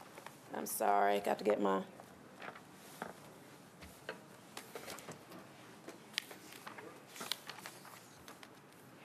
Oh, I got amendments. Yeah. You have amendments on that Yeah, one? you got a couple. Let me recognize Councilman Cooper. So Freeman's number is A, and Councilman Schulman's going to handle that for Okay, you. Councilman Schulman. Vice Chair Schulman, we're on Amendment A. Thank you, Madam Chair. I would move Amendment A, and I would ask Mr. Jameson for an explanation. So Councilman Freeman had offered the operating budget amendment that did not receive a recommendation of this body, but you'll recall that it had raised roughly $845,000 by design of various cuts, and his intent was to then allocate those monies to general employees as individual bonuses on a one-time basis. So this would be his amendment to the accompanying pay plan for the general employees, increasing the funds by that roughly $845,000. He added this afternoon an additional account, and that slightly tweaked the amount from 854.9 to 842.4. So Councilman Schulman would move to amend that amendment, and then it would be before the floor. Vice Chair? So thank you, Madam Chair. So I would move to amend the amendment that Councilman Freeman moved to reflect the right adjustment in the number. Correct. All in favor? There's a second? And then All in favor? well, Oh, go ahead. Madam Chair, so just to make sure everybody understands where we are. So as I understand it, this would be necessary, Mr. Jameson, if the council approved the amendment that we actually voted down in the Budget Committee. That is correct. If tomorrow we actually voted to approve it on the substitute, on Madam Chair's substitute, and that stayed on, then we would need to have this to take care of fixing the compensation plan. That is correct. All right. So, and again, Madam Chair, I would remind the committee that I think that amendment got voted down in budget, just so we'll know where we are. Thank you, Vice Thank Chair. Councilman Mendez. Thanks. Just briefly, I wanted to mention, since we're getting into some of the parliamentary stuff tomorrow, if the 50-cent substitute budget passes, then this is, I guess, a question for Mr. Jameson, then the right thing to do is to vote down any of the pay plan resolutions, because the existing pay plan that we passed last year is still operative, right? Correct. All right, thanks. Thank you, Councilman Mendez. Okay, show of hands, all in favor? To amend the amendment. Oh, to amend the amendment. Thank you, Mr. Jameson. Vice Chair Schulman. Thank you, Madam Chair. So we're not voting on the amendment yet. We're just getting the amendment in proper order. Correct. So what I would say is it's okay to amend the amendment so we can get it in the right form, and then people can vote on the amendment as a whole. Okay? All in favor? All in favor? Any opposed? Opposed? Amendment to the amendment passes. Now we're on the amendment as amended. Amendment to the amendment passes. Now we're on the amendment. Amended. As amended. All in favor? Opposed? No. Call that unanimous. The motion fails. Okay, motion fails.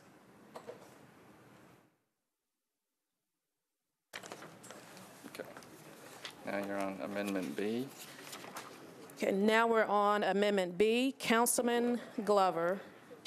Thank you, Chair. Well, I'm only going to say this one time because obviously we've got this in various sections. This was what I had hoped we would look at first tonight because, again, I believe there's going to be equity, but I've got to tell you, I'm not going to name the companies, but this reminds me of a commercial that we've all seen, I'm certain, where everybody's sitting around the table. One of the characters is Pinocchio. And what they said in there is, well, I'm going to promise you speeds of this, and then asterisk, not really.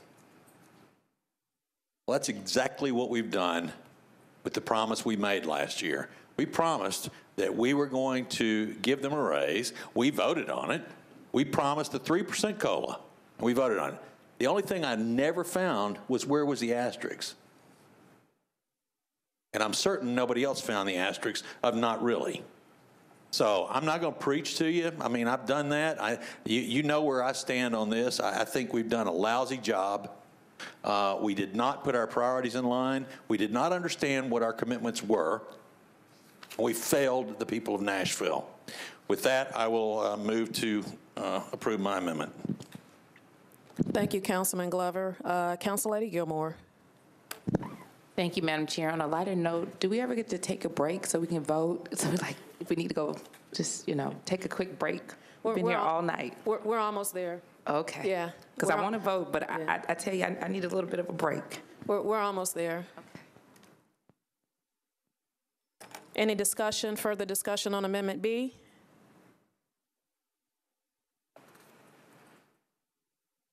All in favor? Opposed? Any show of hands? Show of hands, all in favor? All in favor, show of hands. Okay. 2, okay. All opposed? All opposed? 2, 3, 4, 5, 6, 7, 8. 2 to 8. 2-8. It fails. Motion fails. You've got Amendment C. Now we're on to Amendment C. This is your amendment. And this is my amendment.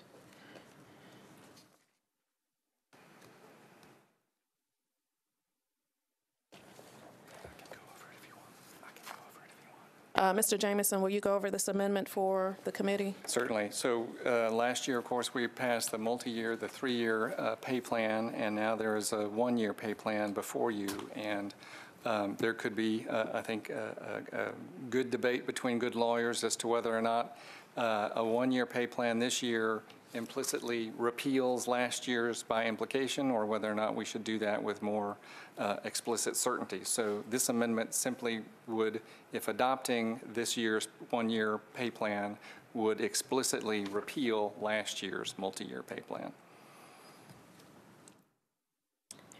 Any discussion? I think I moved it and I got a second, didn't I? I did. Vice Chair said yes.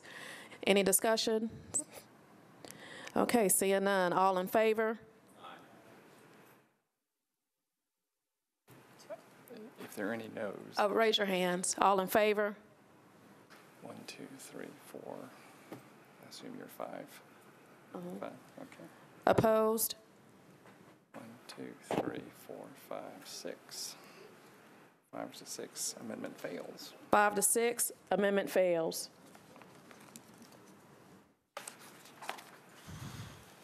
All right, 1248.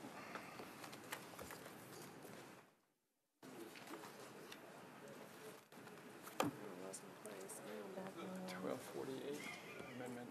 Oh, well, so now we're on, sorry, 1247 as amended.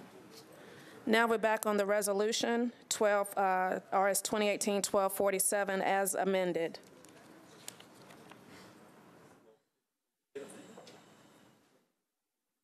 We moved the amendment, right? You're right. There's right. There are no amendments, so we can go to 1248. Sorry. Thank you, Mr. Jameson. We're on 1248. Right. So now we're on RS 2018. I'm sorry. Right. So you're going to take a vote on 1247. There were no amendments adopted, so Okay, now it's right. just. So now we're going to take a vote on RS 2018-1247. All in favor? Aye. Opposed? Show of Okay, hands. need a show of hands. All in favor. All in favor? 1, 2, 3. 1, 2, 3. Let's count 3 hands. 4. Okay. Yeah. Opposed? 1, 2, 3, 4, 5. Fails 4 to 5. Resolution fails, 4 to 5. Okay, hang in there. We're going to get there. 2 more. Councillady Henderson. Chair, just as a point of order for the viewing public and those of us on the committee as well, when we're just referring to the bill numbers and so forth, and I'm looking at my amendments packet, can you just summarize, please, what we're voting on? Because I'm losing track here, amending the amendments to the so.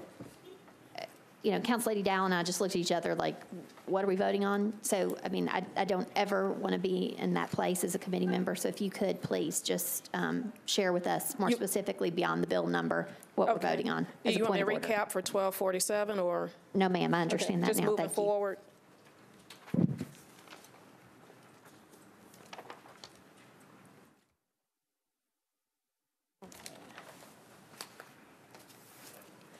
Okay, now we're on RS 2018-1248.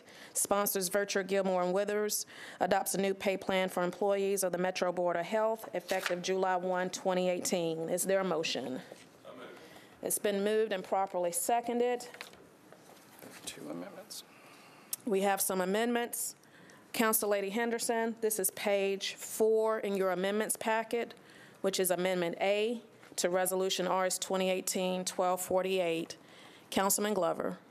Thank you, Chair. Mr. Jameson, I want to get, I guess, my head a little more clear. On this, what we just voted on, what we're about to vote on here on 718, as far as repealing it, I'm just going to go ahead and ask the question.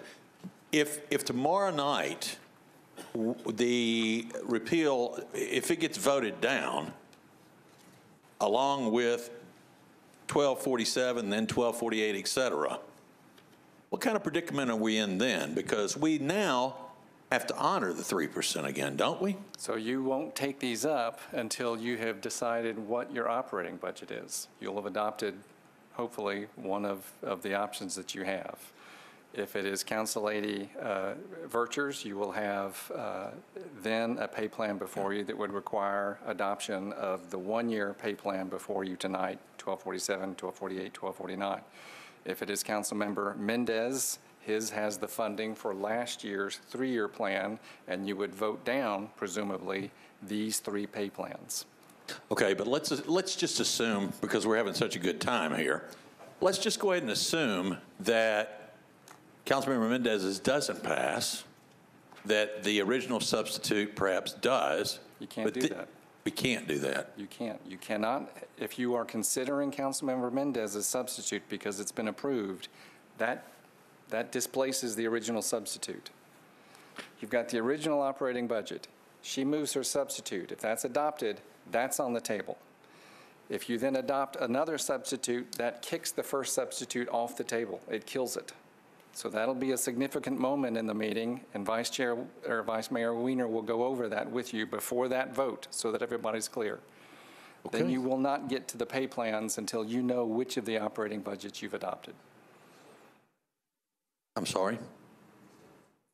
Yeah, I think, because this is what I think regardless of which one we do, let me rephrase it and see if I can make this about as clear as mud. Whichever one passes, okay? Now, I know in Councilmember Mendez's, the 3% would be there because the funding would be there, et cetera, et cetera. But let's assume that the chair's substitute budget is the one that passes, but then we don't pass these resolutions. So that means last year's pay plan stays in play. Right. So we're in a heck of a mess there again, too, aren't we? Right, and we'd have to come back pretty quickly right after it because we cannot proceed with an operating budget that does not have the funding for it. That was my original question. I apologize for not asking it more clearly, but that's where I'm trying to get to on what the heck we're doing. All right, thank you. So with that, I'll move my amendment on 1248. Thank you, Councilman. Is there any discussion? Seeing none, we're going to raise our hands. All in favor? On the amendment. A. Amendment A. 1, 2. And you're 3? Okay, 3, 4. All opposed? 1, 2, 3, 4, 5. 5 against. 3, 4, 5 against. Amendment fails. 3, 4, 5 against. Amendment fails.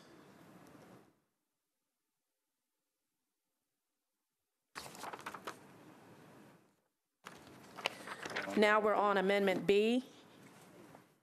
And Mr. Jamison, this is my amendment. Can you explain that to the committee also? Sure. This does precisely what Amendment C did to the last one. It simply makes it explicit that by adoption of this, you are also explicitly repealing last year's multi-year pay plan.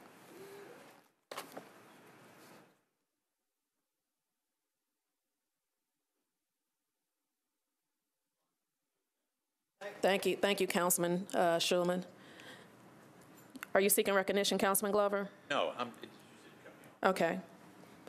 We're going to raise our hands again. All in favor? 1, 2, 3, 4. All opposed? Oh, 4. 4, 4. All opposed? Raise your hands. 1, 2, 3, 4, 5. 4 to 5.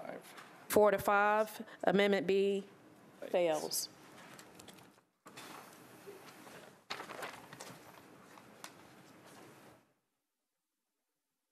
Now we're back on RS 2018-1248.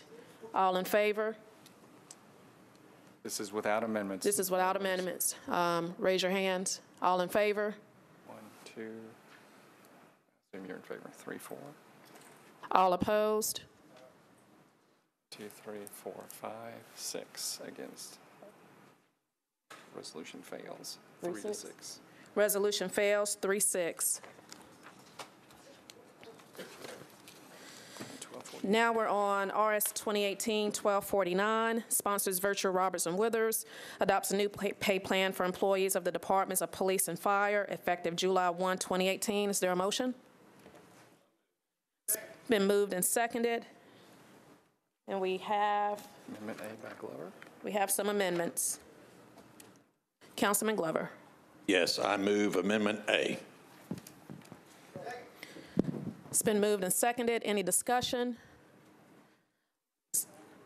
Okay, seeing none, we're going to raise our hands again. All in favor of Amendment A? 1, 2. We're on RS 2018-1249. This is page 6 in the packet. They got to keep their hands up and up. Okay, raise your hands higher so 2, Mr. 3. Jameson can count. 3, 4, 4, 4. All opposed? All opposed, raise your hands. 1, 2, 3, 4. 4 to 4, there's no recommendation from the committee. Amendment, that's 4-4, no recommendation from the committee. Amendment B.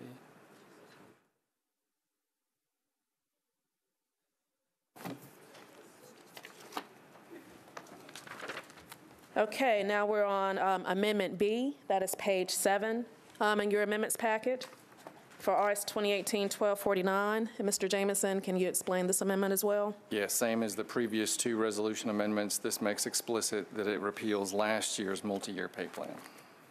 And I'm going to move the amendment. Motion, thank you. It's been moved and seconded. Any discussion? Seeing none, raise your hands. All in favor? All in favor? 1, 2, 3. All opposed?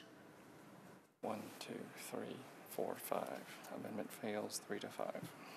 Amendment fails. 3 to 5. Amendment fails 3 to 5. Council Lady Gilmore. Just for the viewing audience, I wanted to talk about what that does. It moves it from 3 to 1, right? A 3-year to 1. Is that correct or no? For this pay plan amendment, no? So this resolution would have made it a 1-year Okay, pay plan. yeah, I think we just need to kind of be clear because it's getting even confusing for me. Sorry. Yeah, thank you. That's it. That's the agenda. Okay, thank you so much. Budget. Oh. Vice Chair Schulman. Oh, we voted on the amendments, but we didn't vote on the bill. I'm sorry. You're, Yeah. you're absolutely right. I'm sorry, the resolution. Long night. 12:49. Thank you so much, Vice Chair. Who's ready? Now we're back on the resolution. All in favor? Raise your hands. Raise your hands high. 1, 2, 3. All opposed? 1, 2, 3, 4, 5, 6. Resolution fails 3 to 6. Resolution fails 3 to 6. Now we're done. Now we're done. Now we're done. Okay, thank you so much to the viewing audience and those that's in attendance, Budget and Finance Committee members, the Mayor's Office, the Finance team, Council staff, and we are adjourned.